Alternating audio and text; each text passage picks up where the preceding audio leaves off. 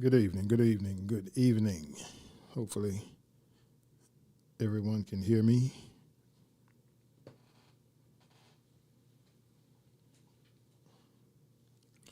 If you can hear me, I would appreciate it if you could put a one in the chat.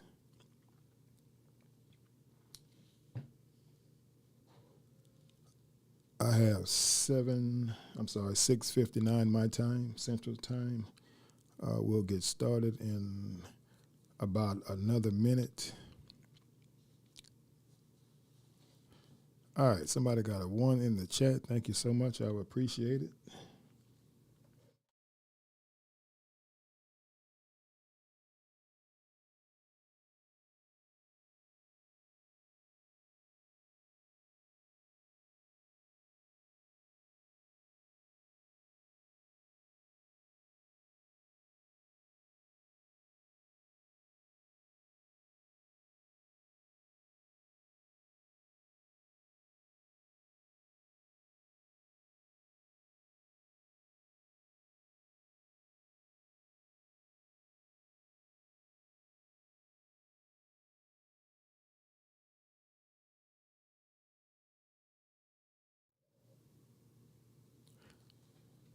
All right, good evening. Thank you for tuning in. I have 7 o'clock my time here in Louisiana. So we're going to go ahead and get started.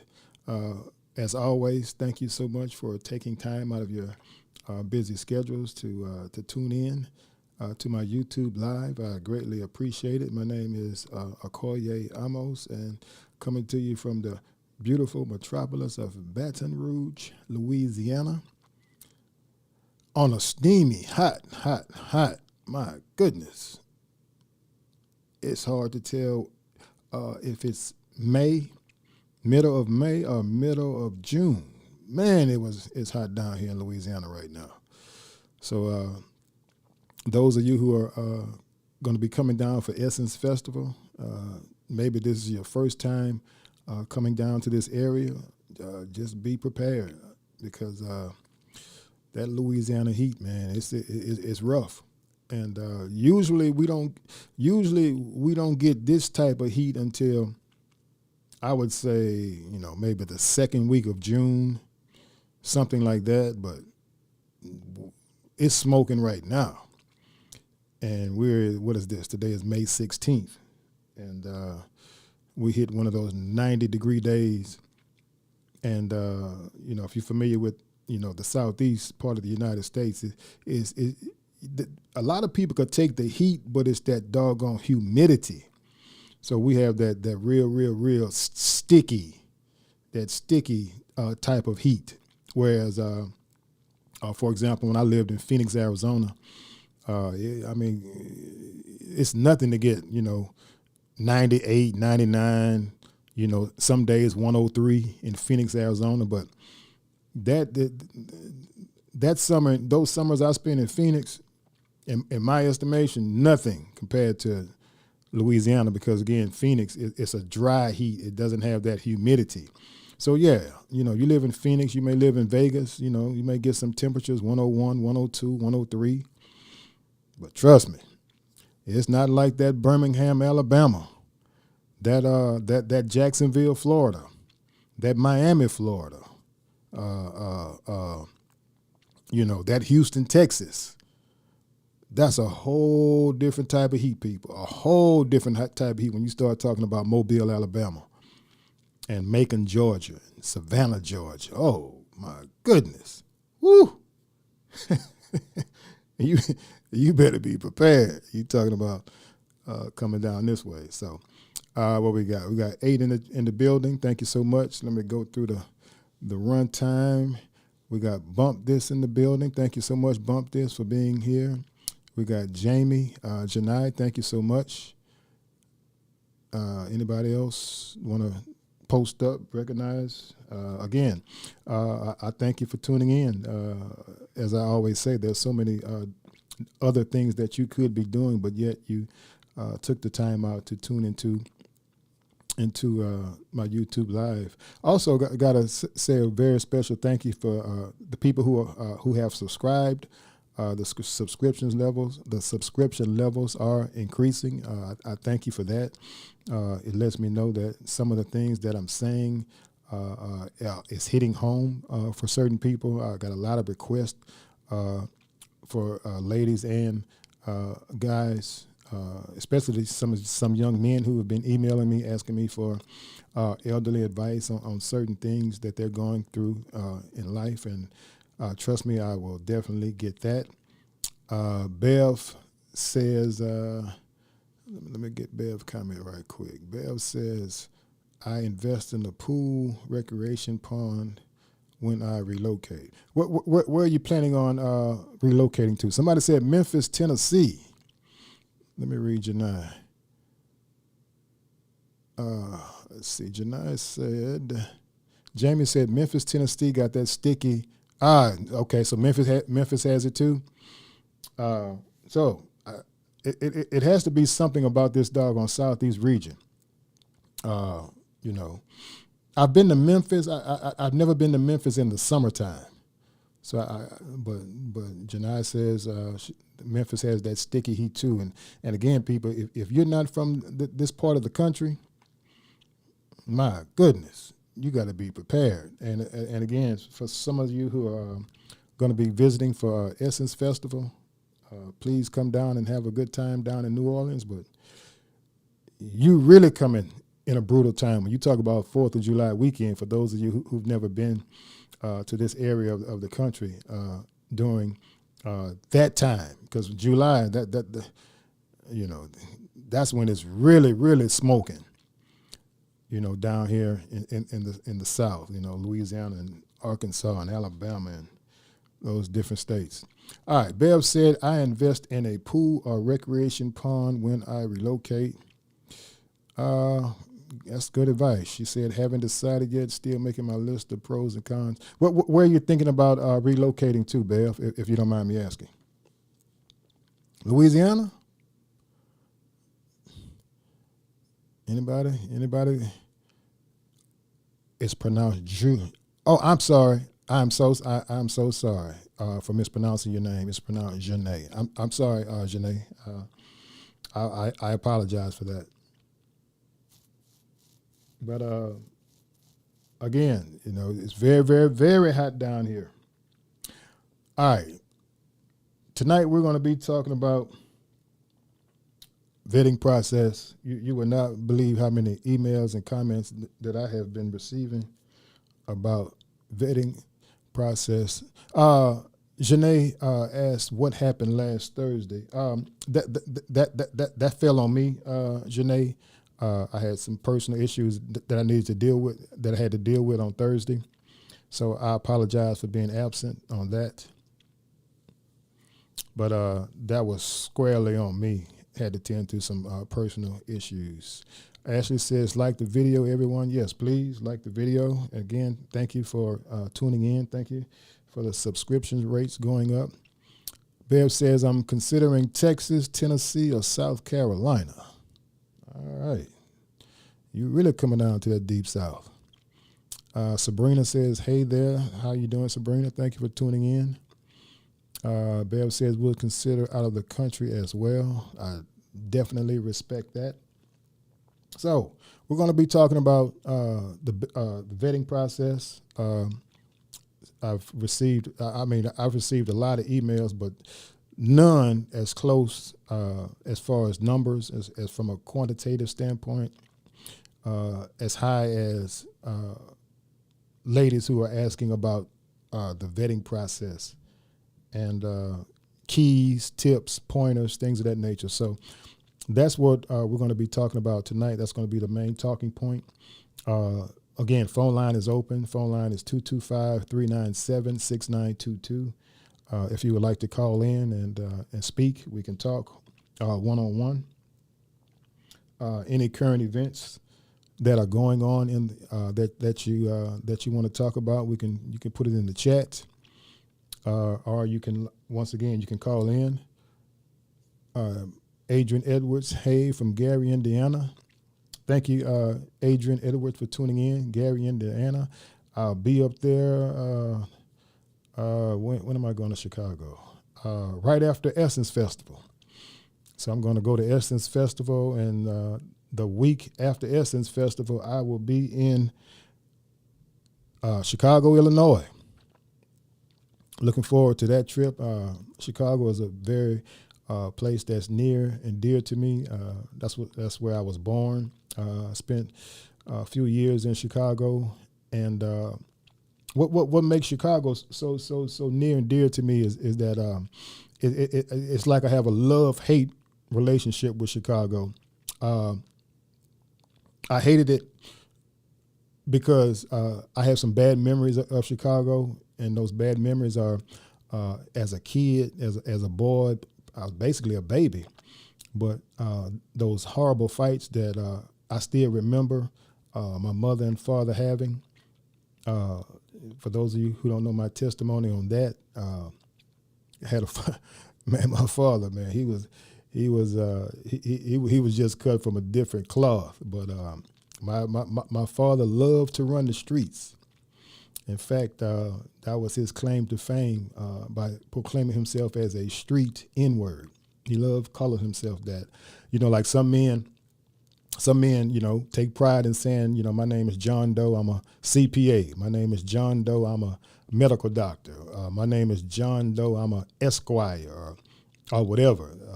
My pop's claim to fame was, my name is Johnny Cowens, and I'm a street N-word. So those are the bad memories I have of Chicago. But the good memories I have of Chicago, I started going back around 1988. When I was a full-grown man, I started going back, and I started going back to the old neighborhoods, the Chatham neighborhood, 79th Street, the Yale building, 66th and Yale. That's one of the places that we lived at. We lived on also, 76th and Champlain, if I'm not mistaken. So we lived a lot of places. But going back in 1988, my goodness. Man, Chicago people, I trust me, I'm going to get to the talking point, but man, I gotta talk about Chicago in those doggone 80s. My goodness, that was a beautiful city. Woo, man. When I go to Chicago now, when I go and visit Chicago now, it's nowhere near how it was back in the 80s. My goodness. I would wake up on Saturday mornings. I would catch that Dan Ryan, from 79th Street and get off on 47th Street was hopping. I used to love to go on 43rd Street. I used to love to go on 63rd Street. I used to love to go on, 83rd Street. Chicago just had a vibe. It's like it had a buzz to it. You could actually feel that vibe when you were going down King Drive and State Street, and when you pass by those Robert Taylor homes and what else? The Ickies, the Hair Ickies, and Cabrini Greens on the that was close to downtown. It just had a different vibe to it. Going to Lim's Barbecue, the original Lim's Barbecue on 55th and State Street, 59th and State Street, if I'm not mistaken. But oh Lord, now you got me on Lim's Barbecue. Shout out to Lim's Barbecue. I will be there in a few more weeks. My goodness, people. Once again, if you have not had barbecue till you go to a place in Chicago called Lim's, Lems on 75th Street. I think it's around that 75th in Indiana, LaSalle, one of those intersections. Just a few blocks east of State Street. My goodness, people. You have not had barbecue. Trust me. I don't care if you're from Texas. I don't care if you're from Memphis. I don't care if you're from St. Louis. All those places that claim to have the Kansas City, those spots that claim to have the best barbecue. You got to go to Lim's. You got to hit Lim's, people. Because my goodness, them rib tips, man, are so good. So, again, Chicago back in the 80s, it was hustling and bustling, Evergreen Plaza. I remember catching that bus, get off on 95th Street, you go into Evergreen Plaza. Oh, my goodness. That was one of the places where the guys met the ladies. That's one of man. I used to love going to the plaza because I knew all the fine, pretty, beautiful girls of Chicago on Saturday will be at Evergreen Plaza. Trust me, they're going to be there. Or you go down to the beaches on the lake. But again, Chicago, beautiful place. I just hate to see that. In my opinion, it's not the city like it was back in the 70s and 80s. So many people have moved away. You know, you go through Chicago now. It looks like if you're not familiar with the city, you haven't been there, you know, to see what I'm talking about or whatnot. Now it looks like somebody just dropped a bomb, and all you see is these vacant and empty buildings and abandoned buildings and lots, and you know, State Street is just quiet, and you know, Martin Luther King. Yeah, you got Bronzeville. Yeah, I respect what they're doing in Bronzeville or whatnot, but 47th Street doesn't have that vibe to it. 79th Street, 75th Street just doesn't have that vibe to it like it used to. But anyway, let's move on. All right. Let me back up because I know I went on a little. All right. Denitra Smith says, coming in from Houston. Oh, you my neighbor. Coming right down the street, I-10 West. Denitra Smith, thank you so much for joining in. 78 days, thank you so much for joining in. Ashley, Adrian says, cool. I'm originally from Chicago, the South Side. Yeah, South Side in the house. Yan, thank you for tuning in. And then looks like we got a good crowd. So, again, thank you so much for tuning in. So many other things you could be doing, but you took time out to tune in. All right, so let's talk about the vetting process. A lot of people, so many emails I've been receiving about the vetting process. I know I got several videos out about it already, but, you know, who was that? The OJ said, you got to give the people what they want. So the people are requesting videos and talks about the vetting process. Hey, who am I to deny the people? Because without you, I would not be here. All right. Yep, we used to go fishing for the boys at there you go. There you go, Adrian. Oh man. I was ready to get into the vetting, and I promise you I will, but that doggone Evergreen Plaza. My goodness. See, y'all got to understand, I was born in 1968, come from a household, mother and father fought like cats and dogs, very abusive. As I said earlier, if you watch my video, I explain a lot about my upbringing and background, but my mother finally got tired of my father's BS, and in 1972, I was 4 years old. She moved us from Chicago down to Baton Rouge, Louisiana, and so that's how I wound up down here in Louisiana and being raised in Louisiana. But 1988, I went back because all those years that I was without my father, I was a very toxic person. I had a lot of anger and bitterness and hurt and you know, just that poison, that venom was built in me, you know, from 4 years old all the way up until going into manhood, because I always felt that my father was a coward, because he didn't care if we were sleeping under a bridge. We could have been homeless. We could have been, you know, we could have been living in shelters and things of that nature. And my dad was just running the streets in Chicago with his women. You know, listen, it was nothing for my dad to be juggling 5, 6, 7 women at a time.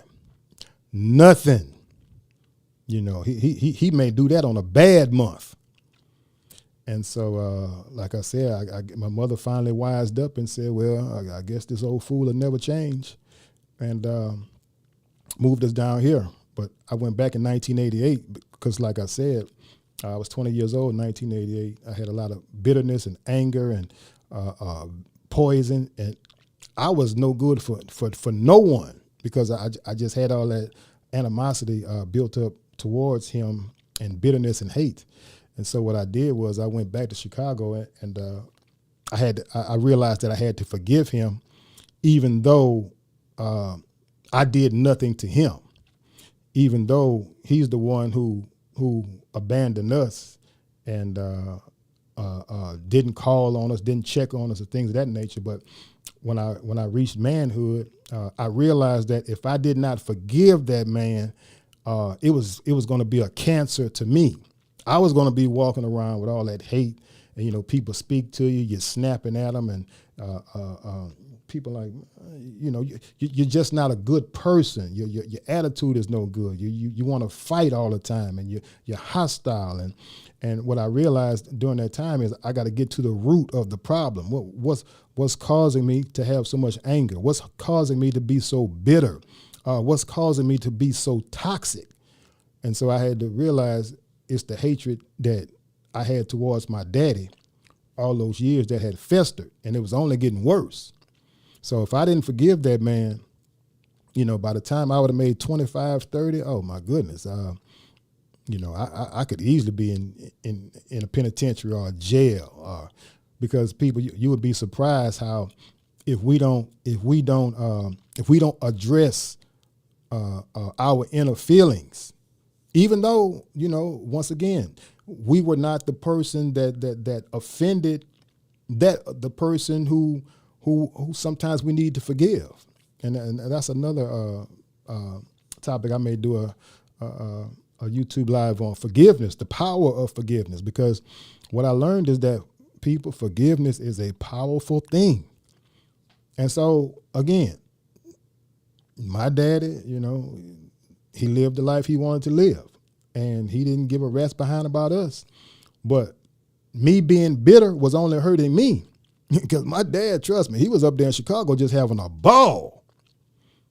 I mean, that man was a workaholic, but trust me, when he get off from work, he going straight in the streets. He get paid on Friday. You might see him Wednesday. But damn, where he going from Friday all the way to Wednesday with his other women? And that's how he rolled. But if you watch my video, when I talk about it, one of the things when I talk about I went back to Chicago and I confronted him, and we just had to lay everything out on the table. I had to lay out all my feelings, and he let me lay out all my feelings, and then he unloaded and told me. And I'll never forget one of the things he told me. He said, "Boy, I told your mama from the get-go what type of man I am. I told your mama I'm a street N-word." He said, "I told your mama I don't commit." He said, "I told your mama I'm not the family type of man." And then he talked about the fights. He said, "Yeah, I know you saw some of the fights that you and your mother had, and I'm not proud of that." But he said the fights that you saw me and your mama had, he said, "You know what those fights were about? Those fights were about my mother trying to get him to stay home and do the fatherly things with the children." And he was like, "Marvis," my mother's name was Marvis. He was like, "Marvis, you knew from the jump. I told you. I don't read books to kids.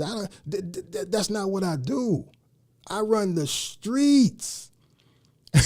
And you'd have to meet my father, to kind of understand him, because he was one thing about him and me.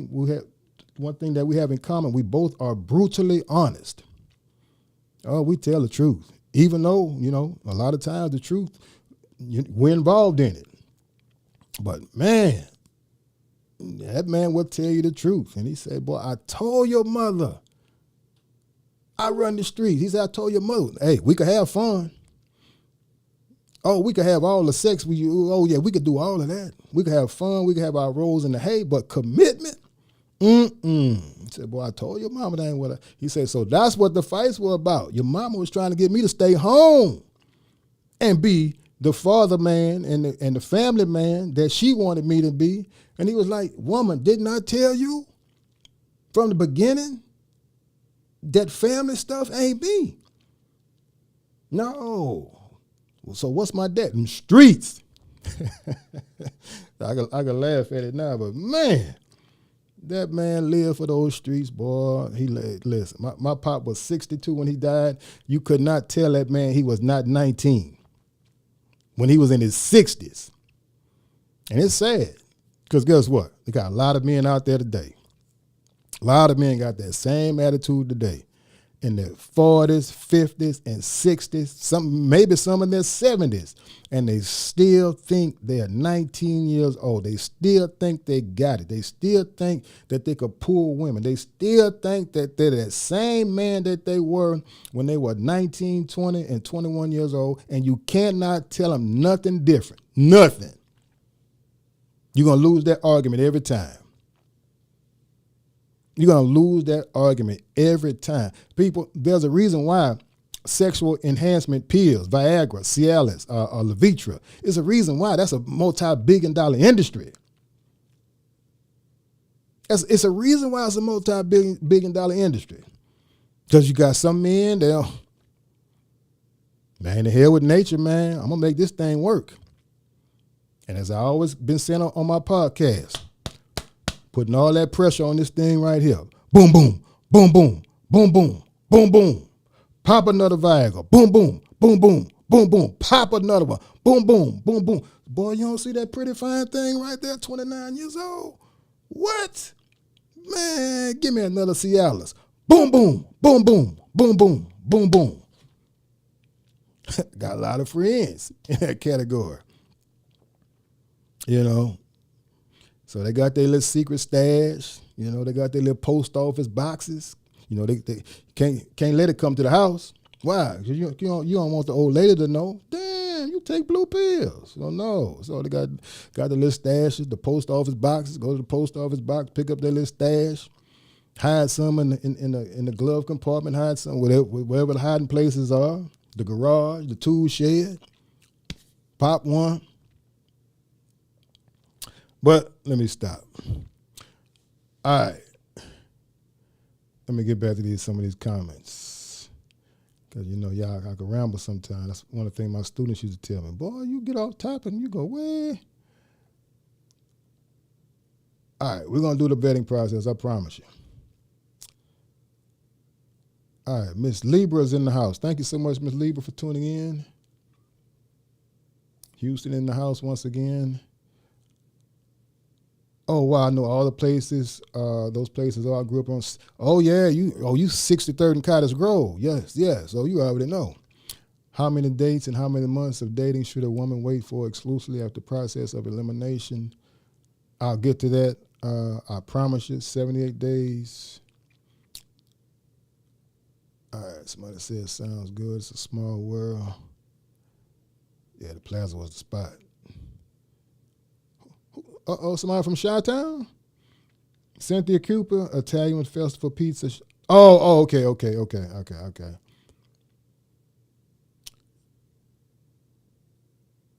Yeah, I see your question, Janae. I promise you I'll get it. Once again, people, phone lines are open.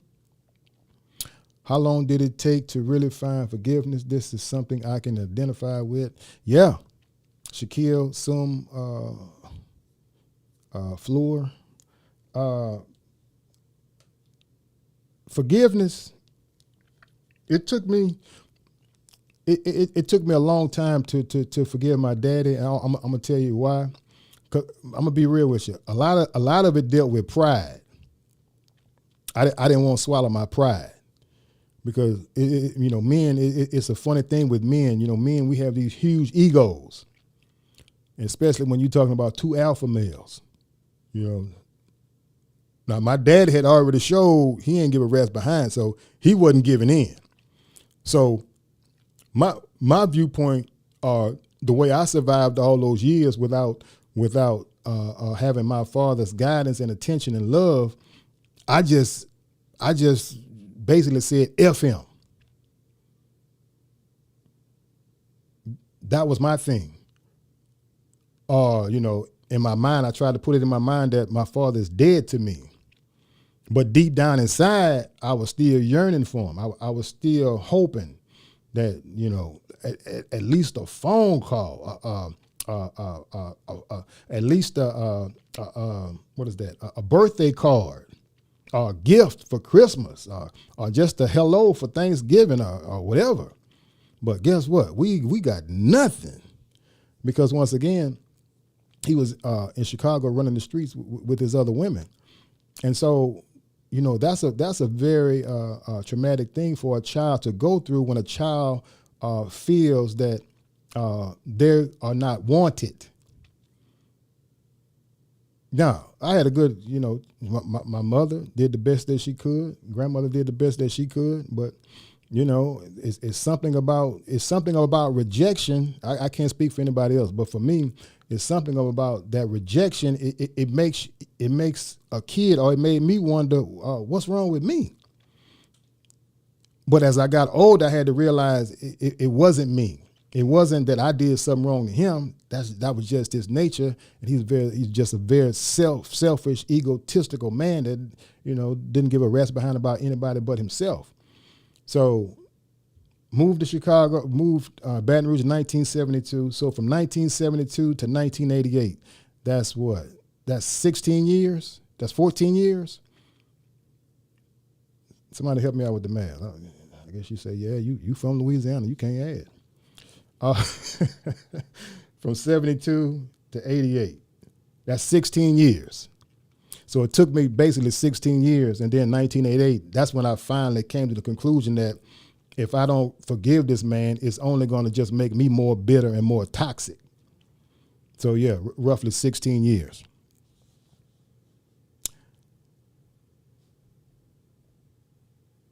All right, he would have messed around and lost this person. Wait, somebody said 80. Wait, an 80-year-old man tried to talk to somebody? I got to back up just a minute. Somebody said telling secrets. Okay, Bev said, I had a man in his 80s hit on me.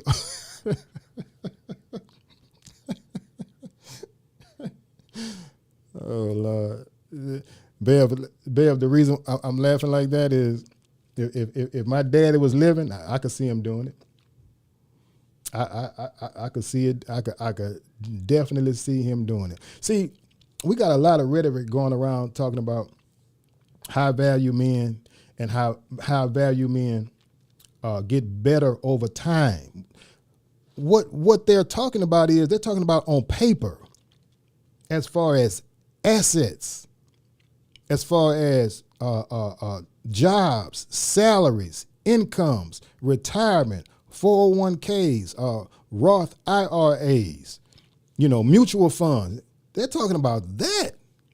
Now, from a biological standpoint, listen, if a man cannot come to terms from a biological standpoint, that once you start hitting around 40, I would say maybe 44, 45, on back, 50s, and from a biological standpoint, you can't do what you could do back when you were 19 and 20 and 25. That's biologically impossible unless you take some sexual enhancement. Now, can you get an erection? Yeah, you can get an erection, but you're not going to be as fertile as a jackrabbit as a man, in your sexual peak when you're those ages between 16 and 25, 24? No, not even close. So again, we talk about that $1 billion industry with the sexual enhancement pills for men. Man, that stuff taking a lot of men to the grave.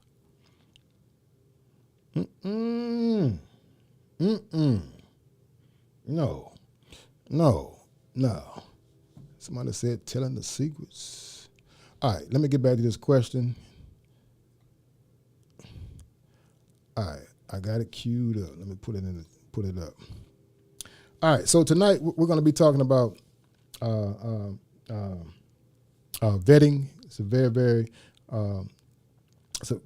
question a lot of women have posed to me. Look at some of my videos and just want further clarification. All right, so before I get into vetting, I want to talk about female leverage real quick. Let's make sure we're on the same page about this female leverage thing. Because no matter how good you are at vetting a man, if you're a lady and you don't understand female leverage, vetting, it's almost like it's almost like it's defeating the purpose. Female leverage, ladies, you are so powerful that I think a lot of you ladies don't realize the power that you possess just being a lady. I mean, natural, God-given, nature-given. Naturally, men, we will follow your lead just based upon your female leverage. If you study different mammals in the animal kingdom, there's always a process where, whether it's a bull or whether it's a moose or whether it's a male lion, whether it's a male tiger, whether it's a dog, whatever it is, where that male species, that mammal pursues the woman, pursues the female. And it's the same thing for us, Homo sapiens. It's the same thing for us. But in my estimation, what has happened is, I think a lot of women don't realize that power that you have as a female, in other words, the understanding that your female leverage automatically, naturally dictates how the man is going to respond to you. See, we're going to follow your lead all the time. And depending on how you play it, ladies, that's how we're going to play it. We're just going to shut up. Because if you play it too fast, guess what?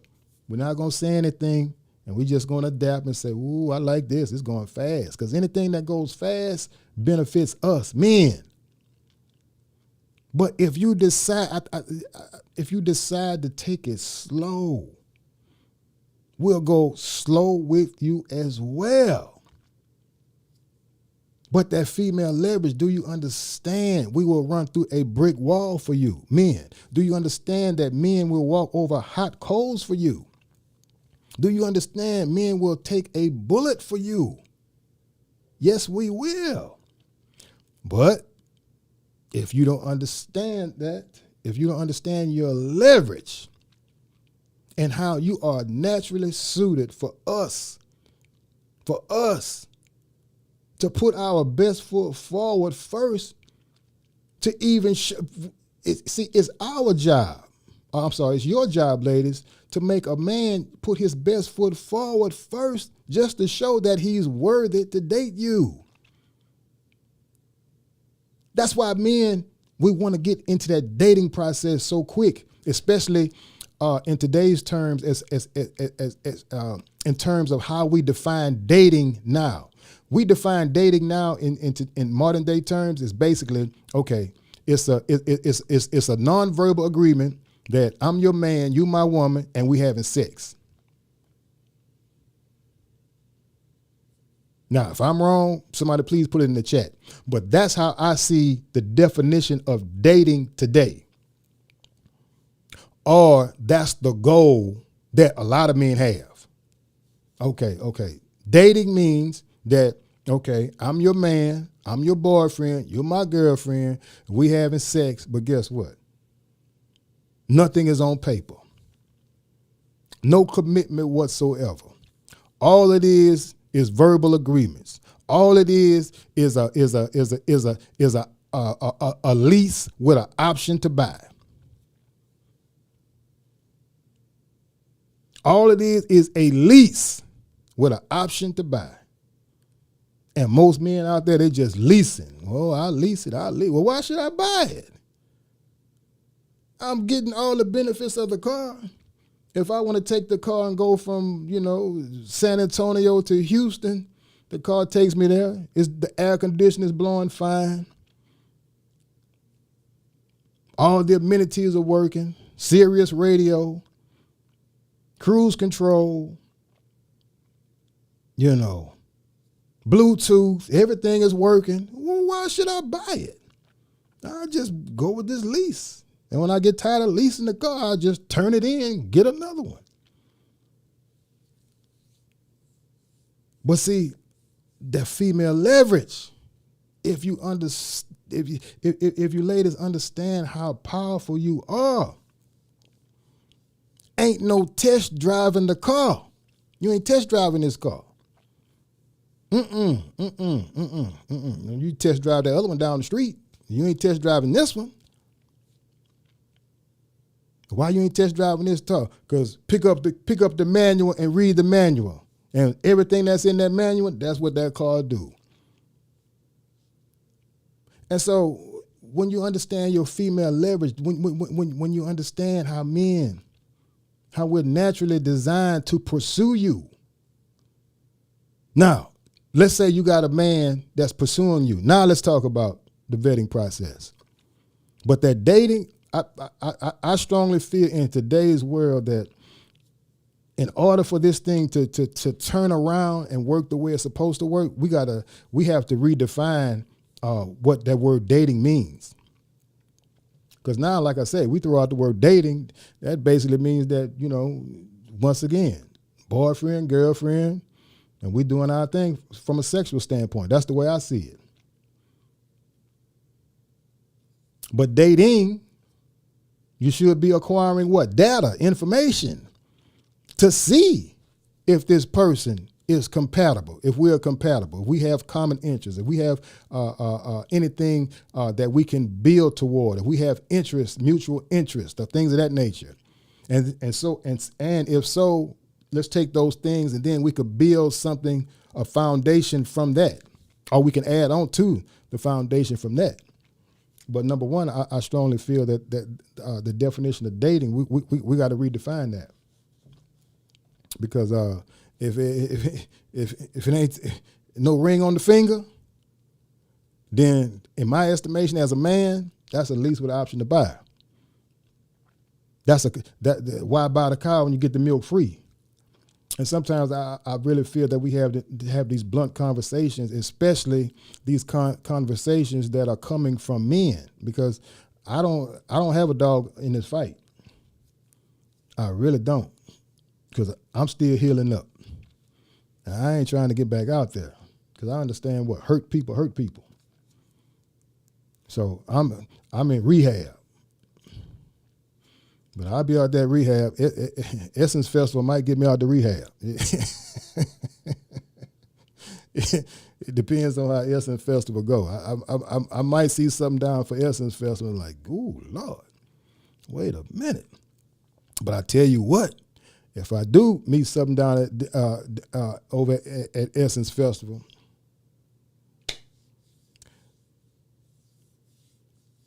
I'm going to be the perfect gentleman. Yep. Am I a man? Do I want sex? Yep. Hell yeah, I want sex. But I'm going to see how she play it. And depending on how she play it, that's how I'm either going to say we're going to build on something or I'm going to walk out that door. Because I'm at a point right now, if I meet a woman and, off the rip, she talking about sex, you can get another dude for that. That's just me and where I am right now. Because right now, I'm playing for keeps. 54, man, I ain't got time for all that foolishness. Spent 6 months, 8 months, 9 months, a year and a half. No. Then you find out, no. All right, so again, going back to let's get to this question. How many dates or how many months of dating should a woman wait for exclusivity after process of elimination? Okay, I'm guessing what you mean process of elimination is your vetting process. She says roster dating, then international dating, courting 101. All right, how many dates? See, that's an excellent question. Because that question is so good because we can't you can't put a time you can't say the 5th date. You can't say the 10th date. You can't say the 8th date. See, this is how I see it. As a woman, if your vetting process is in line, you should have something set in place from A to Z, from start to end, that a man needs to go through in order for you to say, okay, you went through my vetting process. I like you, vibing. We got some mutual interests. We can build upon some things. Now I'll date you exclusively. See, depending upon what you have in place in your vetting process, it could take 10 dates. But let's say it does take 10 dates. How do we define how long 10 dates is? Should 10 dates be 3 months? Should 10 dates be fit within 6 months? Should 10 dates fit within a year? See, only you as a woman know these things. But all I can tell you is whatever vetting, and we use the term vetting. I love the term training, because I promise you, ladies, as men, you got to train us. You got to train us the same way you train that dog, and you are perfectly suited to do it. I promise you. You are perfectly suited to do it. But guess what? You got to start day one. Day one, what do you mean day one? That initial meeting, that's when that training got to start in place. Well, how do I train it? You got to have something in place. I got a book, give you the whole steps from A to Z. Well, I don't want your book. That's cool too. But what do you have in place? And so, again, going back to the question, I can't, there's no magic answer to say the 8th date or at the 6-month time limit. This is where, you should allow the man, you can start talking about being exclusive. Only the woman, only you will know that, depending upon the vetting process that you have in place. Now, I'll give you an example, because I don't want to leave anybody hanging. The book that I wrote was basically me describing the book was dedicated to my daughter. I talked about that as well. But the book was basically me giving her knowledge about how to train men. So once again, if you hear me using the term train, I just, what we call vetting today, I just use the word training, because I'm a strong believer that men, you got to train us. Because what? If you don't train us, we're going to train you. But no, I don't believe a man can train me. Yes, yeah, we can train you. Well, how I know if I'm being trained? Because we quiet. We're not saying anything. That's how you know. That's a clear indication we have trained you. In other words, you are on our program when we quiet. When we are not complaining about the amount of sex that you're giving us. When we are not complaining about, certain sexual acts that you're doing. When we're not complaining about that. When we are not complaining about your cooking, or the frequency of sex, or in some cases the money that you may be giving us or whatnot. See when men are quiet, we're not bringing it up. That means we're content, we're happy with how this thing is going.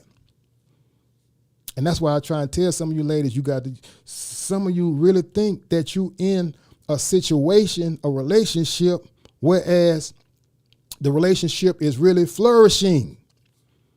But I promise you, if the man is not saying nothing, that means we winning.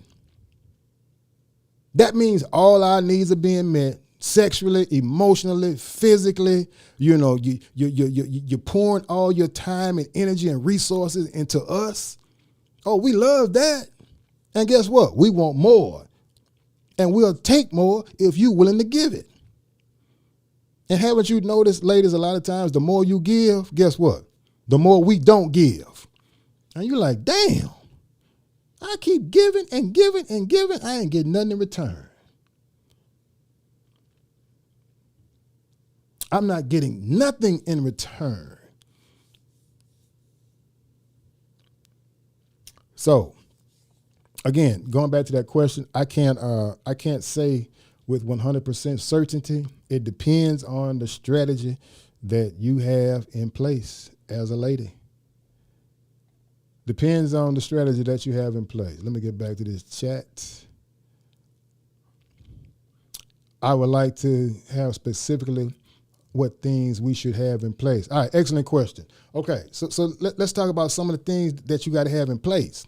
Okay, number one, you got to have a vetting / training process to weed out the bad guys, the F boys, the a-holes, the players, the dogs, the guys who mean you no good intentions. It has to be something in place to weed them out and exalt the good men. That's number one. That's why I'm a strong proponent, ladies. Whatever system that you have in place, the man has to work for every inch. And that's why several ladies who I've been consulting with, they don't understand the concept of making a man work for your phone number. It starts right there. And some ladies are just hell bent. Damn, Pops, it's only a phone number. I don't see any harm in that. But if you're attracted to a man and he approached you, or y'all, met at a sandwich shop or a coffee shop, you're attracted to him, he's attracted to you, you gave him your phone number, you gave him what he wanted without any work. So how do you know that he's a player or not a player? How do you know that he's not a F-boy? How do you know that he's not a pickup artist? How do you know these things? And this is why I try to tell you, ladies, it starts at the initial meeting. Put his behind to work right then and there, because you have no clue. All you're looking at is, okay, we're all humans. We all like what we like. Let's be real. We all like what we like. What one woman may not, what one woman may find physically attracting about a man, another woman may not be. And that's cool, because we like what we like. And that's what we're talking about. We're talking about the men that you are physically attracted to, and there's absolutely nothing wrong with that. And so, ladies, you would not, if you only knew the ladies who I've talked with and had consultations with, and I said, the first thing I said was, you gave them your number too quick, and it's almost like, it's like they just look at me and say, man, you back in the caveman days. Everybody gives their phone number out. That's why so many people getting the same results. Now, the phone number, that's just the start. But everything in your vetting / training process has to involve work. Why is work so important? Because it puts a man in what? Compete mode. Now, you say you're the prize. And I strongly believe that a woman, you are the prize. If you are the prize, then every prize has a contest that requires some type of competition. Let me get to this phone line. Somebody keep me, remind me to get back to this topic. Hello, caller, can you hear me? Yes, I can hear you. How are you doing tonight? What is your name and where are you calling from? I'm doing well. This is Miss Reed. We had a consultation about 2 weeks ago. Yeah, 2 weeks ago. About what? Refresh me on that one. About just creating the foundation of dating. I was asking what was defining the phases, and we mainly stuck on the initial phases since I wasn't really taught by my parents how you're supposed to date. And I'm the one from New Jersey. I'm the bald girl, the dark-skinned bald girl. Oh, yes, ma'am. Hair. Yes. I remember, Miss Reed. Yes. Go ahead. Now, what is your question again? Oh, I didn't have a question. I was just calling just to support and inform you of my progress. Since you gave me like a new perspective of dating, and it's been going good with the email and just making it work. I really, really enjoy your way, Yes. and we'll see how it goes. Yes, yes, yes, yes. So you met someone and you put him through your vetting process, correct? Yes, I met a couple of men. Yes. I gave them my email address. They were a bit shocked when I said, perhaps I can give you my email address instead of my phone number. I don't feel comfortable giving you my phone number. You handled that perfectly. Lord, Miss Reed, you handled that perfectly. Let me just interject, ladies, because I know this is 2022, but ladies, you got to get your mind off the times that we live in today. Why? Because men have not changed one bit. Now, I'm going to be honest with you. I sit up there and I talked about my daddy and some of the things that he did with the whoremongering and the womanizing. Guess what? I did the same thing. I just didn't make all the children that my daddy made. So I'm not going to sit up here and paint myself as a saint, because I am not.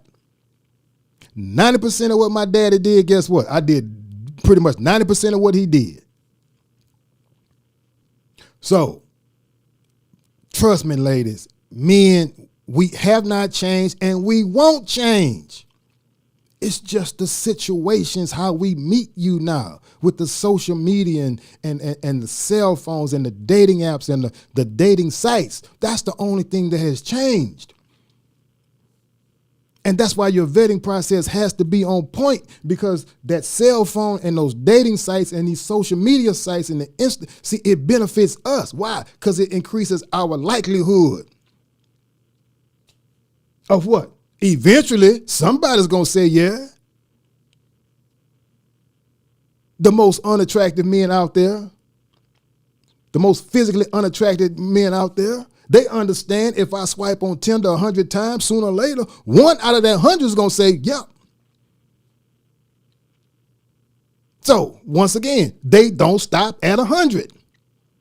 So they say, okay, one out of every 100 will be interested in me, even though I don't have it going on. Like, I'll take that. So now I'm going to swipe 200 times. Now I'm up to 2 women who are interested. Now I'm going to swipe 500 times. Now I got 5 women who are interested in me. You think he's going to stop doing that just that on that one day? Hell no. If he did that on Monday, he's going to do it on Tuesday. He's going to do it again on Wednesday. He's going to do it again on Thursday. He's going to try and build up a perimeter. If he lives in Washington, D.C., he's going to try and get some women in Richmond, Virginia. He's going to try and get some women in Baltimore. He's going to try and get some women in Delaware. He's going to try and get some in Charlotte, North Carolina. He's going to try and build a perimeter up and say, ooh, boy, I'm already in a great spot in D.C. But once again, numbers game. Okay, well, might as well hit Baltimore. Might as well try Potomac, Maryland. Might as well try Charlotte, North Carolina. And that's what men are doing today. Just build that perimeter, maybe an hour and a half outside whatever city they live in. And so they try and deal with the women in Charlotte, North Carolina, and just build a perimeter outside of Charlotte or Los Angeles or Houston or where I live at in Baton Rouge, Louisiana. That's I'm talking about the least attractive guys. So what about the guys who are just physically gifted with good looks? The pretty boys. The hell you think they doing? You still on the line, Miss Reed? Yeah, I'm here. I'm listening. I'm sorry. So, sometimes I go off. But Ms. No, Reed, it's fine. I'm sorry. Go ahead. Oh, no, I said no, it's fine.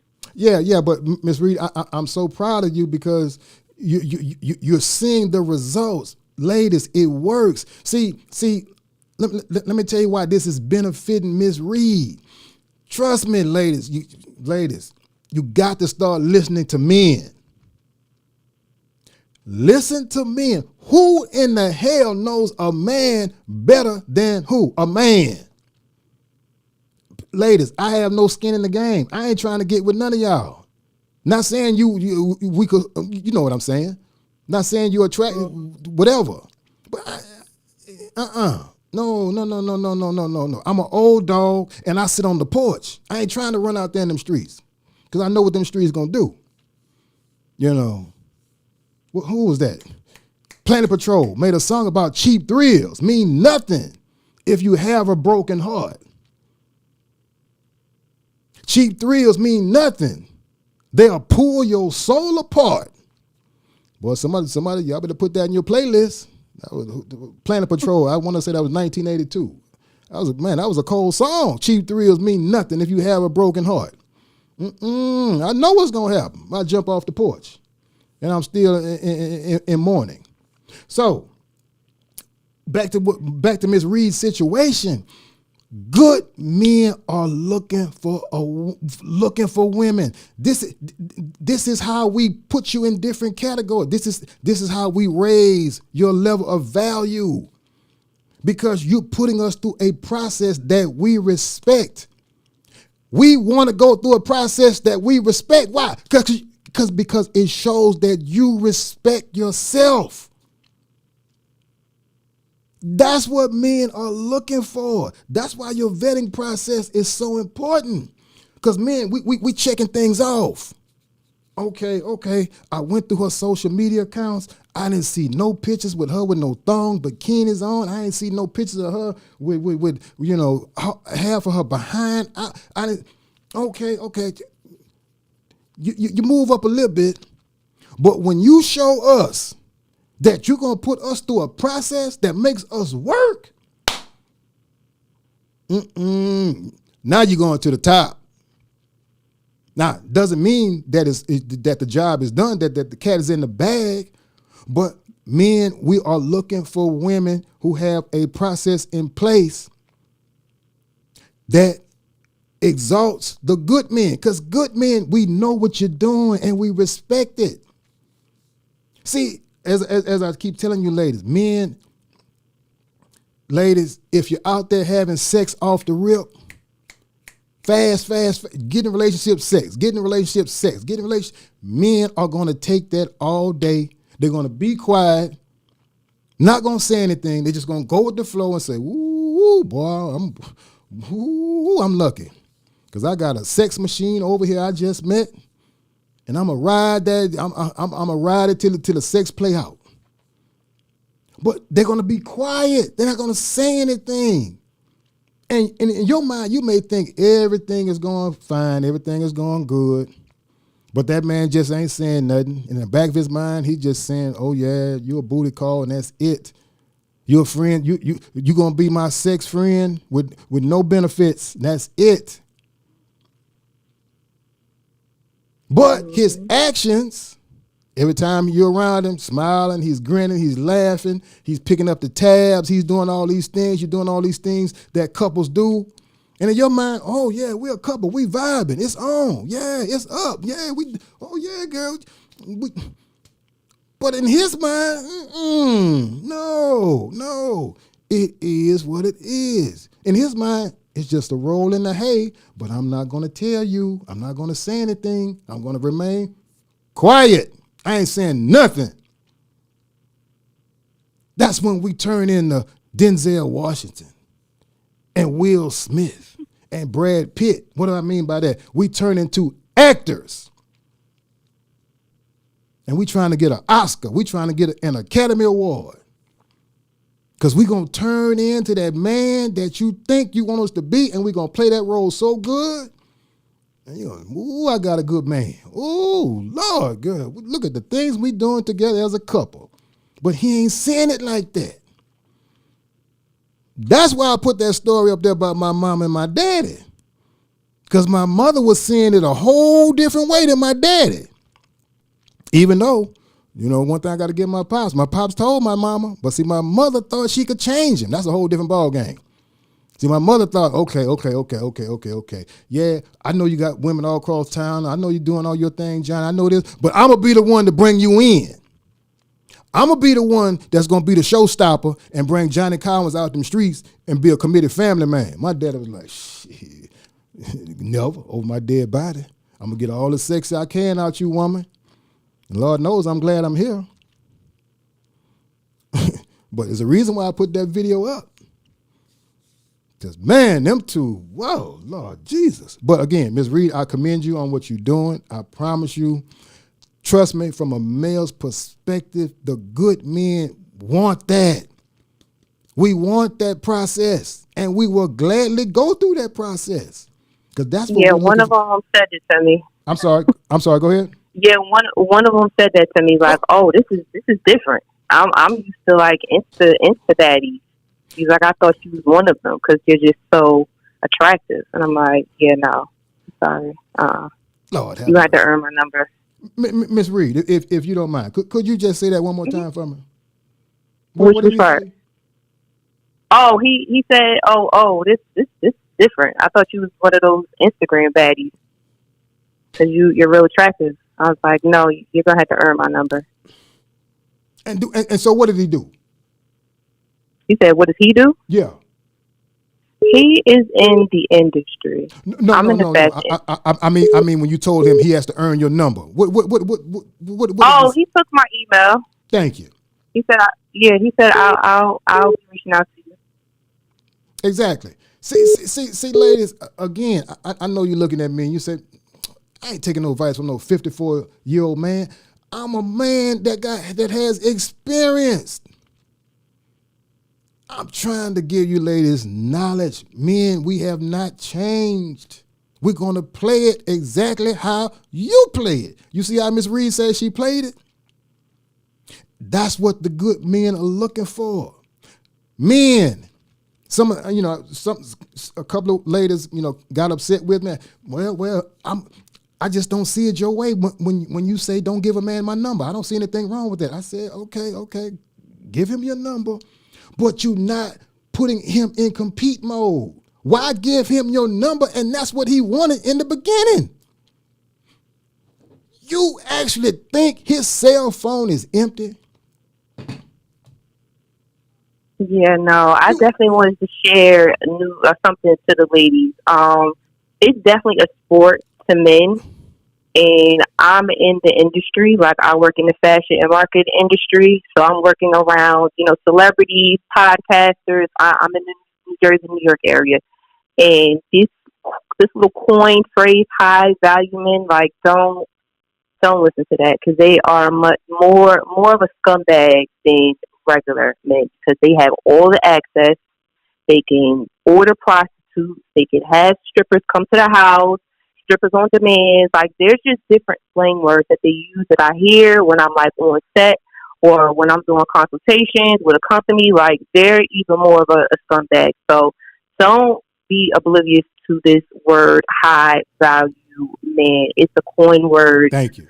Like, me and Mr. Collier had a consultation. I don't even want to be a part of that life. I try to go very normal, but your example of what a high value man was, your comparison to the pawn shop, is exactly what it is. But yes. Yeah, don't even say you want. If they say if you want a high value man, you need to do this. Tell them that you want a high integrity man or something like that. Something that I said. It came to my head quickly when someone said it to me, but yeah, this high value stuff, like, don't listen to it, because I work in the industry. It's been over 5 years, and like I said, they are much of a scumbag. And I travel from New York to Paris to LA.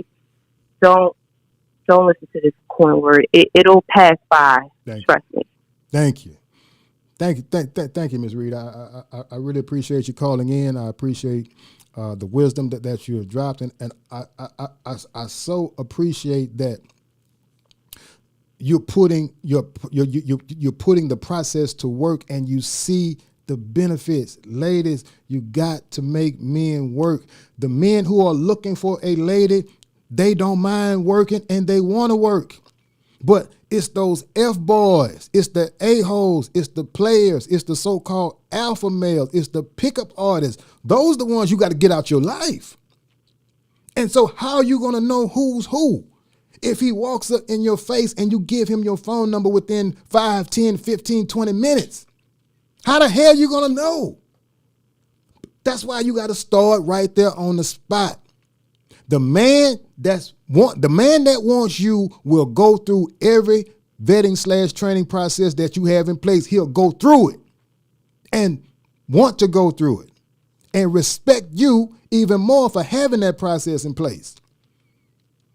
But I'm telling you, ladies, men, these slime balls, these losers, they're going to come at you as angels. And you're not going to be able to tell them apart from the good guys until it's too late. That's why that vetting / training process, it got to be in place. Got to be in place. Any it was definitely comments? beneficial. Yeah, go ahead. Oh, no, I was just going to say it was definitely beneficial. I just emulated my business plan because I do a vetting process when I bring on clients because I informed you I'm a business owner. But, yeah, I have a vetting process. So I just took some of your notes and kind of just applied it to my own personal life. And, I want to thank you for your support. I wanted to support and also just thank you for the consultation and to see how it goes. We'll see how it goes, but I'm just having fun. But that's it. All right. Thank you so much, Ms. Reed. And make sure you continue to call in, and make sure you call when you tell me about that engagement or that marriage proposal, because it's coming. Trust me. It's coming. See. It's coming. We'll see. All right. All right. You have a good night. Bye-bye. You too. Bye-bye. All right. Somebody was calling in from a 609 number. You feel free to call in if you want to try and get back to me. Denitra Smith. I wish you would call in, Miss Smith. Your comment is, wow, I've heard you say that many times. It truly just clicked. Or you can type in the chat what in particular just clicked. Because, ladies, again, who knows a man better than a man? You know, even if you don't take my advice, that's fine. I understand it. But at least seek out some type of wisdom if you want to understand male behavior from another man. Not saying women can't do it, but women don't do. A woman that's never had an erect penis. Well, what the hell that got to do with it? See, when a man has sex on his mind, when our penises are erect and we got that sexual urge to release, all bets are off the table of what we will say to you or what we will do. All bets off the table. What you mean, Pops? We'll lie and lie so good and so smooth. We'll turn into an actor. Well, I'm looking for a Christian man, and we'll sit on that front row of church with you. Jesus, you're the center of my joy. We'll praise and worship with you on that front row. Well, I like the opera. We'll go to the opera with you. No damn well we like trap music. Oh, let me get this phone. Hold on. Hello, caller. Can you hear me? Yes. Hello, Oki. Yes, ma'am. How are you doing tonight? Hi. How you doing? I have two questions for you. I actually called your show before. That's fine. No biggie. I'm glad. Where are you calling from, if you don't mind me asking?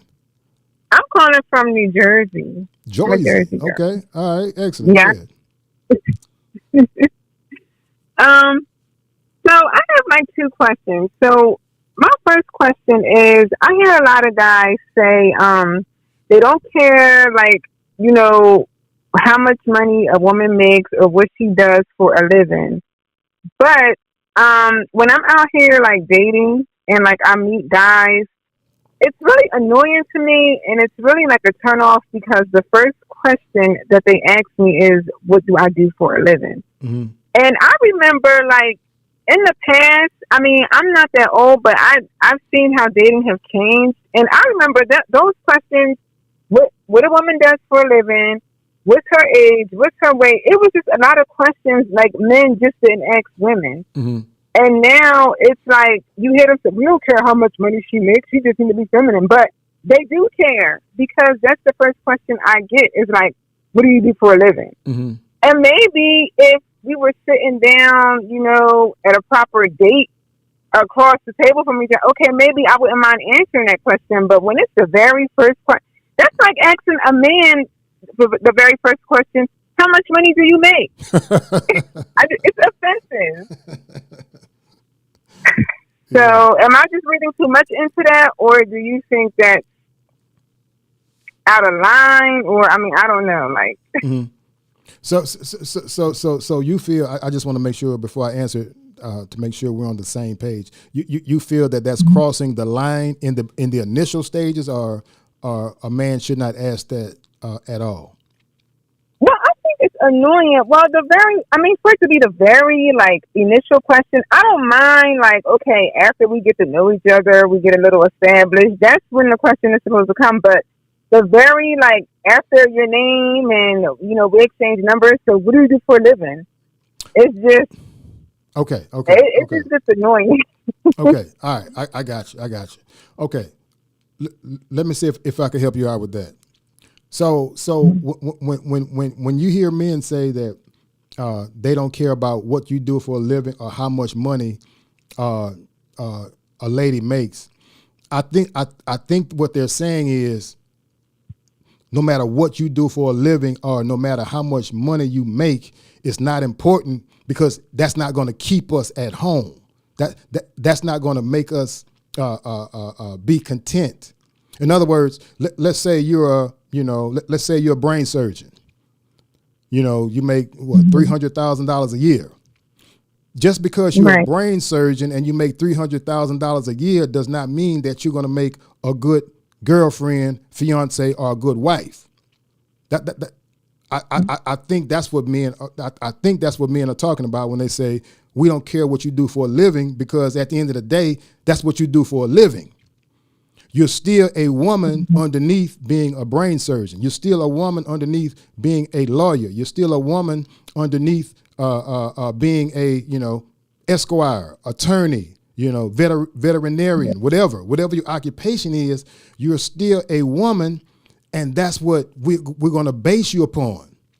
Not how Right. much, not what you do for a living.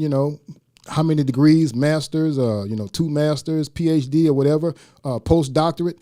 Not because you have that, because that's not, we don't view that as being a part of the package that's going to make us feel like a man. You see what I'm saying? Right. So, Yeah, so, I see what you're... so- okay, I'm sorry. Go ahead. Yeah, I'm sorry. yeah. So I think that if a man asks you what you do for a living, and whatever you respond with, I would advise you to don't take offense to it, because no matter what you say, at the end of the day, whatever you do for a living or however much money you make, in our estimation, number one, it's your money, it's your career, but your money and your career has nothing to do with how we view you as the things that we want from you to make us feel like a man, and vice versa. That's like, let's say a man makes $500,000 a year and you're not physically attracted to him. He could be, whatever. He just doesn't check your boxes off, for being turned on. He just doesn't turn you on, but he makes $500,000 a year. So what do? There's a good chance that, okay, he makes $500,000 a year, but he just does not turn me on. Bye-bye. I don't have any conversation for you. And so the man may be looking like, wait a minute. I'm the CEO of XYZ company. I make this, but the lady did not find you physically attractive. So that just nullifies that right there. So again, I guess what I'm trying to get you to realize is, don't take that at face value, because at the end of the day, even though, you tell us what you do for a living, it really has no merit when it comes to men, because we're like, what are you beneath that CPA title? What are you beneath that Esquire title? What are you beneath, that PhD or master's or whatever your occupation I don't is? think they really want to know that. I'm sorry to cut you off, but I don't even think they really want to know that. They just want sexual encounters. They what? I'm sorry to cut you off, No, but I don't even think they really want to know that. I think they just want sexual encounters. Oh, now you're right about that. Yeah. But what I'm saying is, no matter what you do for a living, that's not going to keep a man interested in you. That's what I'm trying to get you to see when a man says, when we say we're not concerned about what you do for a living, because what you do for a living is not going to keep us interested in you. What's going to keep us interested in you is the chemistry and the connection and the environment that you can create in the household that makes us want to be around you, things of that nature. Right. Yeah. I understand that, but that's why it's conflicting to me when I'm like, well, why is that the first question? It could be like, eventually the third, the fourth, or fifth question, the next conversation. But why, if they don't really care, if it's not going to keep them, why is that the number one question? Well, you could be dealing with a man who's looking for a come up too now. Mm-hmm. You got a lot of men out there who are feeling the effects of this recession that we're in, and from a financial standpoint, may not be doing as well as they want to be. And right. So sometimes they may meet a woman and say, well, wait a minute, you look good on the outside, but I need to confirm this. What do you do for a living? And then, right. Maybe that can raise a red flag for you to kind of weed some guys out, because if in a lot of instances, if they're coming at you like that, it could be somebody looking for, a financial come up, or someone who they. Oh yeah, I'm familiar with that. Sorry to cut you off again, but I don't let guys to my house anymore, because when I was dating, I decided to let a guy come to my house, and he decided that he wanted our getting to know phase, to go from a romantic situation to, he was just so adamant about how much I should let him move in. And I'm like, wait a minute, I don't even know you. And he just totally turned on from like trying to date me to just trying to move in with me. And I'm like, but he was like, I'll pay you rent. And I guess now today's terms they call it a homosexual, but yeah. I said no, I'm not interested. Like I don't even know you. I'm like, no. Yeah. But anyway, it's just a tough question, because I was told that, I should lie, because I do pretty well for myself, but I was told never tell a man what you really do. Like, you have to dumb yourself down, like lie, tell them to do something mediocre. And what I do is not mediocre at all, but I'm like, so when they ask, do you tell the truth? Do you get offended? Do you lie? Because I was told to lie about, don't tell them what you do, don't tell them, how nice your house is. Just don't tell them what you have. And I'm like, what do you do? Like, do you lie? Do you tell the truth?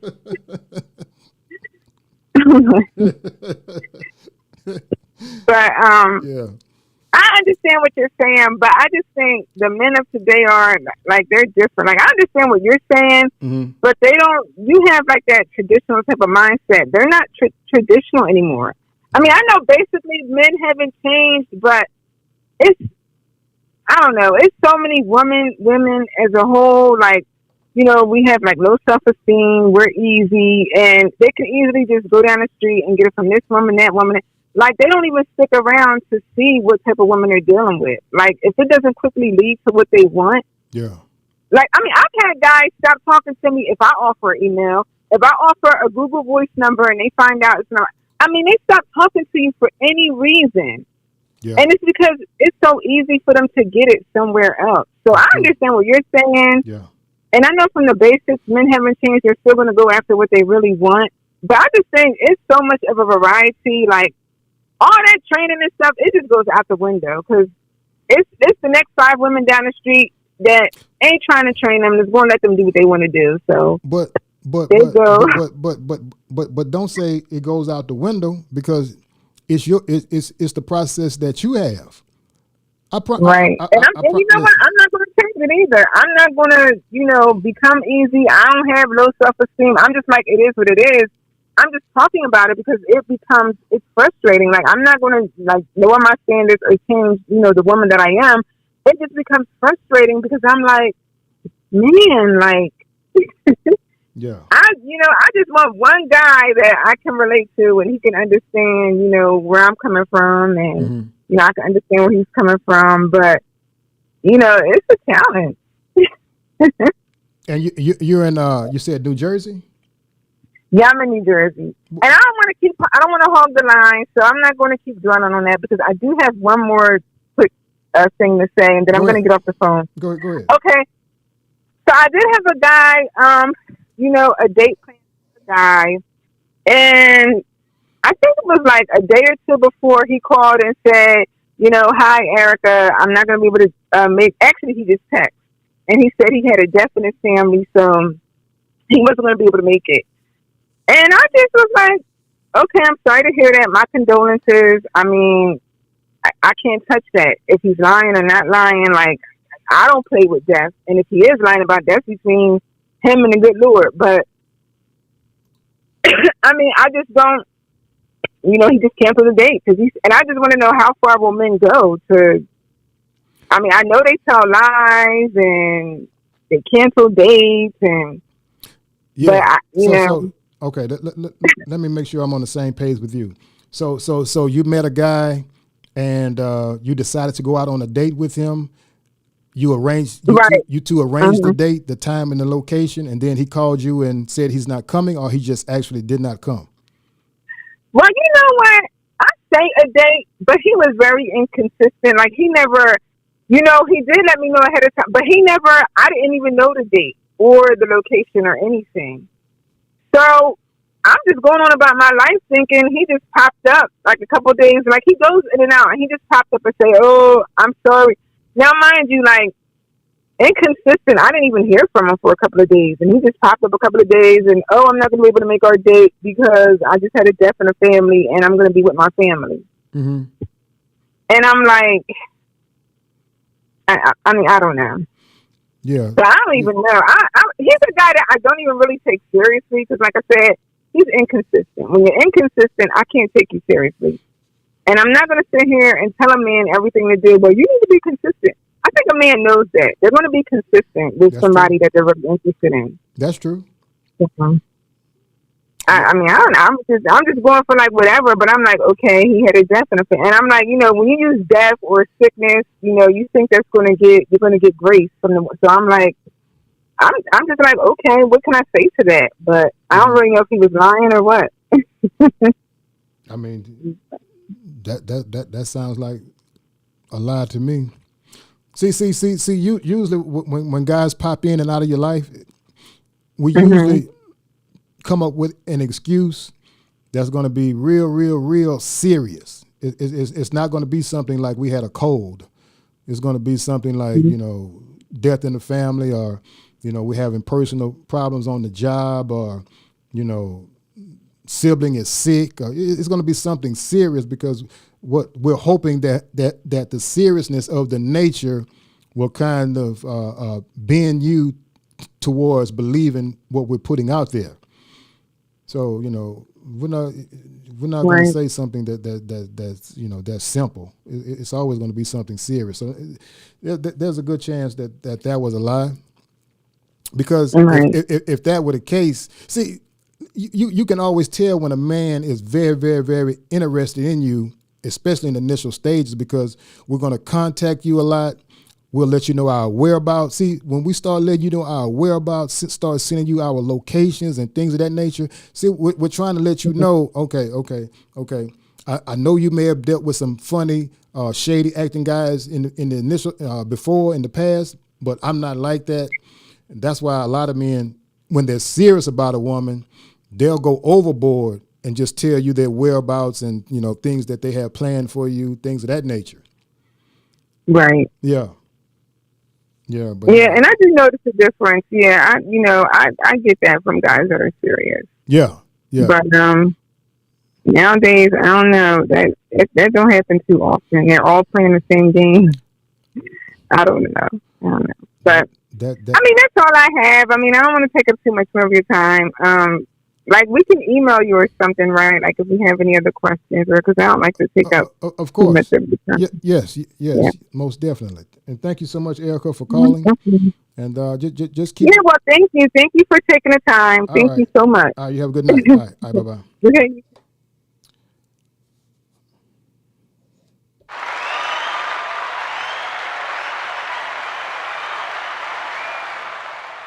All right. Great call from Beverly. I'm sorry, from Erica.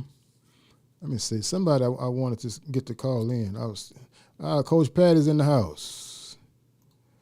Thank you so much, Coach Patty, for tuning in. Let's see. Demetra Smith.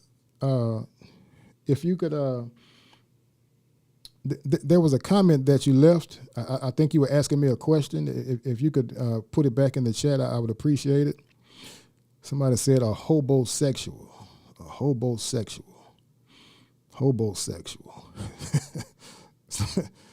Somebody explain that one to me, a hobosexual. All right, Lady Ray said you really should talk much about work in general in the initial stages. Man or woman. Let me get this line real quick.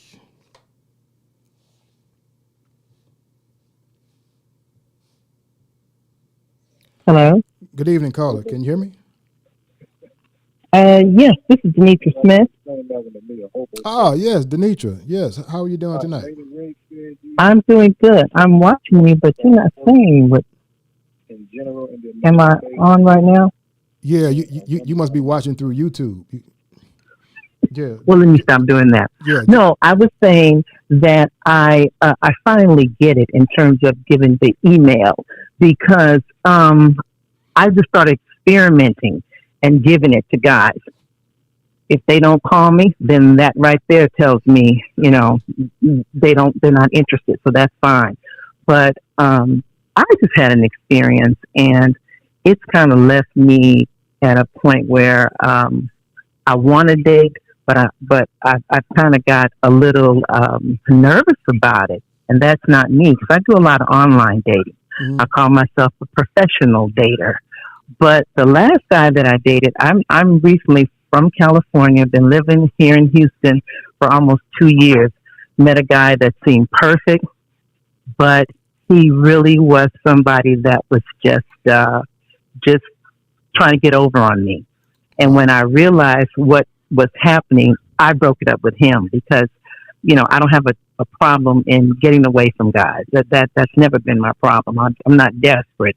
But this man wouldn't tell me where he lived. See? And I knew that he had broke up with a woman, and I was thinking that he probably was renting from this woman because I did my investigation, ran a check on him, investigation and everything. And I guess he just figured that I wouldn't understand. But no matter what I said, he would not tell me where he lived.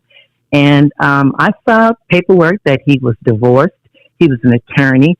He's 65. I'm thinking that, okay, this is somebody that's mature, not playing any games anymore, but he still was playing games. And I dated him, I think, just for 4 months.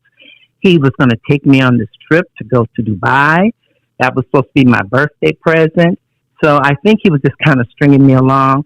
I didn't get a chance to meet any of his friends, and he met my family, and it just was a trip. So this just kind of made me kind of like the term gun shy. I mean, and that's not me. And I'm kind of mad at myself.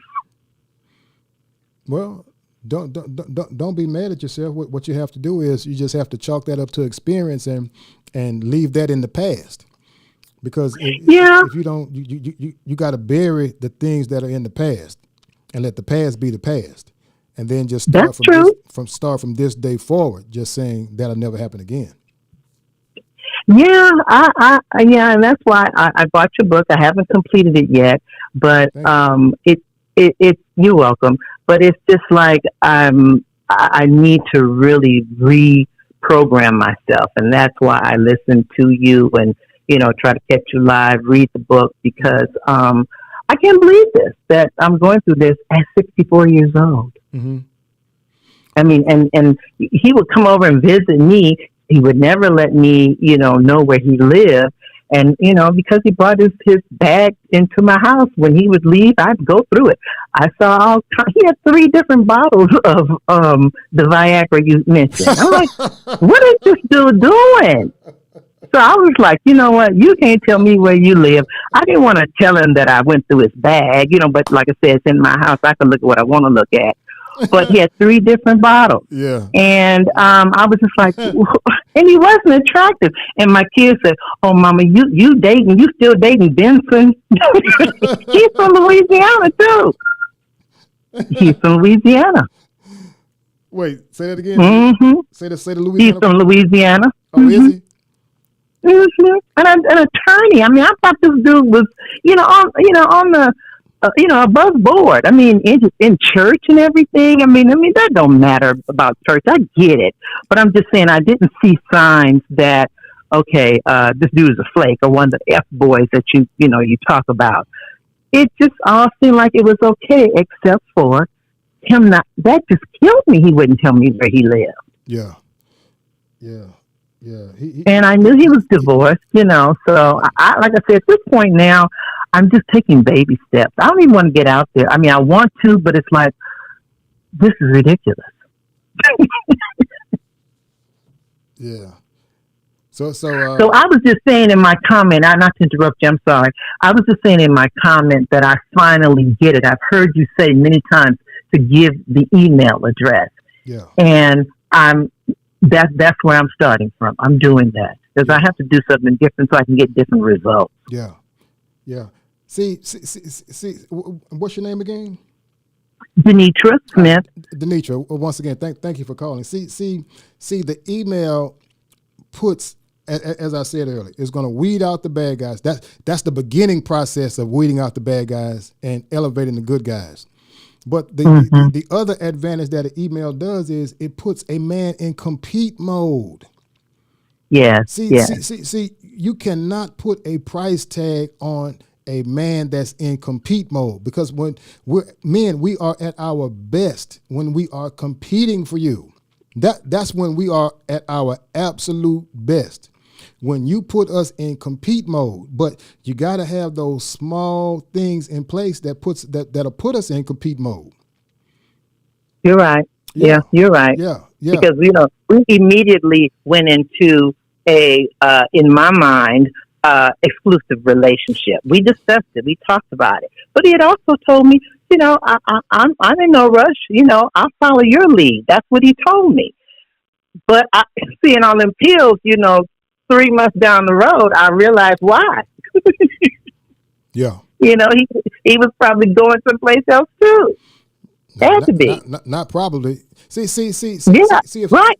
If a man does not want to bring you, not let you know anything about where he lives or things of that nature, he's either got a girlfriend and they live together, or you said he's divorced. But just because he's divorced does not mean that they still are not living together. Because see when a man, when you have our full attention, we're not going to hide anything from you, nothing. Because that's when a lot of times when we have our full, when you have our full attention, we go overboard to show you that we're not cheating. We go overboard to show you that the phone numbers, if you see a female number in our phone, we don't mind calling that person up and talk about the relationship. They're just as a good friend from high school or whatnot. We don't mind explaining those things to you. In fact, like I said, we'll go overboard and just tell you things that you may have never thought of, just to show you that. But you know what? That's the thing that kind of tripped me out because he was doing those things too. I never physically met his friends, but I talked to some of his friends, his brother over the phone, things of that nature. But I mean, he would call me and tell me, "Oh, I'm 30 minutes away," or "I'm tied up. I'm still coming." So I didn't see anything, that was out of the ordinary Yeah. until a little more time was passing. A little more time was passing, and like I said, if you can't tell me where you live in 4 months, I'm out. Yeah. See, that should have been that should have been the first red flag, and you should have stuck to that one right there.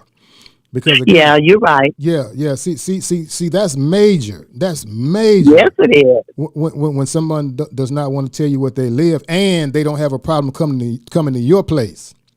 Yeah, yeah, So yeah. yeah. But So he stood his ground and told me, give him 30 days. Give him 30 days. I just looked. I was just quiet because I wanted to cuss him out, but I was just quiet.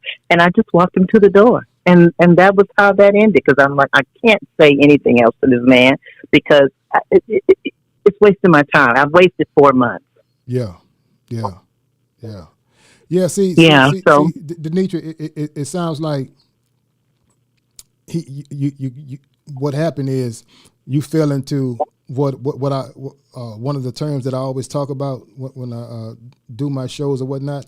As far as a man, he turned into Denzel Washington, and he just played the role that he felt was best for him to play in order to appease you. yes, yes, And that's what yes. men do. See, Yeah, that's exactly what he did. yeah, we will play any role that we think you want us to play as long as it benefits us. So Mm-hmm. we could be an atheist, but if you're a Christian lady and say you're looking for a Christian man and we're interested in you, and like, I ain't telling her I'm an atheist. I'm gonna sit on that front row with her and do praise and worship. Men will go to those extremes. Yeah, Lying yeah, is nothing for a man. yeah. Telling So I multiple found lies, out. living multiple personalities, that's nothing for a man to do.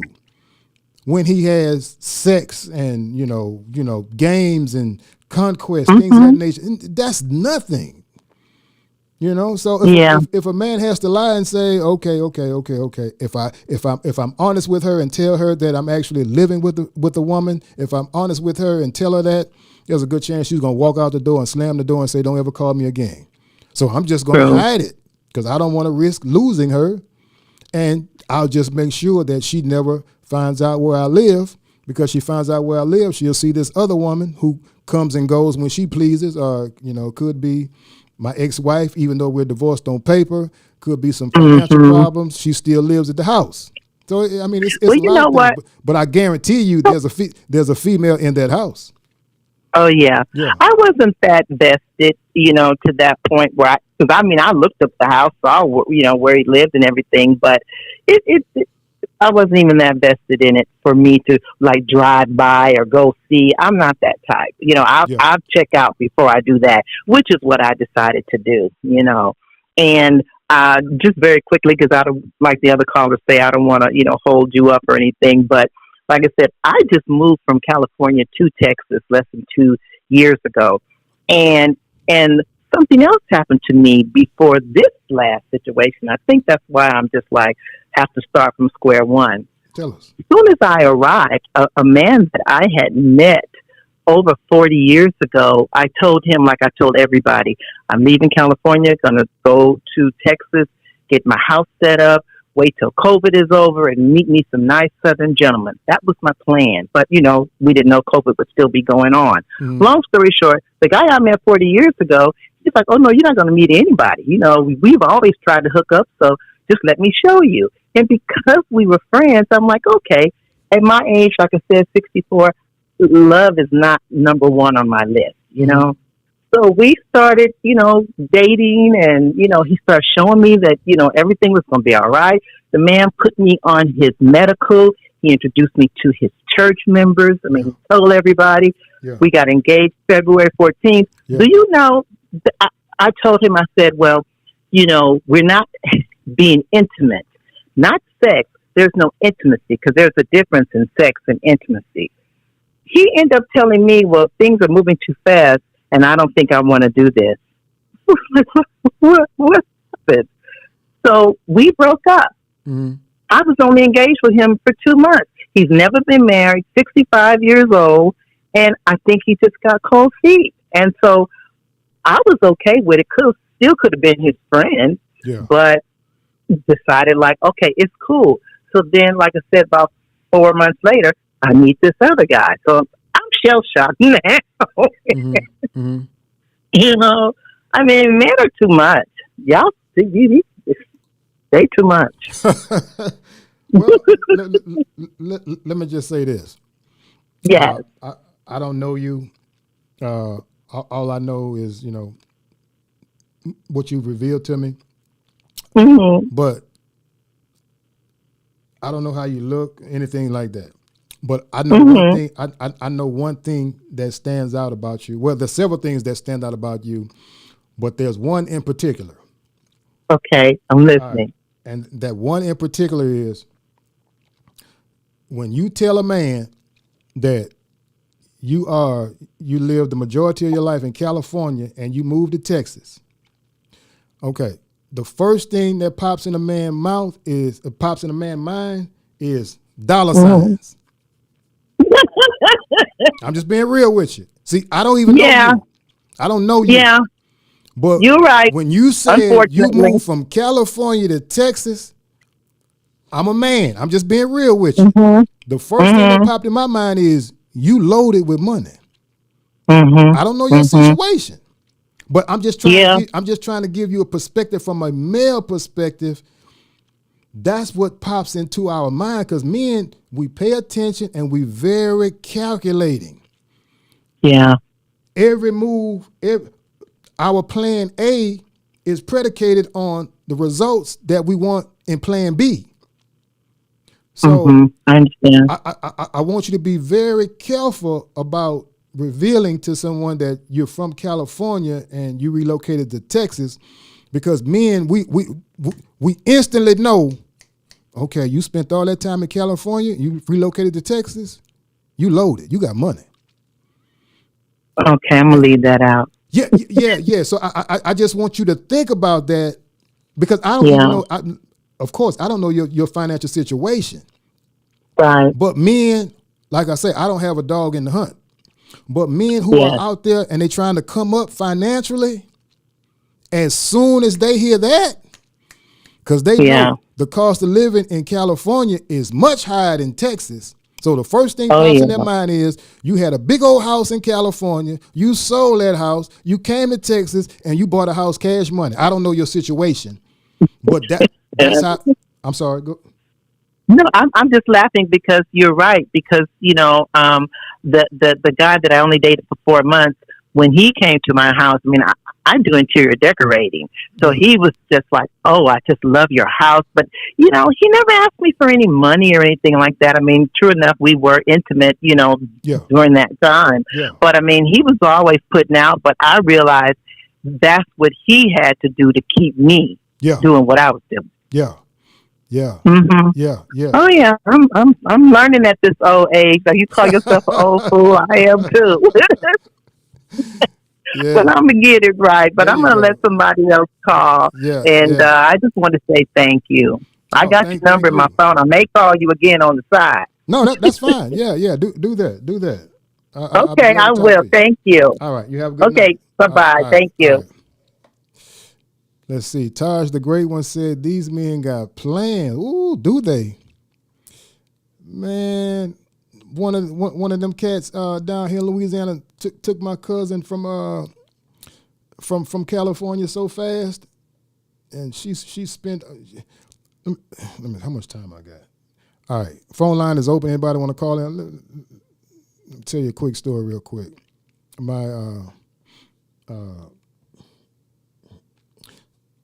My mother and the lady who I'm getting ready to talk about are first cousins. So I don't know what that makes us. But my mother and she are first cousins. She's originally from Louisiana. She's about 87 years old right now. But she left Louisiana in the 1940s. Went to California. Now, She didn't just go to California. She went to San Francisco. In the 1940s, people, the 40s, she left Louisiana, went to San Francisco. And guess what she started doing? Buying property in San Francisco in the 1940s. Lord have mercy. So from the 1940s, 50s, 60s, and 70s, acquiring property, buy property, sell it, moving into another one. She always upgraded the next property. Big old, beautiful, fine house, paid for, her and her husband. San Francisco, California in the 1970s. Paid for. Beautiful home. Equity just going through the roof. Guess what? Husband died. Oh, shucks. Husband died. I'm so alone in this big old house. Oh, Lord, my husband gone. We've been together 40 years. He worked at the railroad and he put so much equity in. House paid for. People, we know the property value when you talk about San Francisco and San Jose and that Silicon Valley. Okay. Around 1990, I want to say around 1995, sold the house.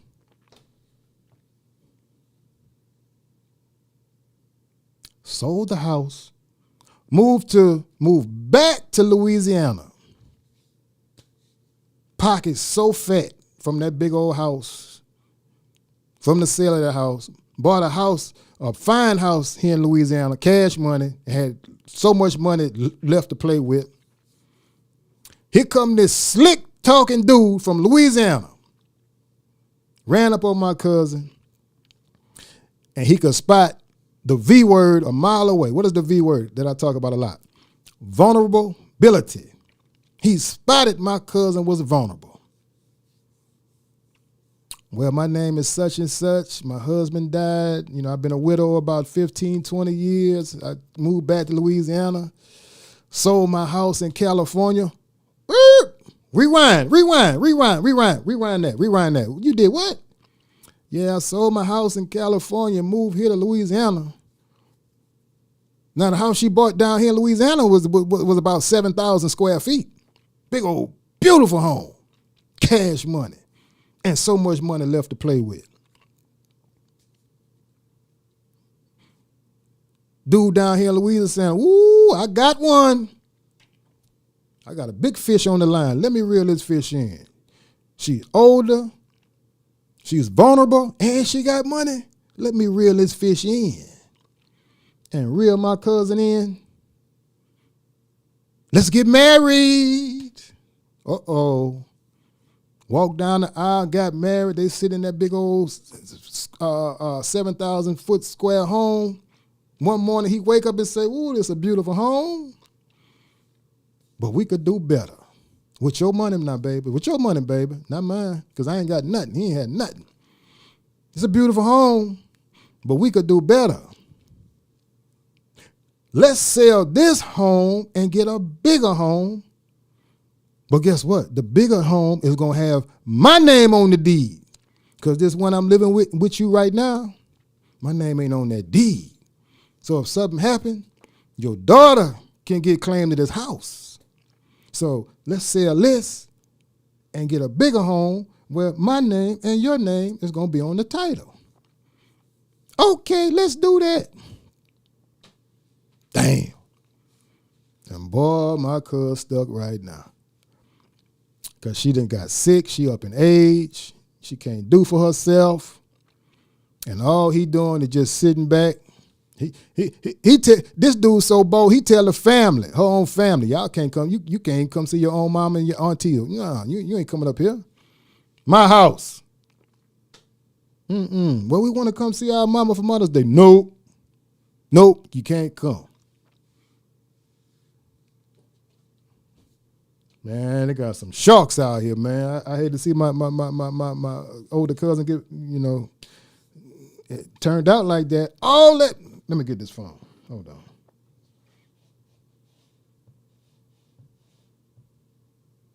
Hello, caller. Can you hear me? Yes, I can. Good evening. How Good you evening. doing How are you tonight? doing? I'm doing good. This is Coach This is the Patty. coach. Yeah, Well, hello, it coach. How are sure you doing? is.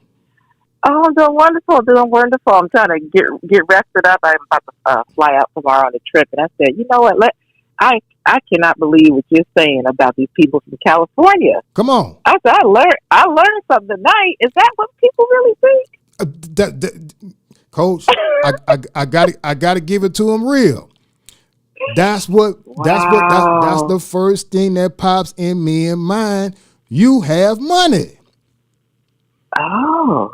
Okay. Okay. I'm just being honest and candid about this. Because, like I said, Okay. I don't have a dog in the hunt. Right. I'm Right. just an old dog that understands that I got more time behind me than I have in front of me. So I just sit on the porch. But Right. it's so many scams out here. It's so many, especially some of these ladies on these dating sites. If you revealing that type of information that you relocated from California to South Carolina or California to Georgia or California to Louisiana, the first thing popping in our mind is, ooh, you got some money. Oh my Yeah, goodness! Now this makes a lot of sense then, but break it because I've down. been, with the life coaching, I've had some calls where, with the women that I mentor and I life coach, most of them are in California. These are very high earning, very distinguished women, but they all, this we still everybody goes through their own thing. But I didn't know with the dating scene with California that makes a lot of sense Yeah, about why some of the things that's happening with them. And if you can afford to live here, thank you. then that says a little bit of something. So I guess I didn't put two and two together with that. But that's an excellent point that you made. Yeah, It and you're in it San brings Diego, right? clarity. Oh yeah, the low income is Really? like 150. 150 probably is low income. It is. I'm Yeah. serious. Oh yeah, I believe you, no doubt, no doubt. Yeah, Is yeah. San Diego more expensive than San Francisco? I think it just surpassed. I was reading something the other day. Really? Just the past. Yeah, this Wow. past month as one of the most expensive places besides New York. Yeah, and Wow. I see a lot of the challenges people have in life with just trying to navigate through that. And you're right. People, I guess, probably they do assume, and most of it is correct, especially about that real estate stuff. Yeah. You can just Yeah. take cash money and go to Texas or Th- go to, Thank you. wherever and buy a home. That's right. That's right. A nice Yeah, home. a nice one. A really nice Yeah, home. Yeah. yeah. Man, I didn't want to thank you for shedding that light. I said something clicked in me. I said, let me put my clothes down. I'm up here packing to fly out tomorrow. I Yeah. said that brings a lot of clarity though. Yeah. Yeah. Yeah, How's the coaching yeah. business going? It's going great. It's going great. I I have different ages of women that come to me, all the way from like 21 all the way past almost 70, Wow. and just a variety of women, and kind of just this challenge, like your last caller said, like especially with older men, what your the caller was saying before, the games are still in the 60s, the 70s. It just keeps going, Yeah. and Yeah. some of them experience where men do ask them, as soon as you pull up to a date, or they pull up to it, they see what you're driving. They see Yeah. you got Bentley. They can just look at you and tell. And so what are you supposed to do? Hide it? That's, I heard the caller kind of saying that. What am I supposed to do? Dumb myself down? No, no, no. That's just not the one for you if he's going to see Yeah. you as a dollar sign. Yeah.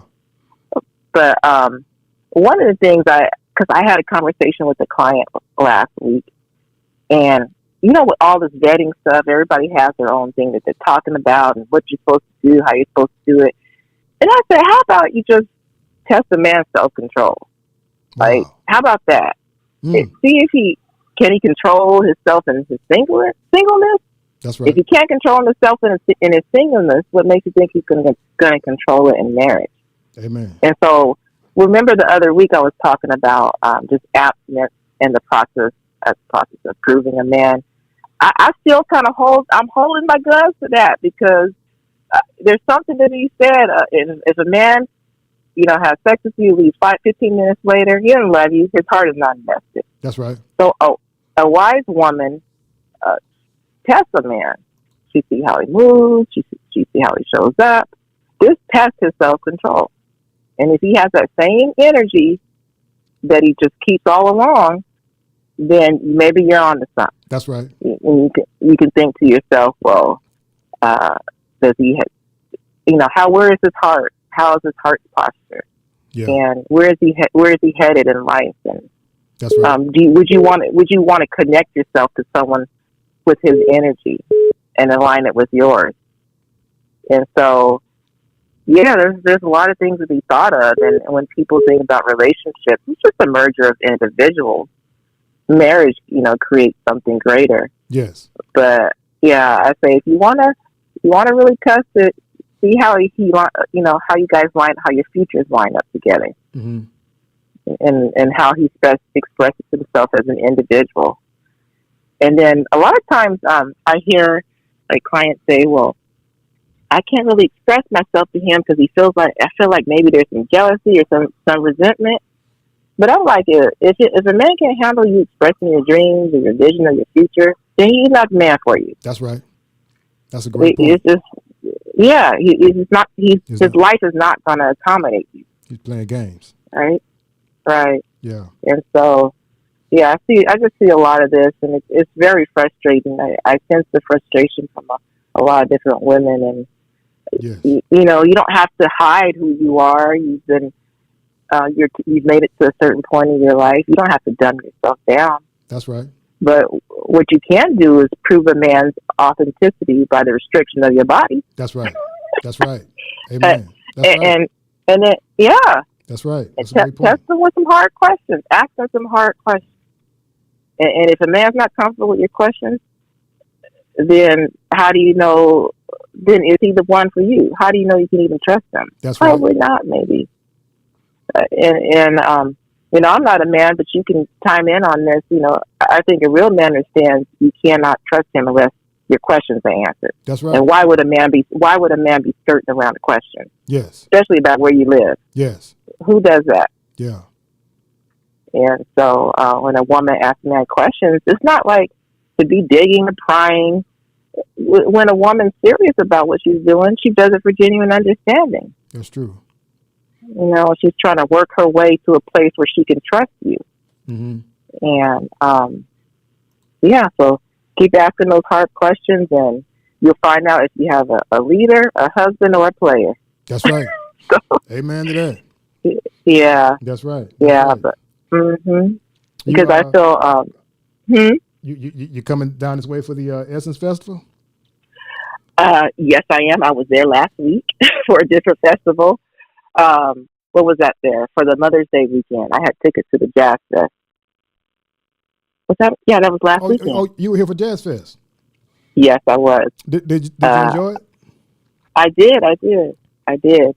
And I do like traveling around and having different experiences. But now that you said what you said about when you mentioned you're from California, I see the change of behavior. I said, I see this. Okay, I get it now. Yeah.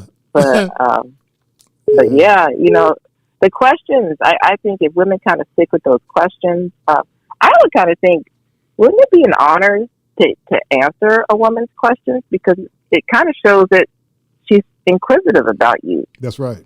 And right.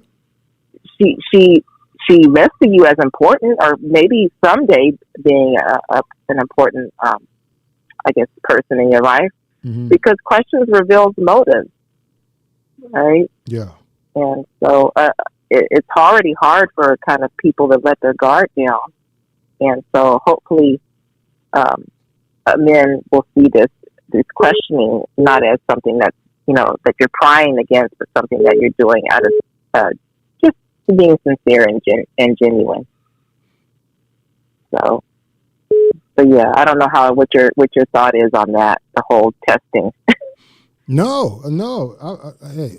I agree with that 100%. In fact, that's some of the things that try and encourage ladies to do, because if you don't make a man reveal and take those masks off, then he's just going to leave those masks on, and then there's a good chance that, you know, he's going to be the type of guy that she did not want in the to begin with, but she didn't see it coming. It's almost like a freight train that comes out of nowhere.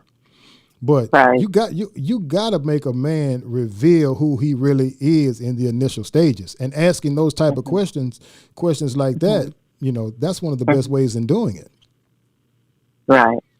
Because Right. again, lying is nothing for a man. Nothing. Ooh. Nothing. Man, we will lie. Listen, I mean, it's nothing. I mean, we will Wow. lie with no conscience, none whatsoever. Oh. Especially when we're motivated by something such as sex or money or whatever, you know, investing in your time, or we want you to invest in our business, or you know, we want you to stroke our ego, things of that nature. Anything that deals with a man being exalted or our egos being inflated, lying is second nature if we feel that we have to do that in order to get those desired results. Right. Yeah. Right. Yeah, that's amazing that you said that, and that kind of lends me into thinking, you know, in a sense, women are like the gatekeepers of sex, and men are the gatekeepers of commitment. Yeah. Yeah. So they're going to let you know whether they want to be committed or not to you. But since you're the gatekeeper of sex, you got to move strategically and have some wisdom with what you're doing. That's right. And then having those boundaries, of course. Boundaries require confidence, and you shouldn't feel ashamed or like you're going to chase someone off. You didn't need to be there in the first place. But boundaries require confidence and self-esteem. Yes. It defines who you are, Yes. not who you're not. Yes. And Yes. so, what I see it kind of flip flop. I see people leave getting to know someone last. They try to commit before getting to know them. It's the other way around. That's right. That's right. And so that's right. That's one of the things I talked about when I began the live stream tonight, is that we have redefined what dating really means, because the definition of dating, in my opinion, in today's terms, mean, okay, we are a couple. I'm your boyfriend. I'm your man. You're my woman, and we have sex. Mm-hmm. But there should be at least 10 things, or maybe more than 10 things, that a woman should have in place that has to check off first before you even begin the dating process, which is, in my opinion, the definition of dating should be, you know, you acquiring data or knowledge, or you're acquiring information from this person to see if you're compatible. And sex should be way down the line, the line. Mm-hmm. But it seems like we live in a society in which sex happens so fast in these relationships, and we wonder what happened. We wonder, why did that relationship burn out or flame out so quick?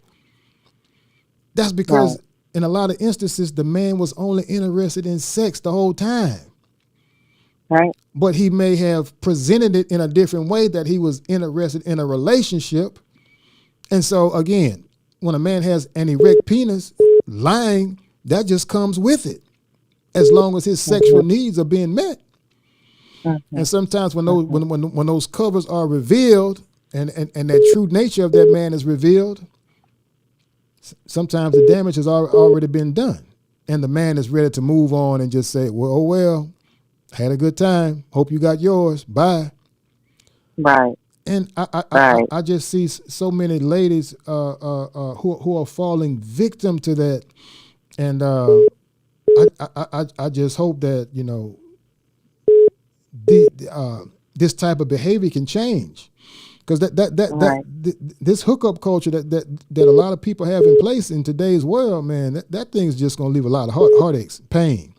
Right. And as I alluded to earlier, who's that? The group Planet Patrol made that song back in '82. Cheap thrills mean nothing if you have a broken heart. And you're just gonna go from broken relationship to broken relationship. You're not taking time out to heal. You're not taking time out to lick your wounds and to look yourself in the mirror and to feel good about yourself and just recover.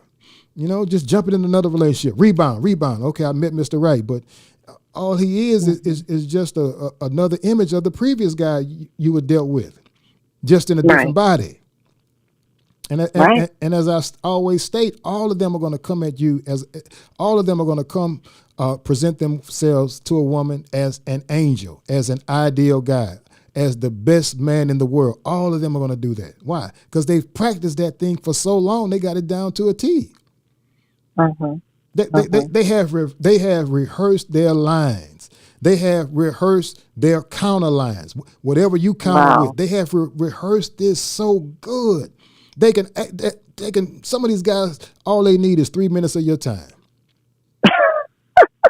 There are some guys out there, all they need is 2 or 3 minutes of a woman's time, and it's game over. Wow! Because they have rehearsed that thing so many times that they just basically got it down packed. And like you said, if there's not a system in place to weed them out, it could lead to another broken relationship. Right. Yeah. Right. Well, I'm gonna do a little experiment. I'm flying into Austin in the morning. See my nephew's graduating and it's his birthday. Spend a little time with them and then come on back to California. But I'm gonna do a little bit of research while I'm out there. Do that. Just because I bet because I'm pretty sure you're 100% right. I didn't think of it that deep before. Just the fact that you're not from a certain area, people think differently. But thank you for shedding light on that. Yeah. I just hope women, just whatever practice that they use, that they just stick firm to it, hold firm to it, and even with the whole thing about not even mentioning if you are absent, you don't have to say anything. If he just keeps trying you, let him just keep trying you. By the 20th time, I'm sure he's going to figure out that's right that it's not happening. It ain't happening. You don't have to say anything. Yeah, or you could just say, I said in the comments the other week, I'll know when the time is right. You know? And so you don't have to answer that question directly. Yeah. But yeah. Anyway, I just wanted to call in and say thank you for your words of wisdom. Yeah, and you. I learned something. Yeah, I learned something new tonight. I didn't know about that's how people thought. Yeah, you Californian girls, man, you on a lot of guys' agenda, especially the ones that are trying to come up. Yeah. So I can see. You gotta be careful. You gotta be telling people you're from California because those dollar signs will pop into a man's head. Okay. All right. I'll be sure to share that with my clients. Yeah, do that. Yeah, do that. All right. All right. Well, thank you. All right. You too. Take care. All right. Bye-bye.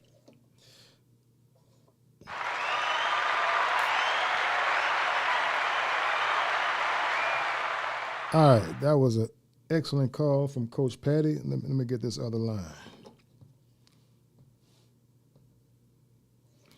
Good evening, caller. How are you doing tonight? Well, I'm going to do a little experiment. I'm flying to Hello. Graduate birthday, spend a little time with them, come on back to California. But I'm gonna do a little bit of research. Just because Can you hear me? Yeah.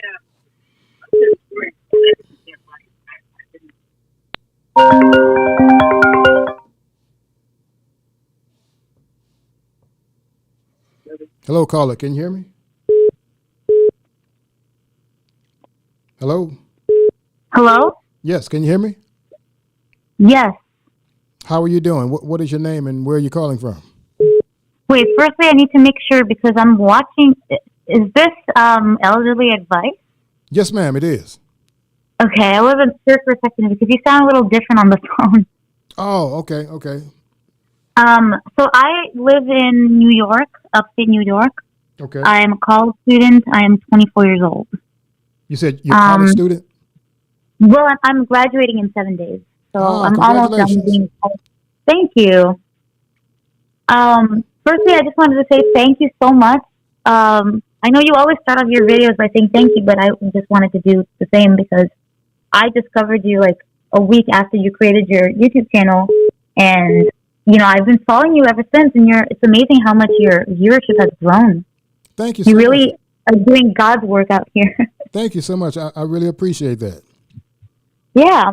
So, okay, my question is, I'm not quite sure how to phrase this, but so I'm having a little bit of a difficult time meeting a guy because at first, we had this pandemic and everything, so there was not a lot of opportunities to go out. But as soon as it ended, I began to put myself out there. I got on dating apps, but I never saw that as I never wanted to get into a relationship through a dating app because I had this fantasy of meeting somebody in real life like we used to back in the day. But when I did go out and I would dress nicely and everything, a lot of men look at me. And even when I'm outside, maybe taking a walk, I get a lot of looks. But somehow it seems like men don't approach. And I don't know if it's like a lost art. Do men not approach anymore, like younger men in their 20s? So I don't know if I'm doing something wrong. But I consider myself to be very attractive. I wouldn't say I'm like extremely attractive, but I'm conventionally attractive. And I'm a good person and I have good values. But for some reason, I do not get approached. And I'm not sure why. I just get guys looking at me and smiling and whatever. But I'm not sure what I'm doing wrong here. Okay. All right. So you're 24 years old and you're in New York City? Not New York City. I'm in upstate New York. It's more like a suburban area, kind of. It's like a college town, basically. Okay. Yeah. And so your question is, why is it that men are not approaching? Yeah, I'm wondering, is like approaching a lost art? Do men not approach anymore? Is there a reason why? Excuse me. I'm sorry about that. Did you hear me? Can you hear me? Can you hear me, sir? Yes. I hear you. All right. I was just asking why men don't approach younger men because I, unfortunately, no offense to older men, I'm not into older men, but I get approached by older men. I'm not sure why.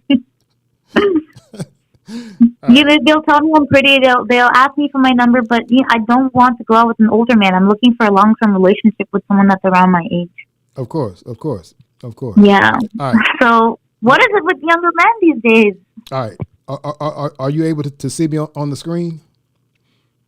Well, actually, I don't know. My Wi-Fi is not working very well, so okay. Yeah. So it's just like cut off. Okay. All right. You're not able to see me, but I'm just I'm just listening to you on the phone right now. All right. I'm just going to give you my perspective on that. Okay. So on the screen, I'm basically just holding up my cell phone. And I think, I think that the cell phone has totally changed the dynamic of how men, and you broke it down perfectly when you talked about the younger men versus the older men. See, a lot of older men, even though we have cell phones or whatnot, we weren't really, raised or, saturated with the cell phone technology. In other words, we understood approaching a woman. We understood that if you approach a woman, there's a good chance, the odds are greater that you're going to be rejected rather than she'll be interested in you. But we didn't have that fear of being rejected. It was like, well, if we are rejected, well, that's just life. I'll accept it and I'll have to roll with it.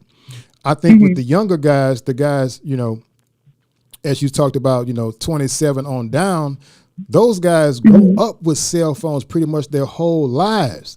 And so with the cell phone, So with the cell phone, approaching a woman is a lost art because you can just go on a dating site or let's say you go to college. If a co-ed, if a guy on your college campus sees you, his ideology could be, well, that's Jane Doe, but instead of me approaching her, I'll just hit her up on social media. Yeah.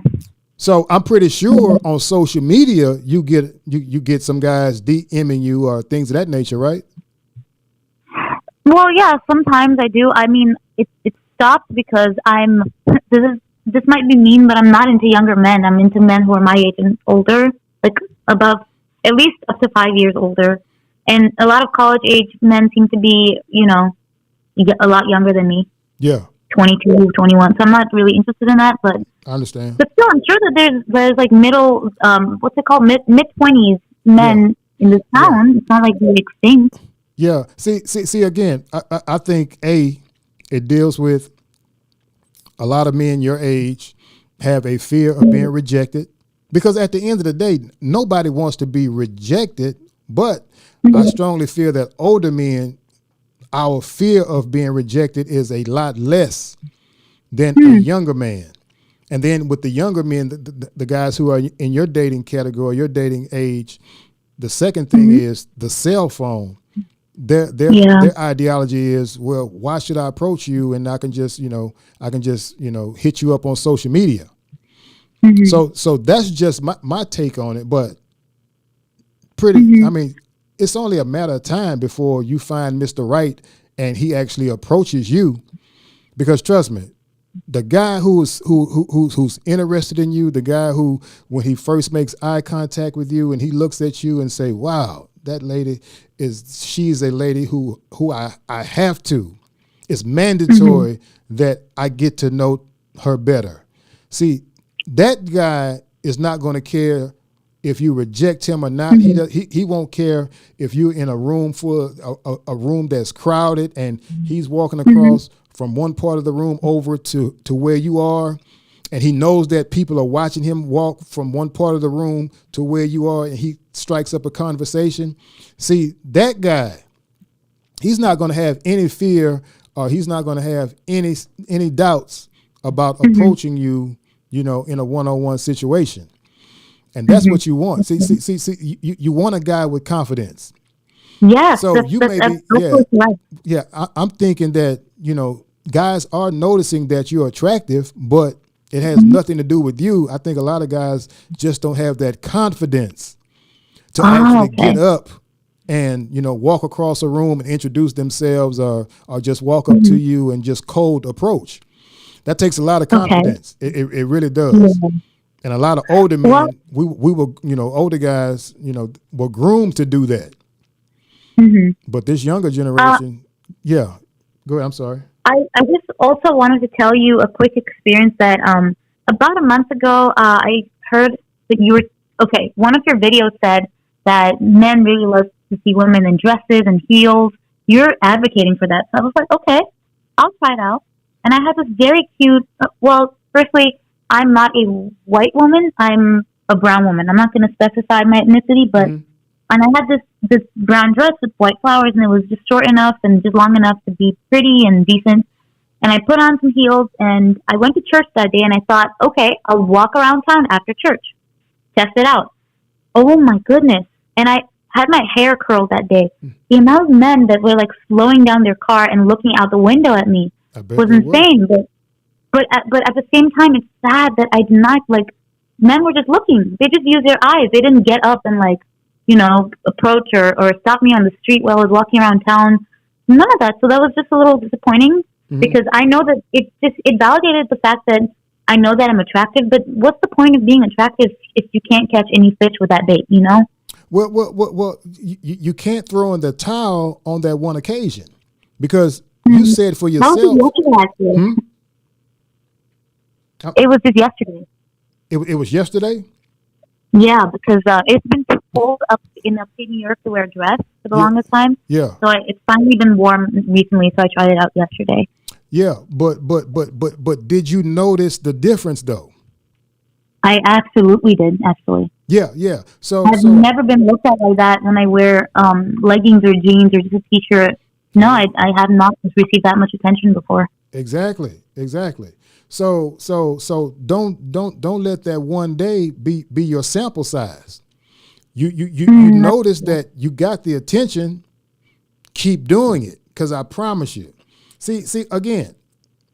If a guy is driving his car, of course he's gonna look. but maybe that particular place where you were, and where he was in traffic or on the street, he wasn't able to maybe park the car. Or you got to also understand, if a guy's in a car, he sees you in your feminine ways, you're looking soft and sexy and pretty and feminine.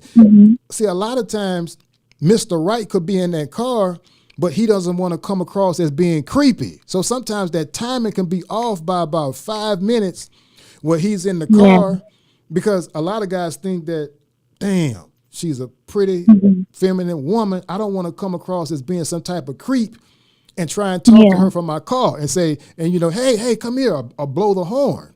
So don't. Well, you don't have to blow the horn, but the thing is that in my opinion, to be honest with you, I wish I could tell this to a lot of men, but it's not creepy to approach. I like it because the fact that there's a chance they might get rejected and they do it anyway shows that they're confident and that they're ballsy, and that's a good thing. Men should be confident and masculine, but they're not doing that.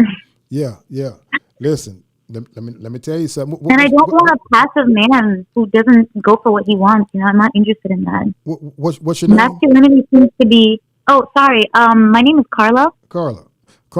Yeah. Whatever you do, keep doing the feminine heels and dresses. Whatever you do, keep that going on. I promise you, it's going to happen, because the guy of your dreams, the guy of your dreams, the guy of your dreams, the guy who exudes confidence, his mindset is, I don't care what happens. I don't care what the outcome is. She is so feminine. She is so beautiful. She's exuding all the qualities that I want in a woman. I have to go over here and talk to her, and I don't care how the cards may fall.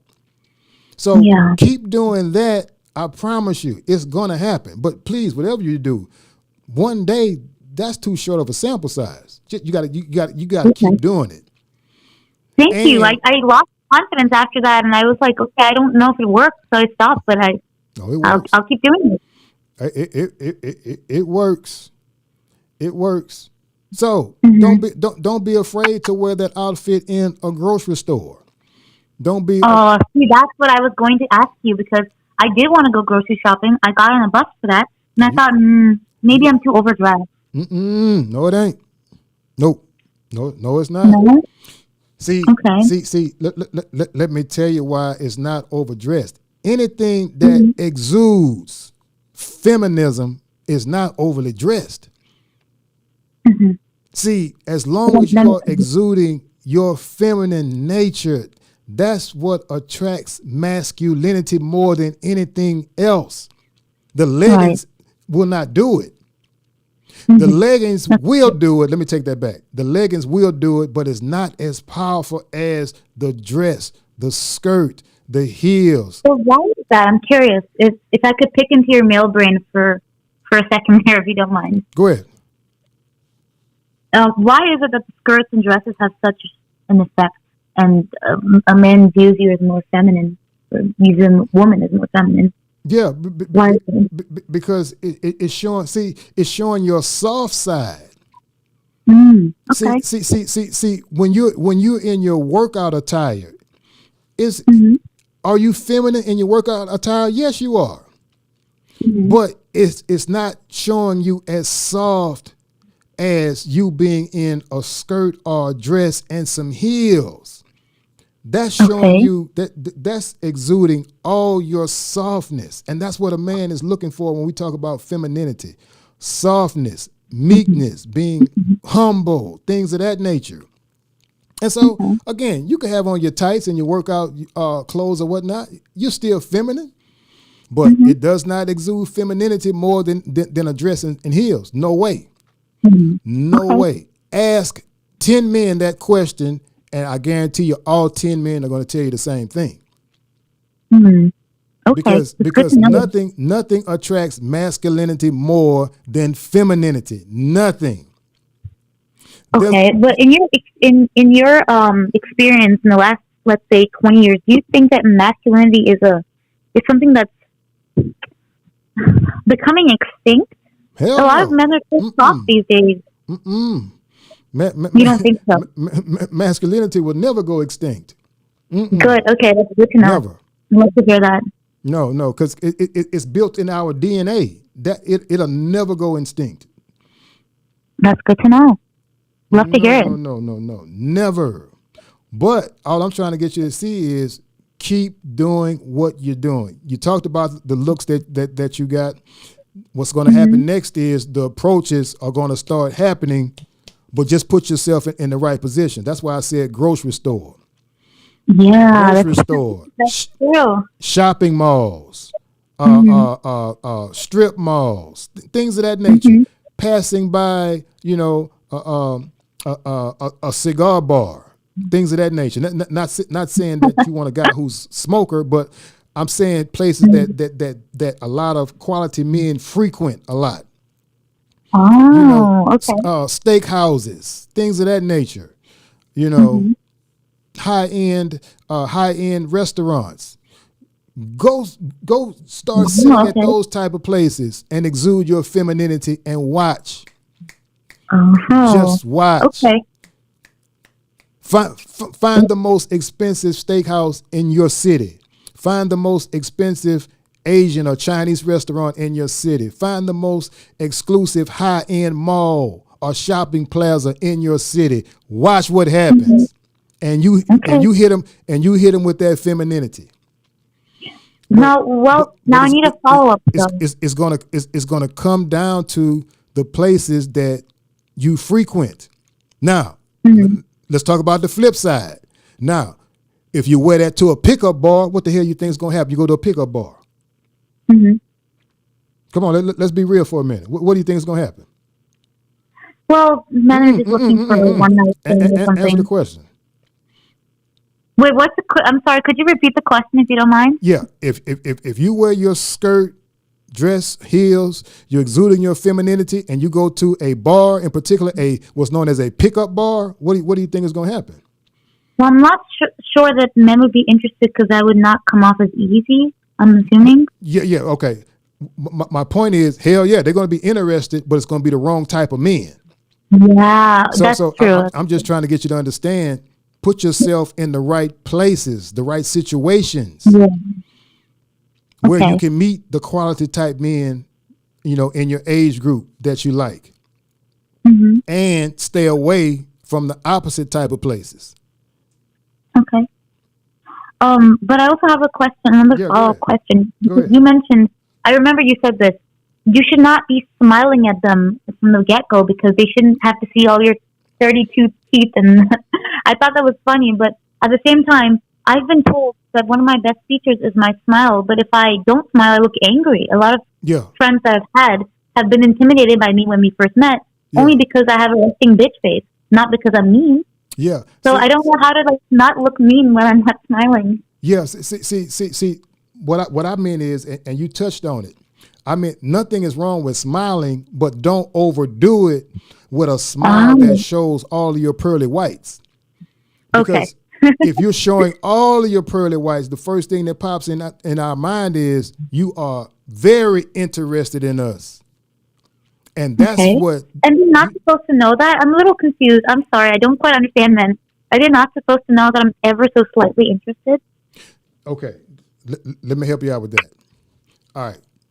In the initial stages, you cannot reveal to a man. See, nothing wrong with showing him that you are interested.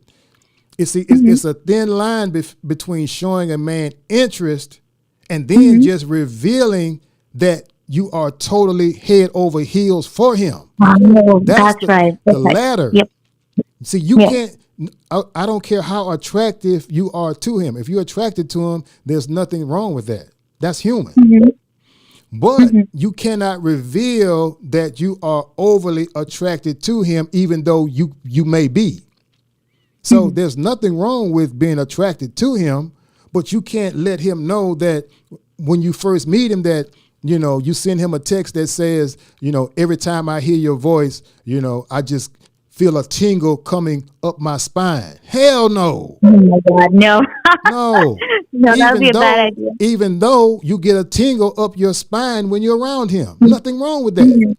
But you can't. But don't tell him about it. But you can't reveal that to him. You can reveal that you're a nice man, and I'm interested. I'm interested in getting to know you better. Yeah, you can reveal that, because all we want to know is we are in the game. All we want to know is we got a foot in the door. Just don't put your whole body in the door. Just let him realize, okay, you got a foot in the door. It's up to you whether I let the other foot and the remaining parts of your body come through the door. You see what I'm saying? Okay. Yeah, I do see that. Yeah. So nothing wrong with showing interest. Don't go overboard with it. Okay, that makes sense. Yeah, don't play in your hair when he's around. You know, don't no. You be yourself and you compliment him, but give him small compliments that let him know that you're interested, or you like his conversation, or you like certain qualities about him. But that makes sense. Yeah. Okay, that's great advice. Thank you. If you don't mind, can I ask you one last thing? Of course, go ahead. Okay, so I have another dilemma that might be a problem. It might not. I don't know for sure, but like it has posed an issue in the past, and it's the fact that I'm actually waiting for marriage to have sex, which completely turns off a lot of men. And I'm not necessarily doing it for religious reasons. Even it's just that I don't believe that any man should have access to my body, because a lot of women in my friend circle, and I've been watching my friends for years, they get so attached after having sex. That's right. And then when the man doesn't treat them as they want to, or doesn't give them the relationship, or doesn't give them love, it just messes with their head and messes with their self-esteem. That's right. And I believe in learning from the mistakes of others. So I have been avoiding it like the plague. And a guy that I used to go out with even told me that he wouldn't want to be with me because he wants to experience multiple women. And I let him go. That was a long time ago, like 3 years ago. Let him go. And there was a different man who told me the reason this guy broke up with you is because you wouldn't have sex with him, and you should have. And I couldn't believe he said that to me. Wait. So who told you that? During the pandemic, I met a man online who lied about his age, and we became friends anyway, and I learned a lot from him, and he's actually a lot older than I am. So there was no sexual interest on my side. I just needed a friend to talk to from time to time. But when I revealed to him that this one situationship that I had, well, the man abandoned me because I wouldn't put out. He told me I should have put out, and he was about your age. And I couldn't believe. I said, "Would you tell that to your daughters?" He said, "No, I wouldn't, but you're not my daughter, so I'm telling you that you didn't have sex with him. You should have, and that's why he left you." I don't talk to that man anymore because he seems very, he was not the type of friend or person I wanted to have in my life, even though I was very lonely at the time during quarantine. But still, like that did kind of affect me in a way, because then I felt like I was doing something wrong. That this great guy, I lost this great guy because I made the mistake of not having sex with him when he wanted to. And what are your thoughts on the whole waiting for marriage thing? I don't know if I'm doing something wrong. The thing is, I have no qualms about it personally. It's just that everyone else makes me feel bad about it. Friends and even some family members, and mostly guys. I'm not quite sure. Of course, mostly guys, because see guys, those type of men, they go by what they call the bro code, and those type of men, they'll take it to their grave. Their mentality is don't break the code. Okay. Always stick to the code. And one of their rules is in that bro code is sex. No matter who it is, always implement that sex has to come frequently and as often as the man wants, if you want to keep that man. And I applaud you. See. Thank you for the sound effect. I'm so honored. Yeah. See, I applaud you for holding on to your standards. See, Because let me tell you something about men like that. Those type of men are the sleazeballs, the slime. They were only in it for the sex. And thank goodness he revealed his hand and let you know that that's all he was about. And you were wise enough to make that decision. Yeah, but it was sad because I met his family and everything, so I don't understand how someone could have me meet his family and whatnot, and then tell me later on that because I won't put out, it's not possible for us to be together. I just couldn't understand. I was like, how? I met your mother, your father. This doesn't make sense. But that was 3 years ago. I just wanted to know. Yeah. I've gotten over it, but I just wanted to know your thoughts on it.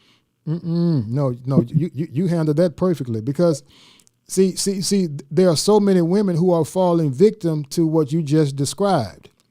They're falling victim to being pressured into having sex with a man, and then once the man gets sex from him, he's basically out the door because he was already having sex with multiple women before he even met you or whoever the person was.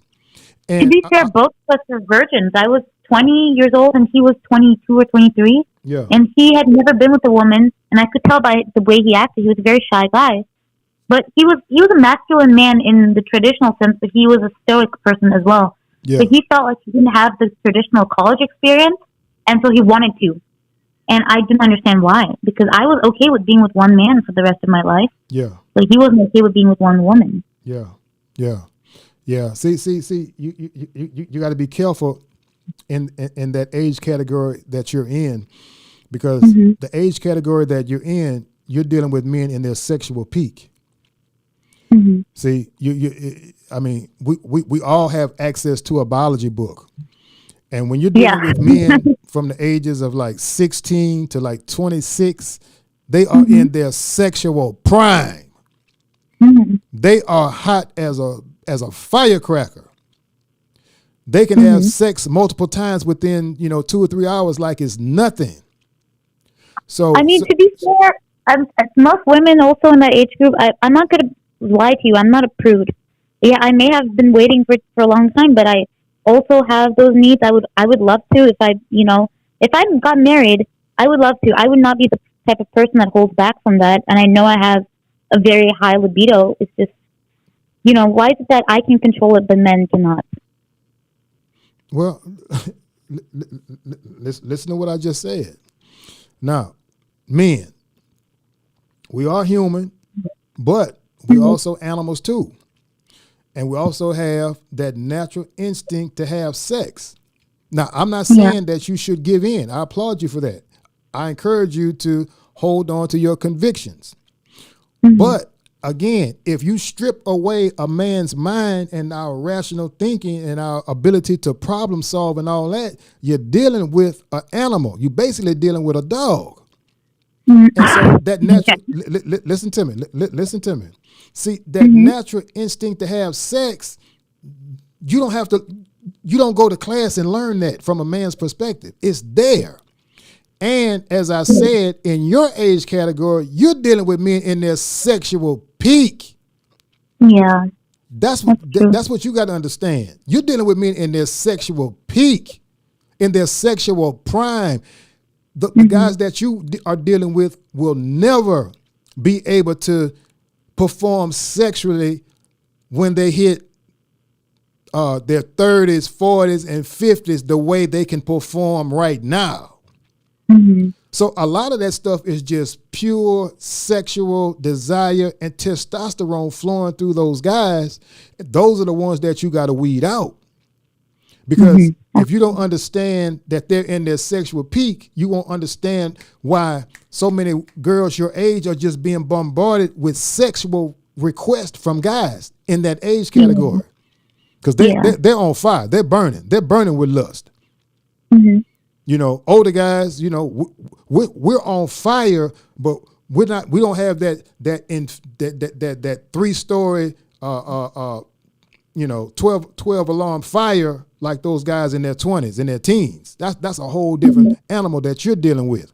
So you it's imperative that you hold on to your standards and your convictions, especially with the age category of men that you're dealing with, because I promise you, Mr. Right will wait on you. Mr. Right will respect what you're doing, and he will respect you even more for having that in place. Trust me on that. That'd be nice. Now, the other guys, the dogs, the players, the F-boys, they're going to try and flip the script and make you feel guilty. They're going to flip the script and say, you're living back in the Stone Ages. Everybody's hooking up. This is the hookup culture. What's wrong with you? You act like somebody's grandmother. So they're going to try and flip the script and say you're living in the old days. You need to get with the times. You need to get involved in this hookup culture. But that hookup culture is only going to give you pain and agony and a lot of depression. Mm-hmm. So I applaud you once again for sticking to your standards and not deviating away from your standards, especially in today's world. Mm-hmm. Yeah. But you don't think there's men who probably also wait, right? Do you think that's even possible to find a man who doesn't have who's never been with a woman and is also confident? I don't mean like a guy who sits in his mother's basement, because I consider myself to be a well-rounded person, and I don't like my life is not based on sex, but a lot of men it is, and their confidence is tied to it. So is it possible to find a man who's on the same level as me? Yes, it is. Let me tell you something. Okay. What you are looking for in a man, there are plenty of men that are looking for the same things that you're offering. In other words, you believe in being celibate until marriage. There are so many men that have the same ideology, that have the same philosophy, that is looking for a woman to be celibate with until they conceive in marriage. Thank you so much for saying that. Every other man has told me that I'm never going to find someone on my level, and that's the bro code. Shame me. But thank you so much. But you got to understand. See, that's the bro code, and so many men live by that code. Hey, man, don't break the code. In other words, don't tell them the truth, even though it is the truth. I can see that. Yeah. Stick with the code, because the code right now is benefiting so many men. So, of course, they're going to tell you that's old-fashioned, it's outdated, you're never going to get a man. Because that benefits the men who are putting that rhetoric out of here, that are putting that rhetoric out here. That benefits them. So, of course, they're going to say that. But you hold tight to your convictions, and the man of your dreams is looking for the same qualities and the same philosophies that you have. I promise you. You just got to hold tight. My friends keep telling me, what if your husband ends up being bad sexually? I don't even know how to answer this question, because, I mean, if he's really in love with me, wouldn't he try wouldn't we try to figure it out? Yeah. I mean, I don't know how to explain that to them. So that's always their excuse when they find out. I don't necessarily go around telling people this, because it's not the type of information that's well received. But when they do find out, it's always a lot of criticism. What if you end up with a dud? What if the man you're with is a, whatever it is, whatever excuse, insert excuse here. But even my friends don't really support me, and I don't quite know, okay. But I'm not going to get into that. Quick question. Why is it that you are breaking the bro code? Yeah, because I'm at an age, I'm 54 years old. Of course, I'm human. I have sexual desires, things of that nature. I mean, I'm old, but I'm not cold. But I'm at a point in life where I don't know if you looked at all of my videos, but some of the videos I've expressed that I don't want to see another woman go through what I saw my mother go through. Oh, that's right. I remember now. You mentioned that. Yeah. See. I saw the damage firsthand that my father did to my mother, and so I do not want to see another woman go through that. My daddy, from an emotional standpoint, messed my mother up so bad that not only could you see the pain in my mother's face when you, as a child, if you even brought up, "Hey, mama, where's daddy?" Where my daddy at? Why do all the other kids in the neighborhood have a father and our father is not here? See, we could see the pain in her face, but also I never ever saw my mother date or talk with another man on the phone. I'm not saying she didn't date. My mother was a very attractive lady. I'm not saying she didn't, sneak off and go on a date or, whatever. I'm not saying she didn't do it. But with these two eyes, me and my sisters, we never, ever saw it. And we never saw anything that indicated that my mother was even interested in another man. Because my father had left such a bad taste in her mouth. I honestly feel that she felt that all these men are pretty much like my father or whatnot, and she just went through life angry about that relationship and bitter about it, and she never confronted it. And I talked about I had to forgive my father, even though I didn't do anything to him. But my mother just took all that bitterness and anger and hurt and distrust and all that poison and all that venom. She just took that in the grave with her. And I don't want to see another lady go through that. So, I really appreciate that. You're doing us all a favor, and of course you're breaking the bro code. I'm sure many men probably hate you for this, but you are doing such an amazing job, and I've learned so much from you. Thank you so much for that. Yeah. Well, thank you. I was reading the comments, and someone said, "This Carla is getting all her airtime." So I'm gonna check. I'm gonna go because someone else probably wants to call. All right. Well, thank you so much for calling in, and thank you for the compliments. And don't be a stranger. And last but not least, do not compromise your beliefs and your standards. Trust me. You keep your standards. Trust me. You keep your standards high. The man of your dreams, he's going to meet those standards. Don't drop them regardless. I don't care how much pressure or how much the whining and begging he may do. Well, if you really love me, you'll do this for me, and don't fall for that. You keep your standards high. The man of your dreams, he's going to meet you right there at those standards. He'll walk down that aisle with you and put a ring on your finger, because that's what he was looking for in a wife. In a wife? In a woman? Yeah, I'm sorry. In a woman. I'm sorry. Yeah. Okay. Thank you so much. I've been also to the people who are commenting and saying nice things about me. Thank you very much.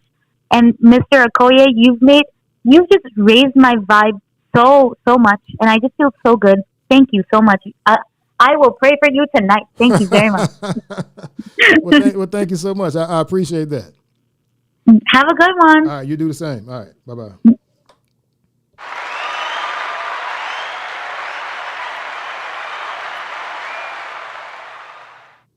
All right, excellent call. Again, ladies, hey. You ladies, hey. There's something that there's a saying that we had back in the old days, and that saying was, if you are buying, we'll sell it. See, let me say that again. Back in the 70s, there was a saying where men would say, if you're buying, we're selling. Now, you could buy into some of that stuff, some of that rhetoric that's being put out here, and you could buy that stuff, and guess what? Men are going to continue to sell it. They're going to continue to sell it. They're going to continue to sell it. Why? Because so many ladies are buying that. What is that? Game. What does game require? Game requires manipulation. First of all, somebody has to create that game. And then someone has to put rules in place to make those rules and regulations benefit the person who put the game in place in the first place. Anytime a man tells you, rate yourself, but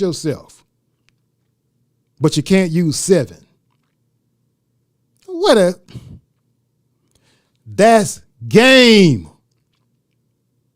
Rate yourself, but you can't use a certain number. Nope, you can't use 7. That's game. That's manipulation. That's changing. That's putting rules in place to benefit the person who what? Came up with the game. And so many people fall for that foolishness. Back in the old days, we call that what was called a pigeon drop. But I can't go into all that. But again, people, ladies, if you buying it, they got a lot of men that's gonna sell it to you. So, but like I said, I'm an old dog. I understand you get my age, you got more time behind you than you have in front of you. So I could live a life like my daddy lived. I don't want to live that. No. Nope. Because I know what that's going to lead to. It's going to lead to more kids feeling the same way I felt when I was a toddler. See, that thing has a domino effect. It doesn't just affect the man and the woman. Guess who else it affects? Them damn children. And as I said, I don't want another woman to go through what my mother went through, and I don't want any other kids to go through what my sisters and I went through. That ain't a good feeling, especially during the time I grew up in, and I would estimate that I would say 80%. I would say 80%. I would say 8 out of every 10 women in my neighborhood when I was growing up were married. That's just the estimation. So, in other words, as a kid, there were so many kids in our neighborhoods that had daddies. And they'll say, well, where your daddy at? And as kids, know what we would do? We would lie. Come up with lies. Well, don't tell them, well, daddy in Chicago running the streets. Come up with a lie. Oh, he drives trucks, or he does this, or he does that. Then sooner or later, the kids caught on. Wait a minute. Not that much work in the world. We never see a man over there. You ain't got no daddy. So now you go to school, and guess what? You get teased. All that type of stuff. So it not only affects the adults, it affects the child. So that's part of the reason I do this as well. Because, man, them kids going to grow up, and they're going to start to ask some questions. And if nobody want to answer those questions, those kids going to start playing detective. Trust me, the kids start playing detective. Same way I did. My mama didn't want to talk about it. I said, something ain't adding up. Mama, you're too bitter. You're too angry. Something ain't adding up. Mama didn't want to talk about it. I said, man, Mama, I ain't gonna never get nowhere finding out how y'all two got together, because Mama don't want to say nothing. Mama is about to pick up a skillet, because I grew up in a time where old folks would hit you with the closest thing that was closest to them. So if that could have been a shoe, or it could have been a skillet, or it could have been whatever. Whatever was closest to them, that's what's getting ready to get thrown at your head. So Mama didn't want to talk about it. But guess what? That low-down papa I had, he was glad to talk about it. So let me move on. I know y'all say this man lost his mind. God damn, boy, time flies. All right, I got 9:56. I'll take one more call. If anybody wants to call in, see if I can hit this chat real quick. Somebody said that days will you ask him his sexual body counts? Well, y'all getting deep off in that chat. A person don't mean what they say, they mean what they do. We got 41 in the building. Somebody said she really been talking for a long time. Again, the phone lines are open. Anybody want to call in? Somebody says stay a virgin. That's a good point. Taj the Great One sent a super chat. Thank you so much, Taj the Great One, for that super chat. I really...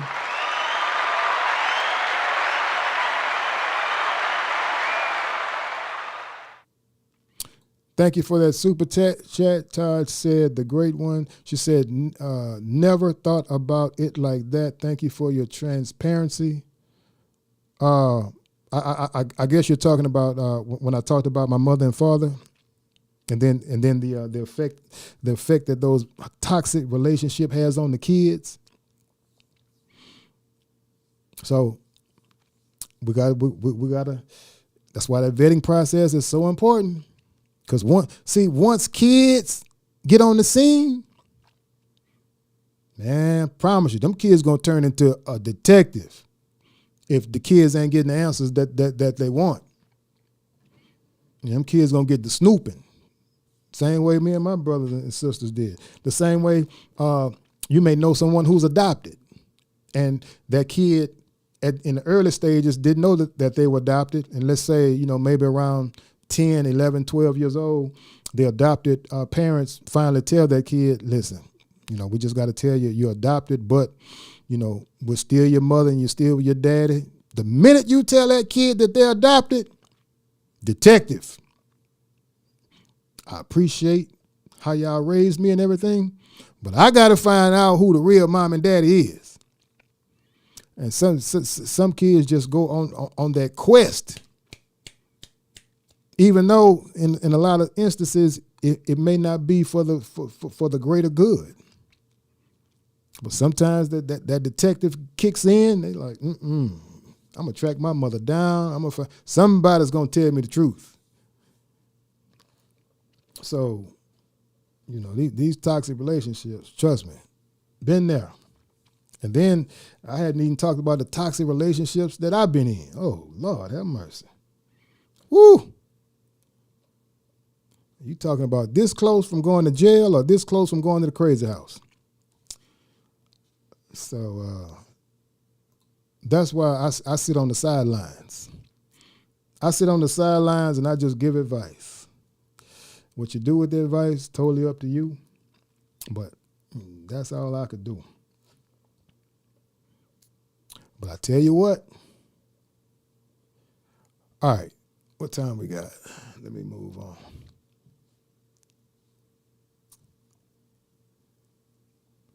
Somebody said they straight up lied. He loved that woman.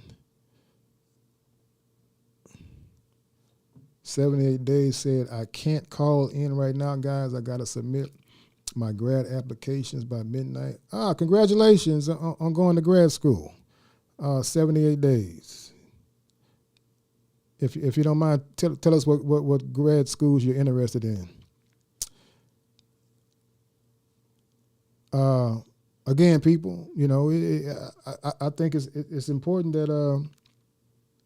that we have real adult conversations, because you'd be surprised how many adults are hurting.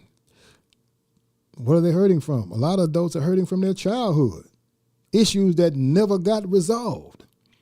And like I said, if I never would have forgiven my father back in 1988, I know I'd be messed up right now, all the way messed up.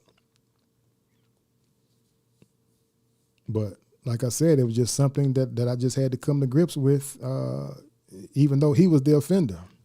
Just had to forgive him. And people, I promise you, that the power of forgiveness, if you've never done it or you never heard anybody talk about it, it just feels like so much weight has been lifted off your shoulders. You just feel so much lighter. It's almost like, 50 people were sitting on top of you. And then, once you forgive that person, it just feels that all that weight. And who was carrying the weight? The person who offended you? Nope. You were. And so, trust me, I know a lot of times, somebody may have offended us so bad, we just want revenge. See, we want that person to feel that same pain and agony that we felt. Let me get the phone. Hold on. Hello, caller. Can you hear me? Hello, I can. Well, how are you doing tonight? Who am I speaking with? You are speaking with, I have been in your comments, Shaquille Sunflower, but my name is Teresa. Well, how are you doing, Teresa? Thank you so much for calling. No problem at all. Thank you for sharing your advice.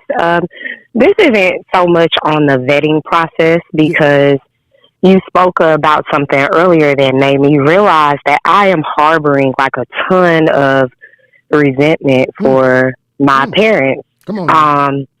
My parents have been married for, this is going to be an odd one. They've been married for like 30 some odd years.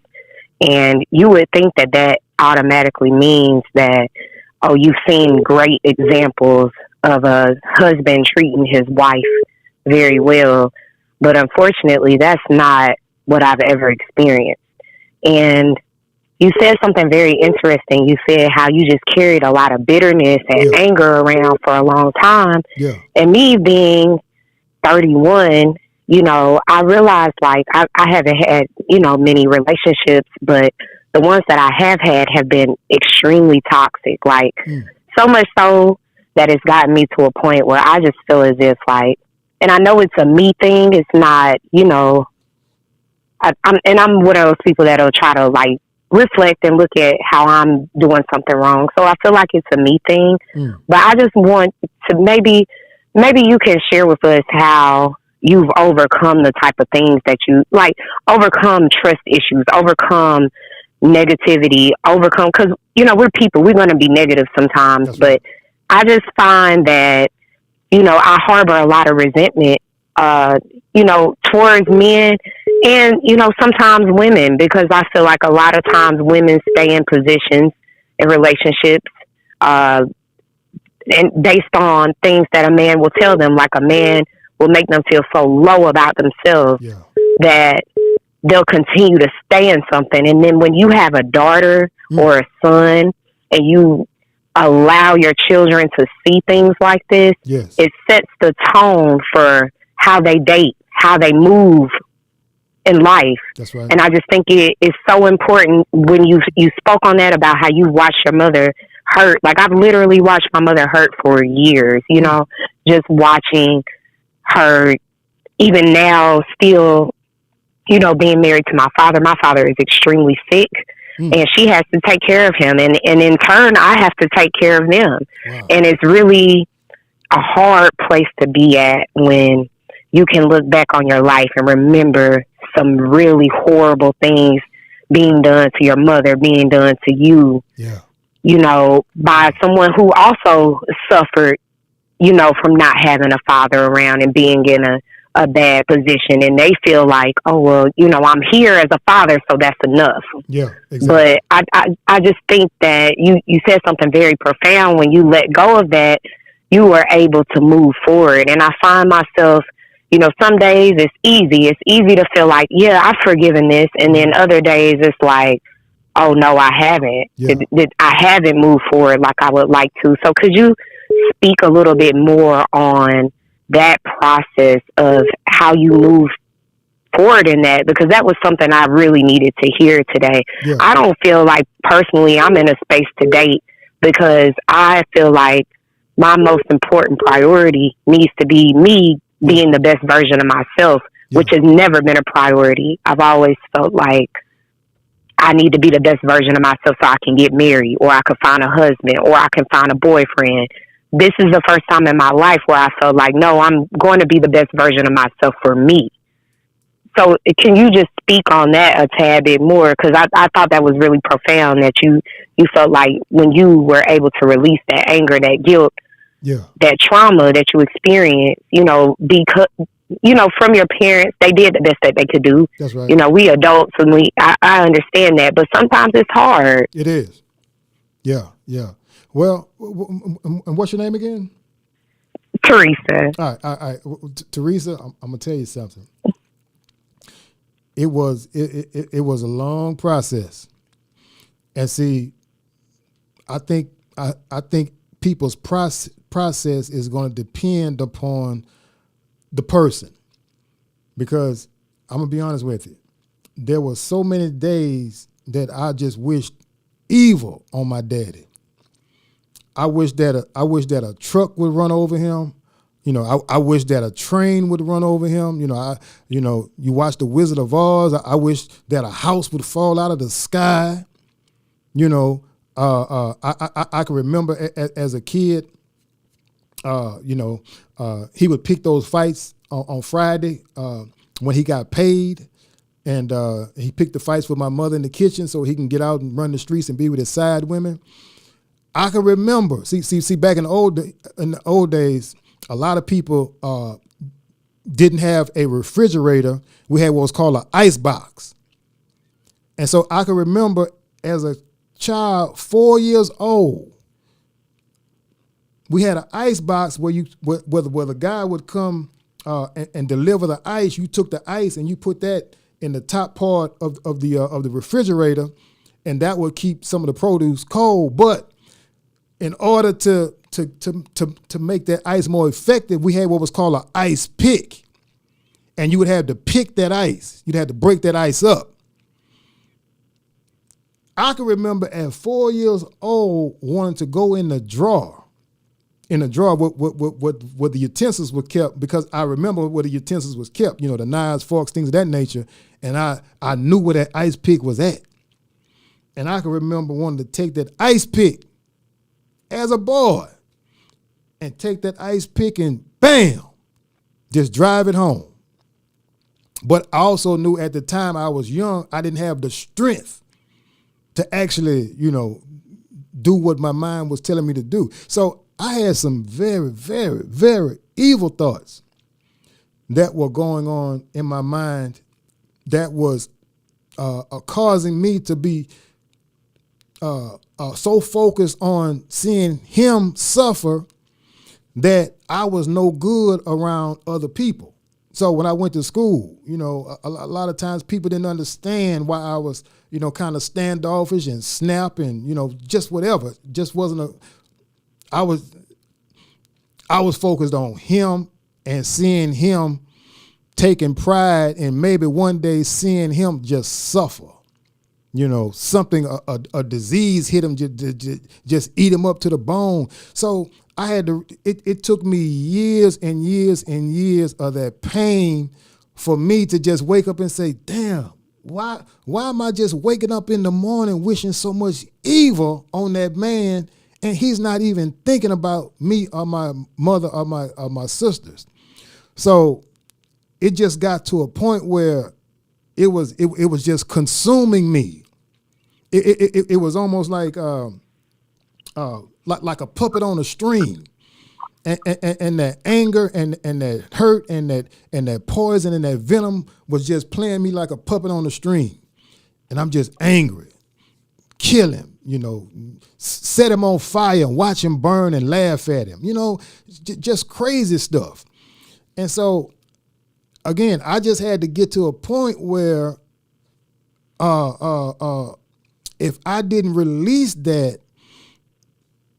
I mean, of course, I can't predict the future, but there's a good chance I would have wound up in prison, either doing some harm to him just on a whim, just drive up from Louisiana and look him up in Chicago and just do him in, or the relationships that I was having with people that were around me where I was so bitter and angry and jealous and things of that nature, I would have wound up hurting them, and they didn't do anything. They didn't even deserve that. So basically, I just had to have self-reflection and just ask myself, what is the root? Because it's always a root to everything. What is the root, son, of you just being so angry and bitter and just so toxic every day, all day, where you just no good for nobody else? And so once I realized what the root was, I said, I gotta pluck that root up. Because if I don't pluck that root up, that root was just going to keep growing. It was just going to keep growing. It was going to keep spreading. And it was not going to get any easier. Somebody was going to die. I'm just being real with you. And there's a good chance I was just going to go up there, just do something I just had no business doing. And so I understood that, once I understood that everything has a root, and I got to deal with that root. Don't deal with nothing else. Deal with that root, stay on that root, get that root out of here. And the root was, I got to forgive him. The root was, you got so much hatred and animosity and bitterness and whatever built up towards your father. You got to forgive him, son. because that's the only way you're going to get that root out of here. And like I said, it's a process. It's not going to happen overnight. Because we got a flesh. And that flesh is going to say, the hell with that. You're Let right. it suffer. See that flesh, that other part of us that say, I want that sucker to feel the same pain that I felt. Let his ass suffer. Let him sit there. Let him feel some of that pain that I felt. I want you to feel that pain. See, that's that other side of us that a lot of times we could find that side is kind of consuming us, and in a way, that side feels good. Sometimes that side of us feels really good. Yeah, bastard. Yeah. Sitting there and suffer and feel that pain, and you feel that hurt, and you feel that bitterness that I felt, because I want you to feel that. But, to each his own, but I understood, for me, I just had to, like I said, I had to pluck that root up, because it just turned me into a person that I really didn't like. It just turned me into a person, whereas I didn't like what I was seeing in the mirror, because it was affecting me in such a negative way that I was just no good, even though I was functioning in day-to-day activities. And, and then the other thing is, you're not no good as far as you're not your normal self, but now you put on a mask, and now you're trying to masquerade that hurt like everything is okay, like everything is fine, and you're trying to wear that mask around your friends and your family. Hey, everything good with you? Yeah, everything good. Everything is fine over here. Knowing that you hurting, knowing that you suffering, knowing that you got so much hate in your heart that a lot of times you can't concentrate. I agree. Yeah. I really agree. Yeah. That's where I feel like I am. So I have really distanced myself from a lot of people that weren't good for me in the long run anyways, and I need those long time. Yeah. I need the time to self-reflect. Yeah. But I just think it is, I don't want to say good, but sometimes it's nice to hear that someone else has went through something and has been able to figure out a means to get through it. Yeah. And usually when I'm asking people like, oh, well, how do you forgive, or how do you forgive? It's always a really cut and dry. Well, you just forgive and you do it for yourself and things of this nature. But people are not realizing, like, when you experience something for years, it's not like, even if you experience a bad relationship for a year, it has a way of affecting you for a long time. Hell yeah. So imagine being, seeing your father not treat you well, and definitely not treat your mother well for years and years and years. And then you started to feel like, well, Dad, you just said something about your mother. You said, oh, well, she got smart and then she left. But imagine seeing your mother continuously be abused and she doesn't leave. Yeah. You know what I mean? And it's like, you as the child have to come in and basically be the savior. And that's a lot of pressure as well. Yes, it is. It's still on me, because like I said, I have to, take care of them now. So it's like, to experience all of these things and still have to be the adult about it is very hard. It's very hard. And I usually am not this transparent with people, but I just felt like I really felt where you were coming from when you said that. Yeah. I really felt that. Yeah. Thank you so much. But again, take your time. And it seems like you've identified where that pain is coming from. That's a great thing too, because a lot of times we may not be able to identify where some of that hurt is coming from, and we're human. I don't know how you felt, or how you're feeling right now, but I felt I wanted revenge. And that's what really, really helped me to understand that I got to address this when I just had that much animosity for revenge. Like, people would say, pray about it. Pray about it. I don't want to hear that. Exactly. I don't want to hear that. That's how I was. Well, just give it to God. No, God take too long. I want to handle this. I'm saying that was my attitude. That was my attitude. No, I want to handle this. I want revenge. I don't want no prayers. I don't want God to step in. I want to handle this the way I want to handle it. And a lot of times, if you look at it, we can get selfish, especially when that revenge factor kicks in. Because sometimes that revenge, all we want is blood. We want some blood. We want some suffering. We want to see some agony on your face, because we want you to feel, once again, that same pain that we felt. So once I identified that, I just took the onus upon myself to deal with it. I could have went to counseling, but there's a good chance that I would have listened to what that counselor said and went outside and just said, man, the hell with that counselor. She don't know how I'm feeling, or he don't know how I'm feeling. And so I felt that it was important for me to deal with it myself, because no matter how I tried to portray it to a counselor, I don't think that, this is just me, I don't think that counselor could have really, really, really saw it from my point of view, especially when I would have laid out the point, whereas I want that sucker to suffer. I want that sucker to, I want revenge on his ass. I want him 6 feet under the ground. A counselor might have called the cops on me. Hey, man, get this fool up out of here. I think he need to go to the crazy house. So everybody has to deal with those type of things in their own way.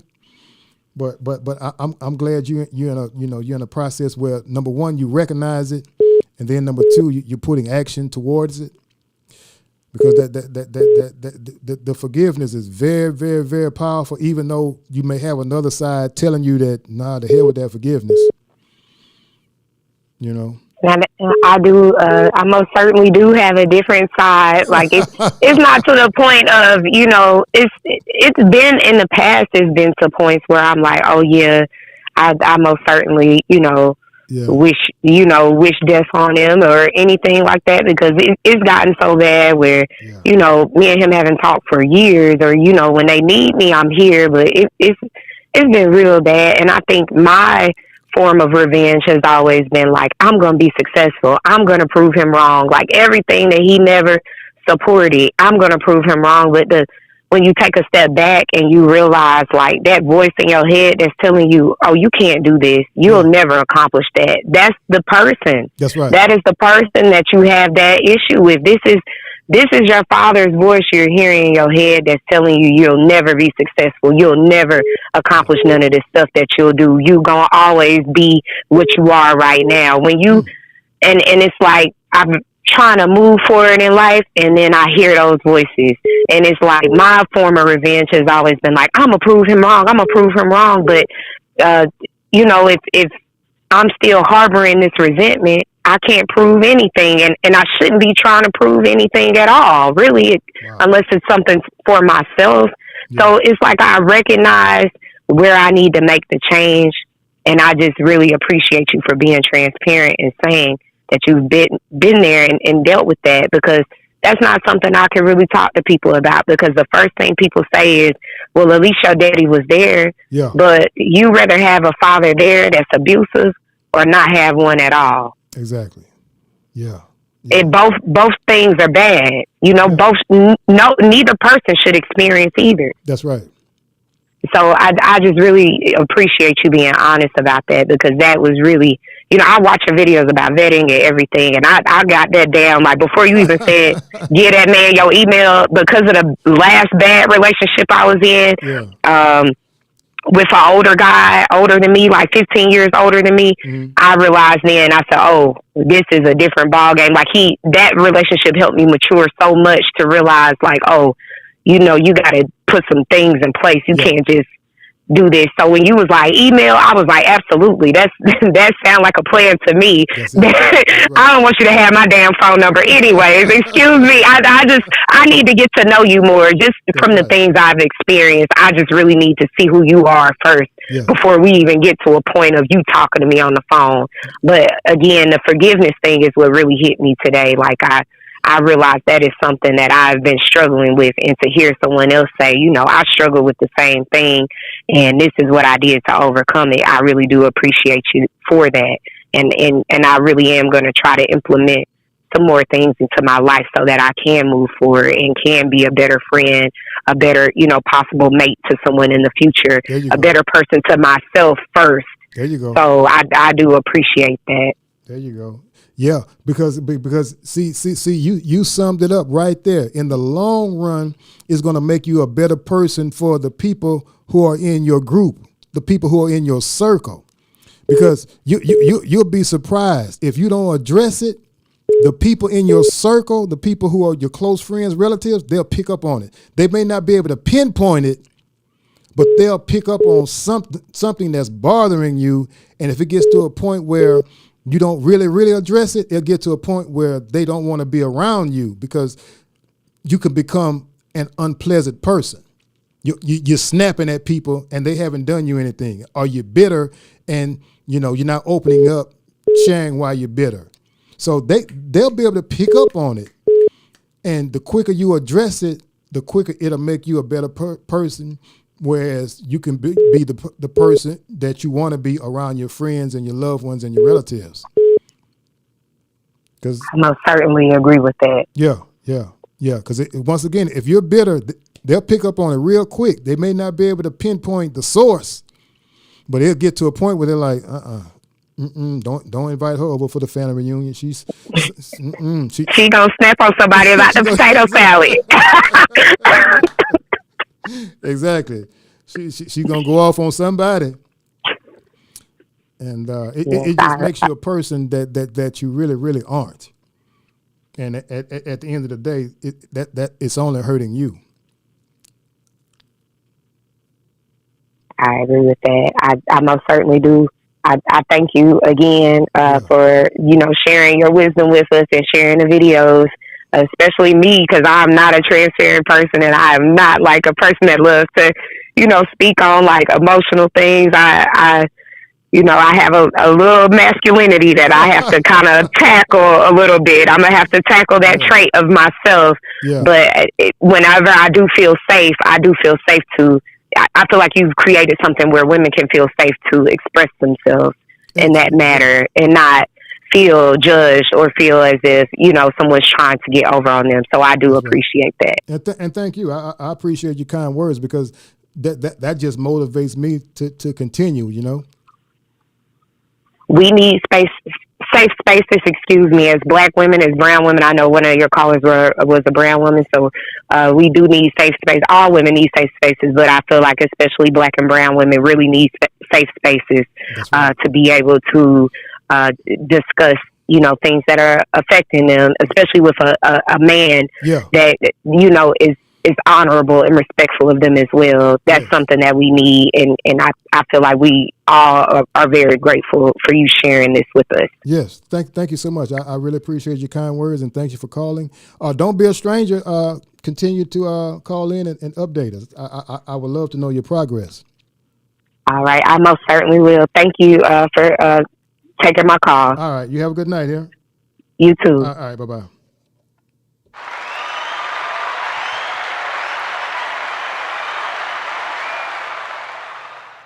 All right. Somebody was calling from a 614 area code.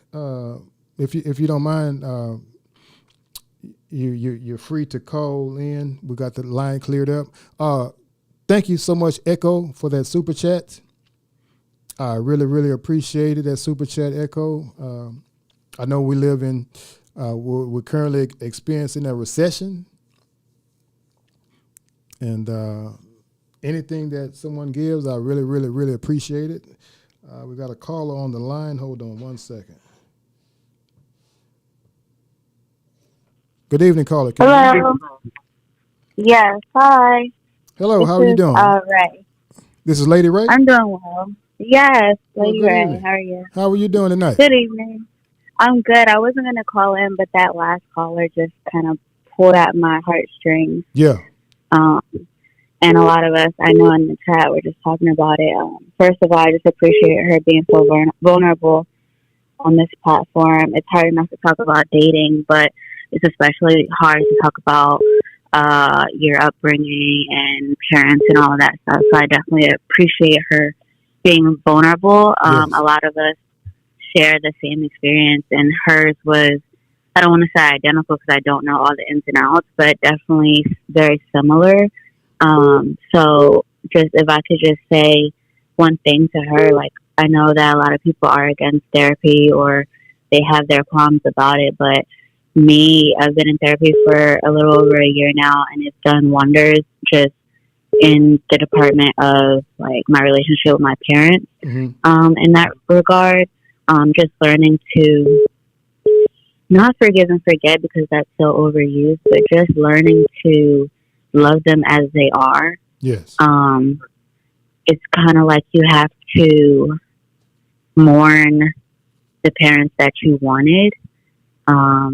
You have to mourn what you needed them to be because they're never going to be that. Yes. And learn to accept them as they are now and try to build on that relationship.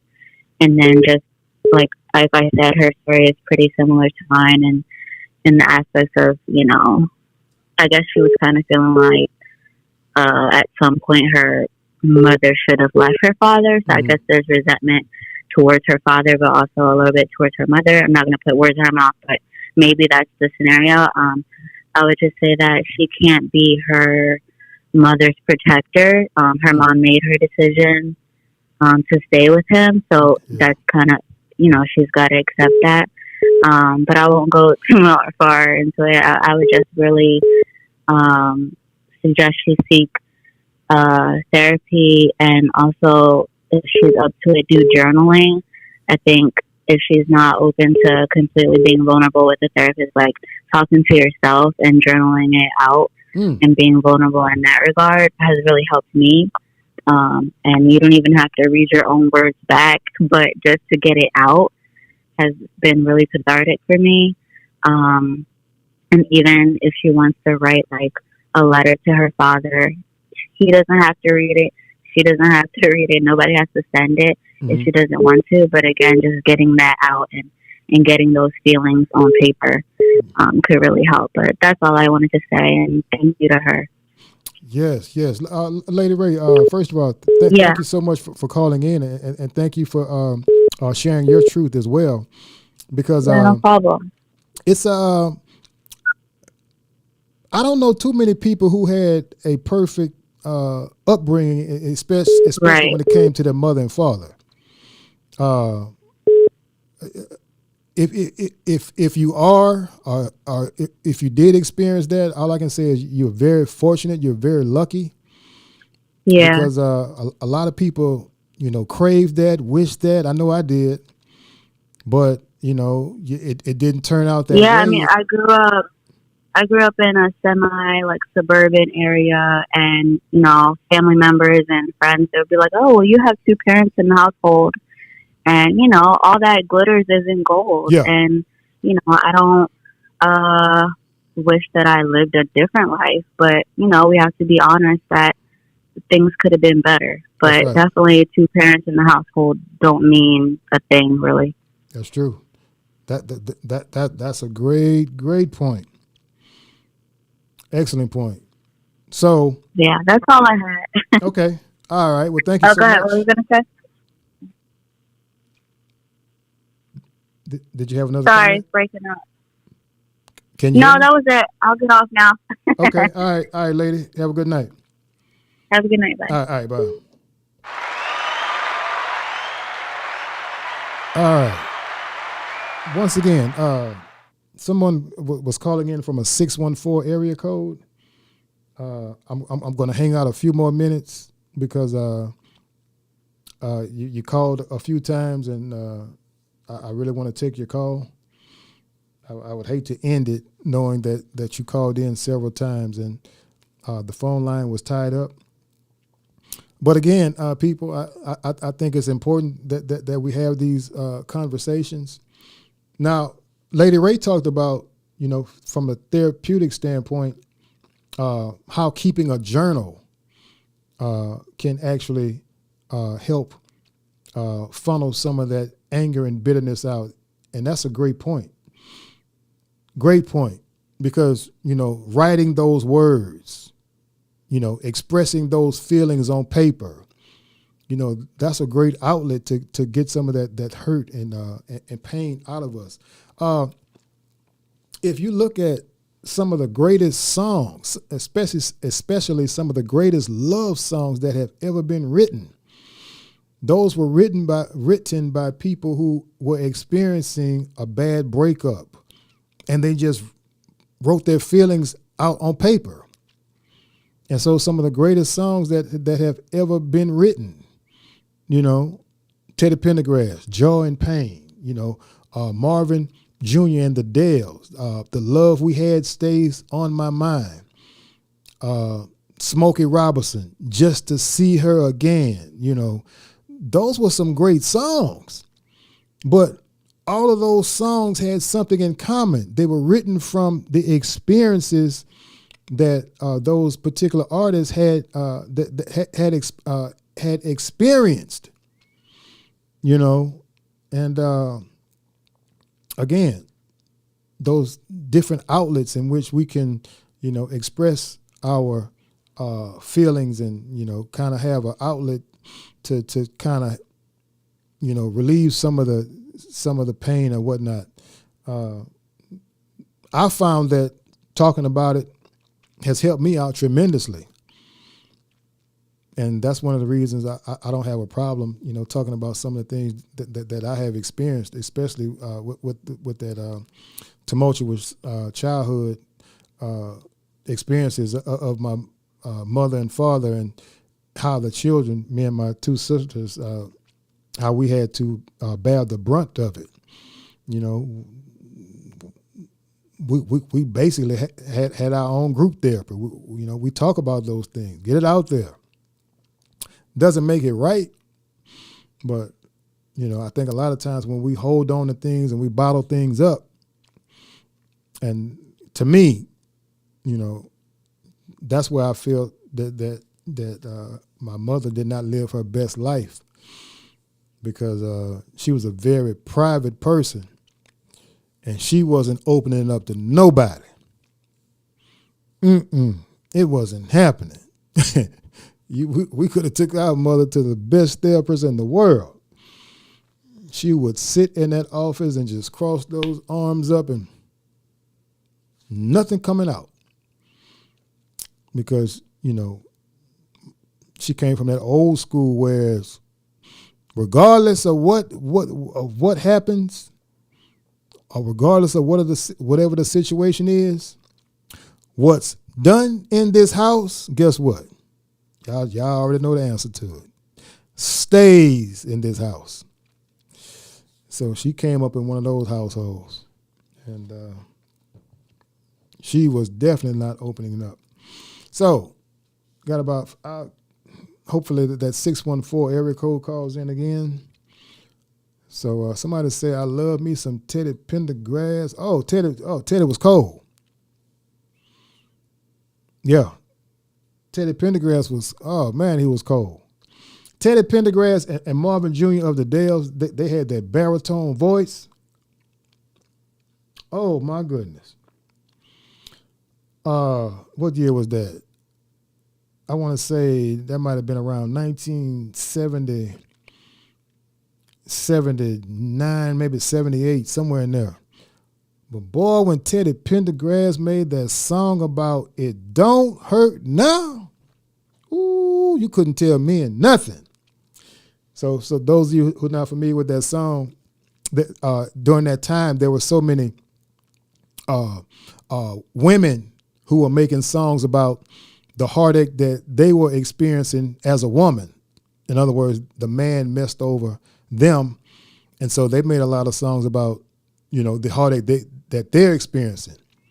But Teddy flipped the script in the late 70s. He made a song that catered to men. And basically Teddy was saying, you know what, men, we got feelings too. And when he made that song about It Don't Hurt Now, oh man, that song sold like hotcakes. Because it was basically, the song is about, you're going through a rough relationship as a man. You put all your heart and soul into a relationship. It didn't work out. There was a breakup. But Teddy talks about how he went down. He says, I couldn't sleep. I couldn't eat. I just sit at home and I weep. And then he said, but now all that has changed. I found someone to ease my pain. And he went in that hook, and it don't hurt now. My goodness. Boy, when Teddy made that song, men went crazy.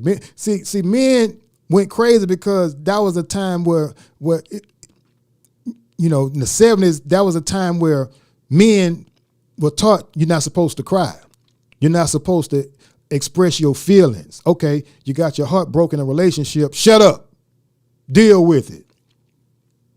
A man, you're made out of concrete. You're made out of steel. You're not supposed to show any emotions. But Teddy went against the grain. Teddy was like, no, man. We got emotions too. We cry too. We got feelings too.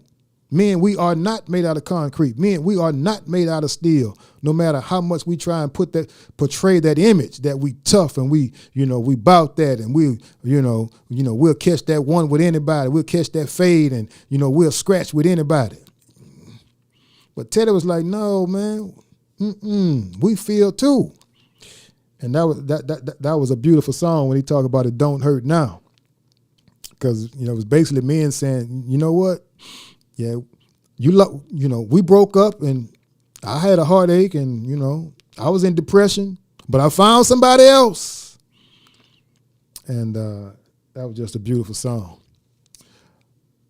All right, somebody said love TKO. Yeah, that was cold too. Yeah. Let me get to some of these chats. Somebody said some men do care what you do for a living, some don't. That's been my experience. Yeah, it's a good point. Somebody said something is common in the deep south. What is that? What are y'all saying? Voodoo? Y'all will say some people in Louisiana do voodoo.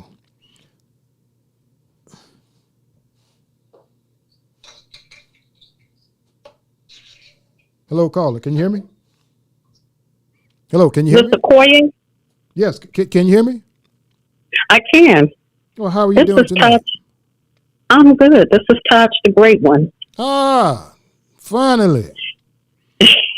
Finally. You called in. Okay. How are you doing, Todd? Yeah.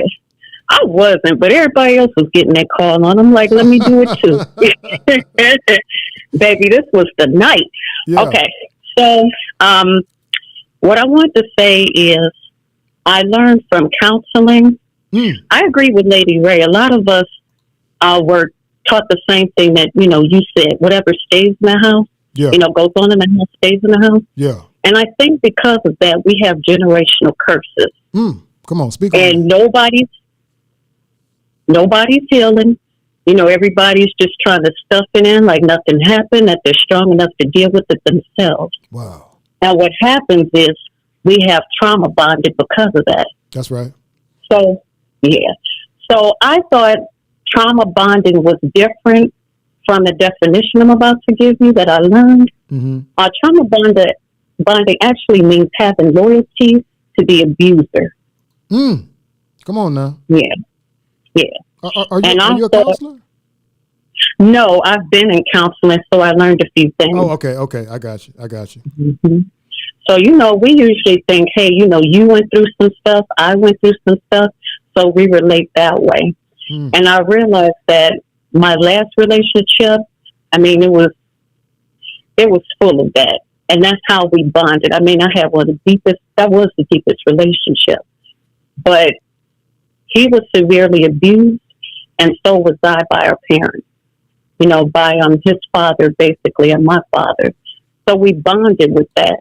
And I thought that's what trauma bonding meant, but it's not. So it really takes something in you to just decide that you don't want to keep doing this anymore. Yes. Yeah. So you got to look for something different, because what's going to happen is you pass on those traits to your children. That's right. And then they do the same thing to their children. You'll see it in your relationships. So yeah, I'm just saying that, we got to stop that saying in the black community. That's where a lot of this pain is coming from. Yeah. And so you see it in how we treat each other. You see it how men are against the women and women are against the men. It's not helping anybody to keep all that in. That's a great point. It's okay to say, that's a great point. That's a great point. Yeah, nobody benefits from holding it in. That's right. You got to get it out and figure out what you can do from there to make it better. That's an excellent point. Go ahead. Mm-hmm. That's all I want to say. Yeah. Why do you think now? I'm not trying to place the blame game on anybody, but why do you think those older generations they were just stuck on that adage, whereas whatever happens in this house stays in this house. Girls could have got molested, boys could have got molested. Grandfathers had outside families. I mean, but it was like, don't talk about that. It stays in this house. You know why? Go ahead. I think part of it is because who were they going to tell? Who were they going to go to? Yeah. You got to think about it like that. Yeah. So they really didn't have an out. It's just like you kind of just got to deal with this. Yeah. Where were they going to go when that's the whole reason they were together? That's true. True. We had the women were more dependent on the men, and it's like, for their survival, that's what happened. Now, it only became later on that, you have what we have going on today, but back then there wasn't nobody to help you. Yeah. So it's just like, you get with it, Yes. That's where I think it is. That's very true, though. Mm-hmm. Yeah. And then when you hear about, I don't know if it is in your town, but I know we heard of medicine bomb and, the orphanage. Well, hell, the stuff going on in there was even worse. Mm-hmm. So it's like, okay, if you say something and they take you away, you don't know where you're going. That's true. So at least it's the devil, somebody could have done anything to you. And, that family member is sitting right there at the table and, nobody says anything. Everybody acts like, it's hush hush. That's true. And I feel like one good thing about technology and everything now, the internet can be used, harmful, but what's happened is a lot of the stuff that was quiet is coming out even more. So now we can actually deal with it. Mm-hmm.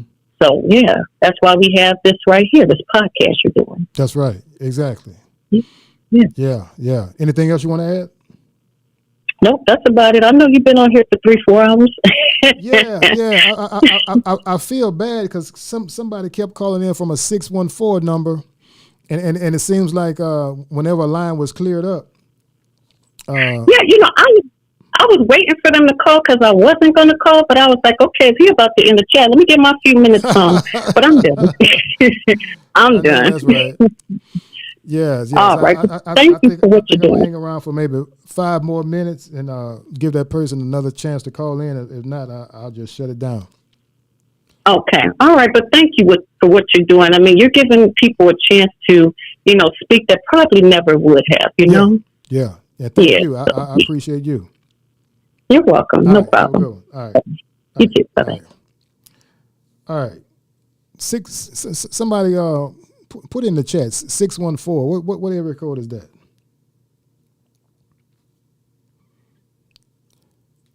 Six 1-4. Is that Mississippi? But again, let's talk it out. We need to have these conversations because them relationships, man, can have us jacked up. They can really have us jacked up. Somebody, suicidal. Depression. Oh, somebody said Ohio. 614 is Ohio. Okay, thank you. Yeah, so we gotta. I will say this. being an older guy, 54, I'll be hitting those 60s, and that's right around the corner.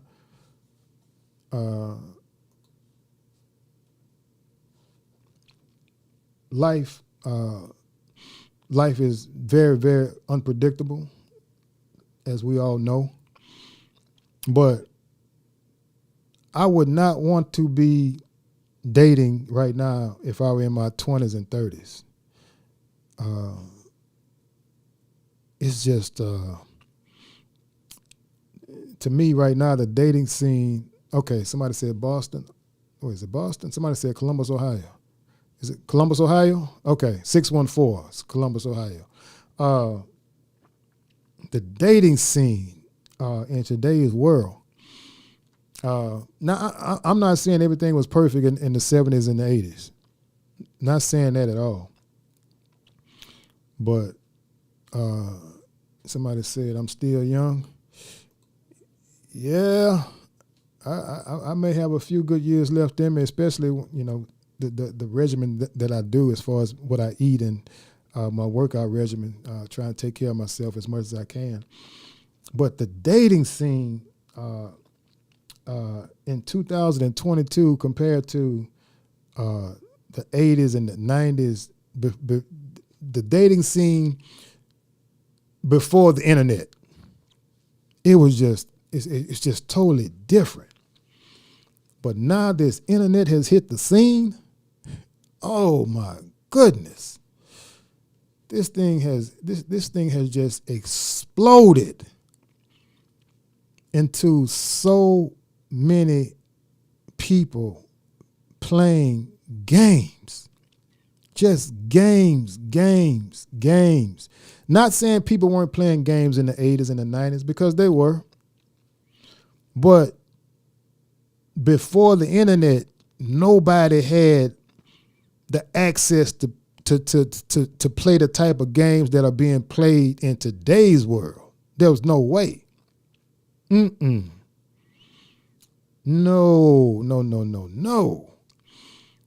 So, you ladies, you just got to be careful. Okay, so we agree it's Columbus, Ohio. So I guess that person is from Columbus is calling. I guess they gave up. I guess they said the hell with him. But if anybody want to talk about the dating scene in 2022, from a younger person's perspective, are you optimistic? Are you look forward to it, or am I wrong when I talk about the games that are being played and the cat and mouse, the hide and seek, bait and switch, the frauds, the faking,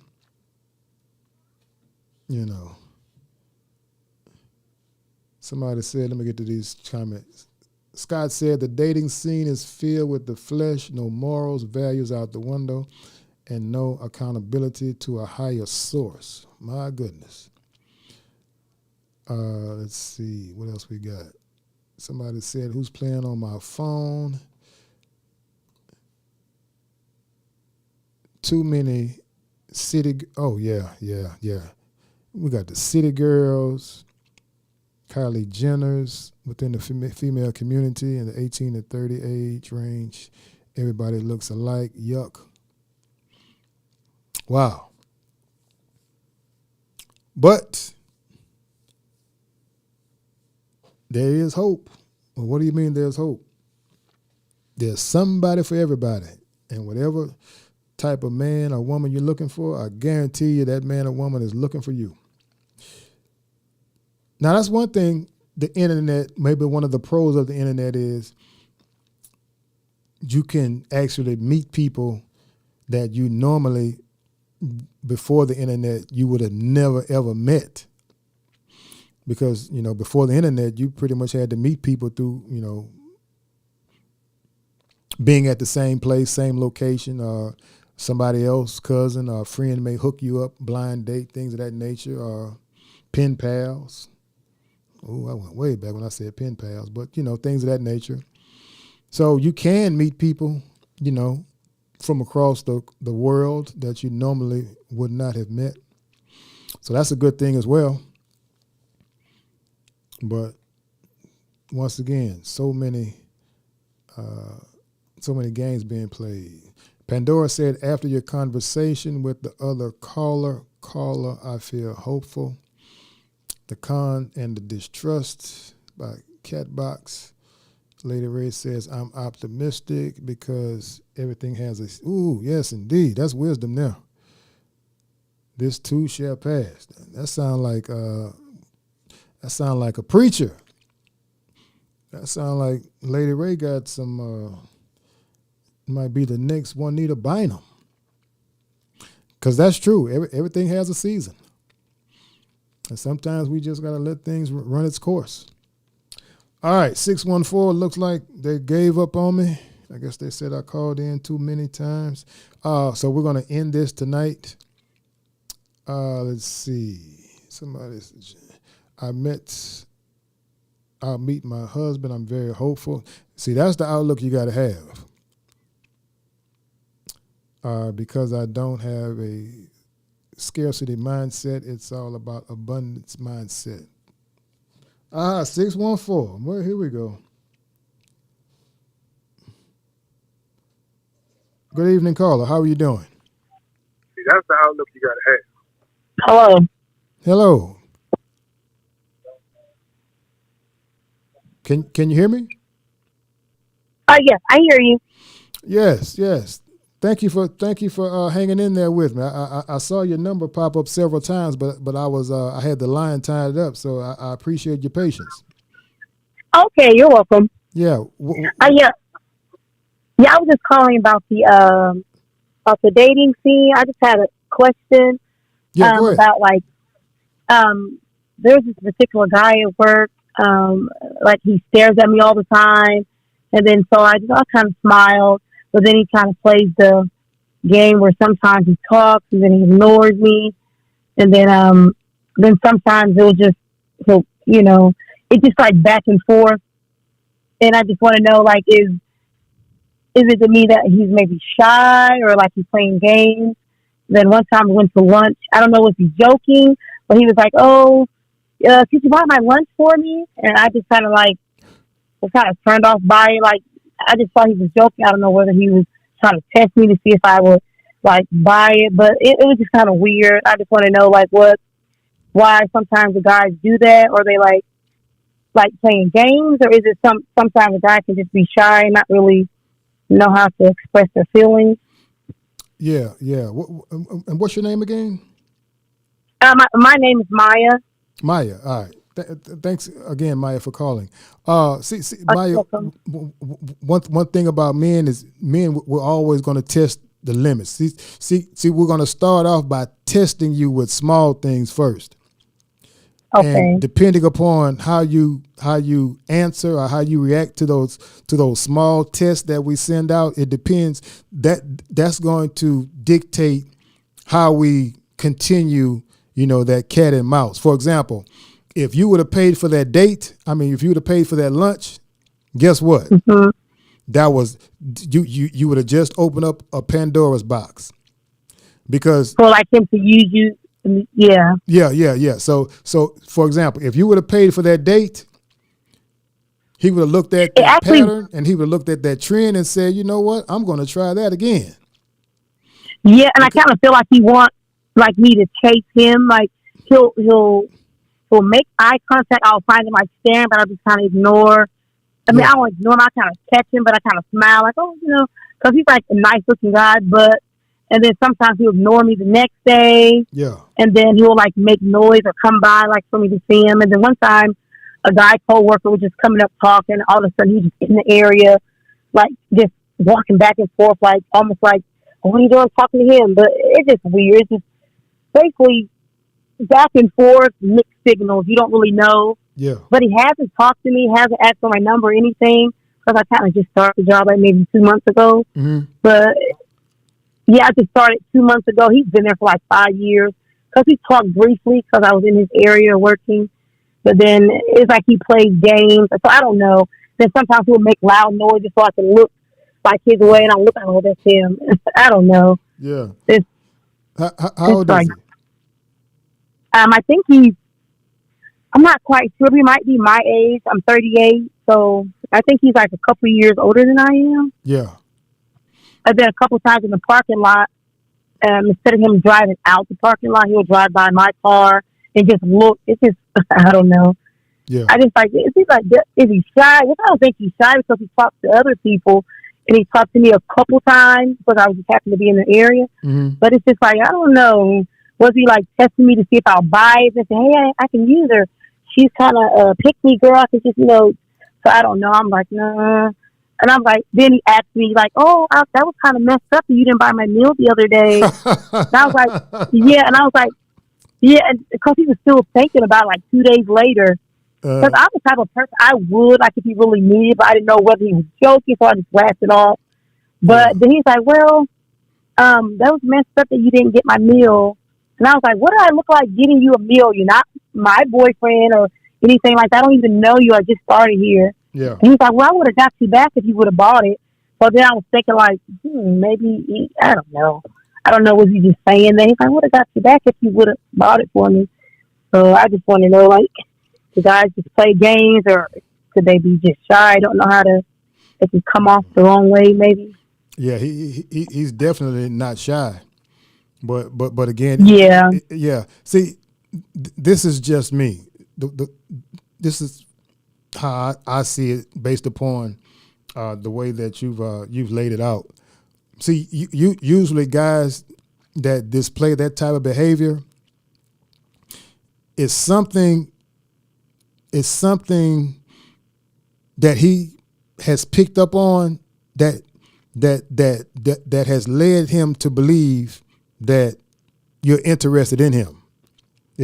Am I right?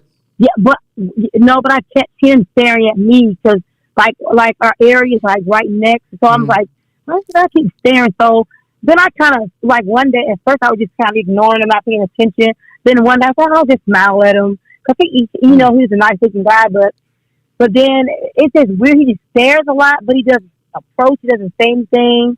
Then it's kind of like for like after the meal incident when I didn't get it. I don't know, was he like in a sense mad because he just ignored me? Like he walked by one day, he didn't speak. Usually I'll be like, oh hi. Just every time I seen I was speaking, I was like, let me not speak and see if he speaks to me first. And then I didn't speak when I saw him a couple times, and he never spoke to me. So I'm like, I'm not gonna be the one keep speaking and see if he'll speak to me. So he didn't. So I'm like, I don't know, was he mad because I didn't buy his food, or he just not a person to speak first? So I don't know. Yeah. It's just crazy. And then after that, he would just come in the area, like if he don't see me out, like, oh, I want to see over there. But I'll be over there just more in the, like out of the way where he can see.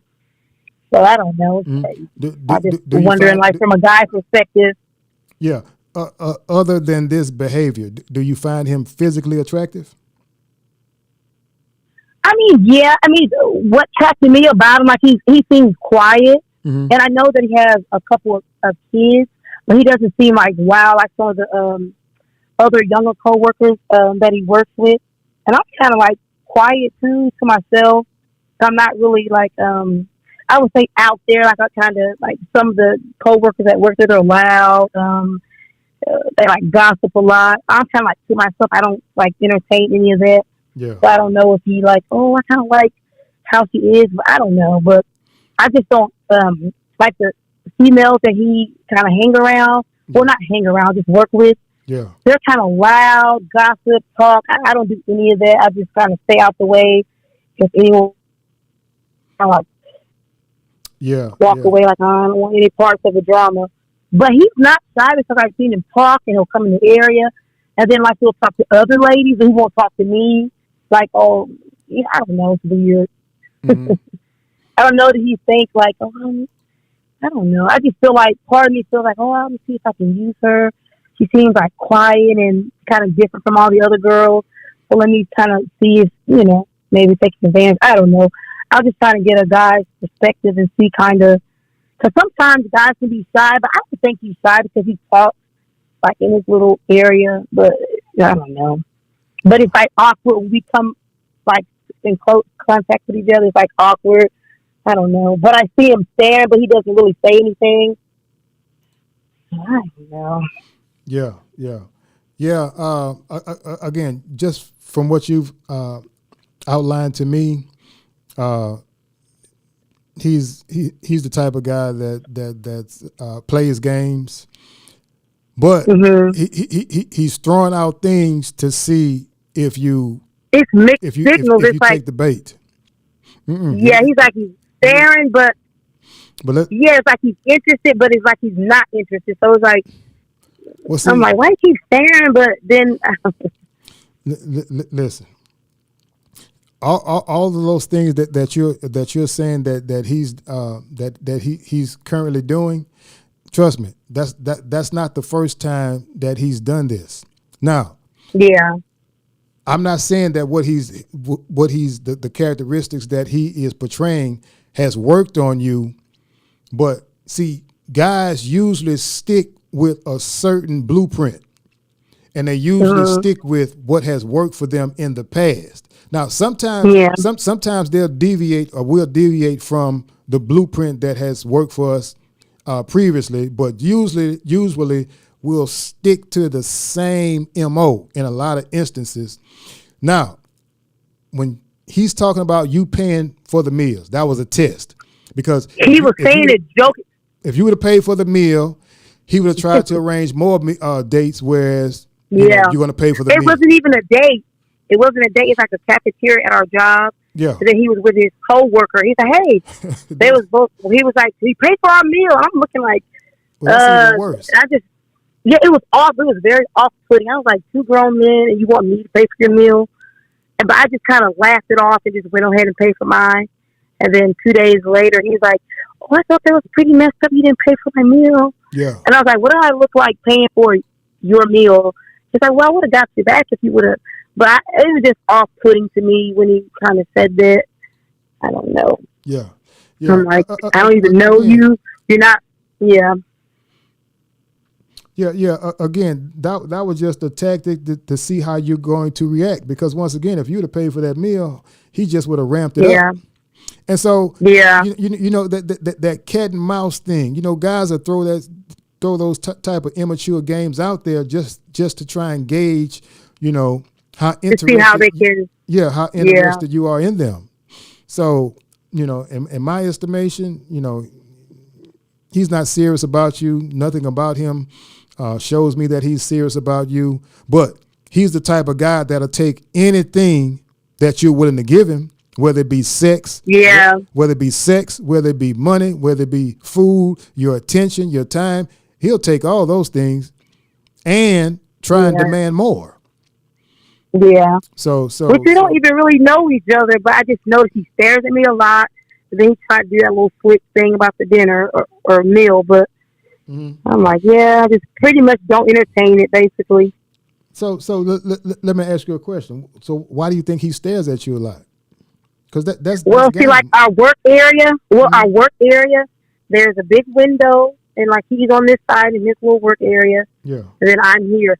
So we kind of see each other. Like, you can't even help. But so I noticed the first week, but I really didn't pay attention. I'm like, oh, he's just being nosy. I'm the new girl. So, and then he just kept staring, but he made me aware, like, hey, I'm staring at you.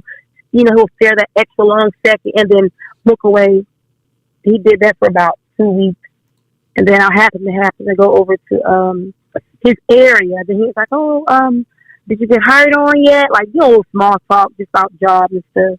Mm-hmm. And then he just ignored me all of a sudden after the little, to me, I feel like it was after the meal thing. But then also there was another guy coworker talking. And then he was just standing there like, oh, I wonder what they're talking about. Like, it's to be kind of eavesdropping. Then he just kept walking back and forth, so I noticed him walking. It didn't make sense. I'm like, why do you keep walking back and forth every time I get my attention? Let me know. Or is he mad because this guy's talking? We're just talking about work. But I just feel like he gives mixed signals. I mean, we don't date. He hasn't asked my number or anything. He just stares a lot. And then he acts, the food incident. But would you date him?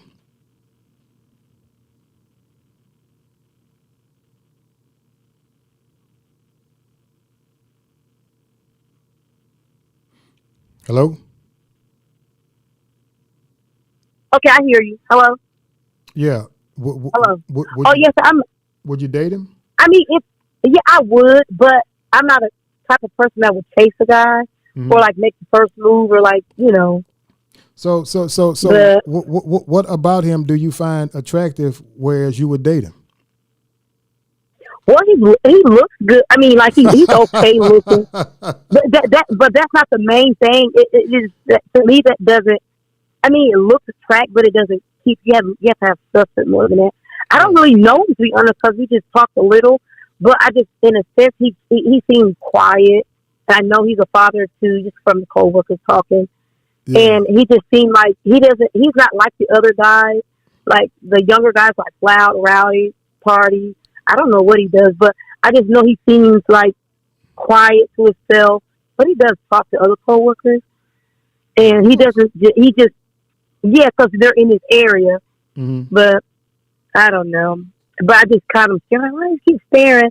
Then I just smiled. And he kind of nodded, and then one day we walked by because he seemed like. To me, my first impression, he seemed mean and unapproachable because he always looked down. He wouldn't make eye contact. And then one day we was walking out for lunch. And then, you know how one person is coming this way and I'm going the other way. And so we both walk in the same, like, oh, let's tango. And then after that, he kind of, I guess, felt more comfortable to, like, say something because before he wouldn't say anything. But he said, oh, maybe she's approachable. She's kind of nice and funny. And then, but then he would just stare, but he never say anything. Mm-hmm. He would always ask me, did you get the job yet? You know, just mainly stuff about jobs and stuff, but never anything about, you know, like me or that, but he just always stare. Look, I'm thinking he's not shy because I hear him talking. He'll come in the area and say different stuff. But I noticed when I stopped speaking to him first, he wouldn't speak to me. I'm like, let me see if he says hi to me even when he comes by. But he never would. I don't know, was he like, I'm just going to ignore. You know, some guys ignore ladies to get them to chase them in a sense. Yeah. So I'm like, well, he was talking to me not that long ago, but now he's ignoring me. So I think 2 weeks went by, and all of a sudden I was in his area again. He spoke first, so I just spoke back, okay, hi. Mm-hmm. So, I don't know, but he still stares and makes noise so I can look. Yeah, see, it goes back to that question I asked you earlier, where I stated that usually when men do that, see, we have picked up on something, usually non-verbally, that you are interested in us, and then we start throwing those things out there. Well, I caught him staring, so I smiled. Like after the second week, just smiled at him. Like, hey, smile, because I did think he was attractive, but I just smiled. Like, hey, maybe if I smile and then let him know, hey, you know, I'm open to if he wanted to approach or whatever. But he kind of never did. Mm-hmm. But he did ask me about the food situations, like, so I don't know. Yeah. Well, again, my advice to you is that don't entertain. It would not be wise to date this guy because he's pretty much revealed his whole hand as far as how he operates and, you know, his attitude towards you. That he I don't think he would take you serious, but he would take anything that you're offering. Yeah, if he can use, And so you have to be careful about that. But you know, because again, when you're dealing with those type of guys, they're basically showing you exactly who they are. Yeah, in the beginning, it was like we're not even dating. We don't know each other. So I'm like, yeah, he's really just like putting it all out there. Yeah. And there are a lot of women that may find themselves physically attracted. He may be a handsome guy, and they would ignore all of those signals, all of those signs that he's putting out and get in a relationship with him. And then when the relationship turns bad, you know, they want to blame him or get, you know, going into a state of depression where the whole thing could have been avoided because, you know, he sent out so many signals as far as what type of guy he really is. Yeah, I think my first impression was like, oh, he probably wants me to either chase him or figure out, oh, why isn't he talking to me or why didn't he say hi? So I just basically did the same thing he did to me, ignore him, and then all of a sudden he's in my area. Mm-hmm. So I'm like, he doesn't even make sense. It's like, you're too old to be playing this game. But I know he's older than me. But I'm like, so I thought, you know what? I'll just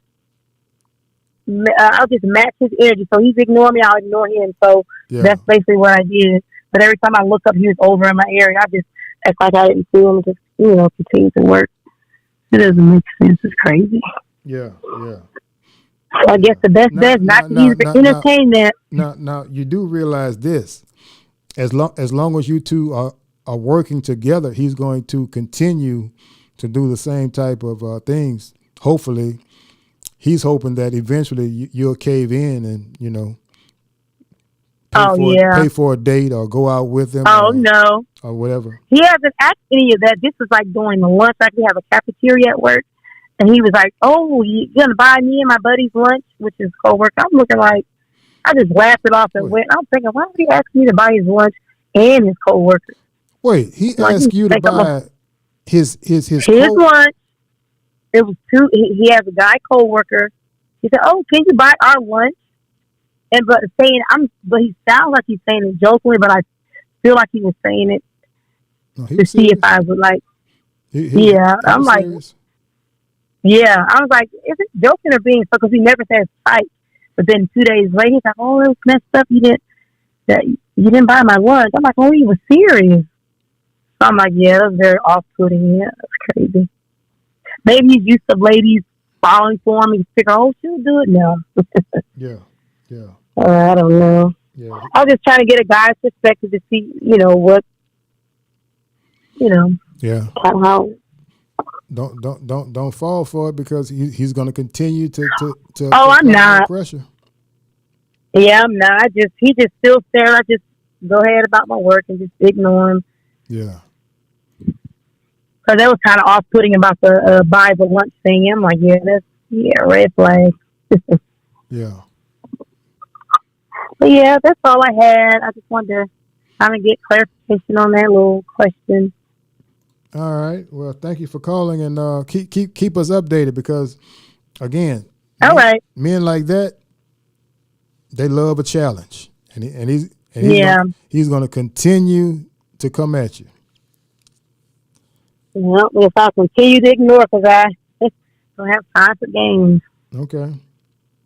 All right. Well, keep Thank you. I would love to know, more about it if he continues to do it. If I were a betting man, I would say he's going to continue to pursue you or play those type of games and just see maybe one day he's thinking eventually you'll fall for it. Oh, yeah. Can't be doing that. Especially seeing the signs so early on when you're not even dating. If you actually were, it will be even worse. So yeah, that's not even entertain that.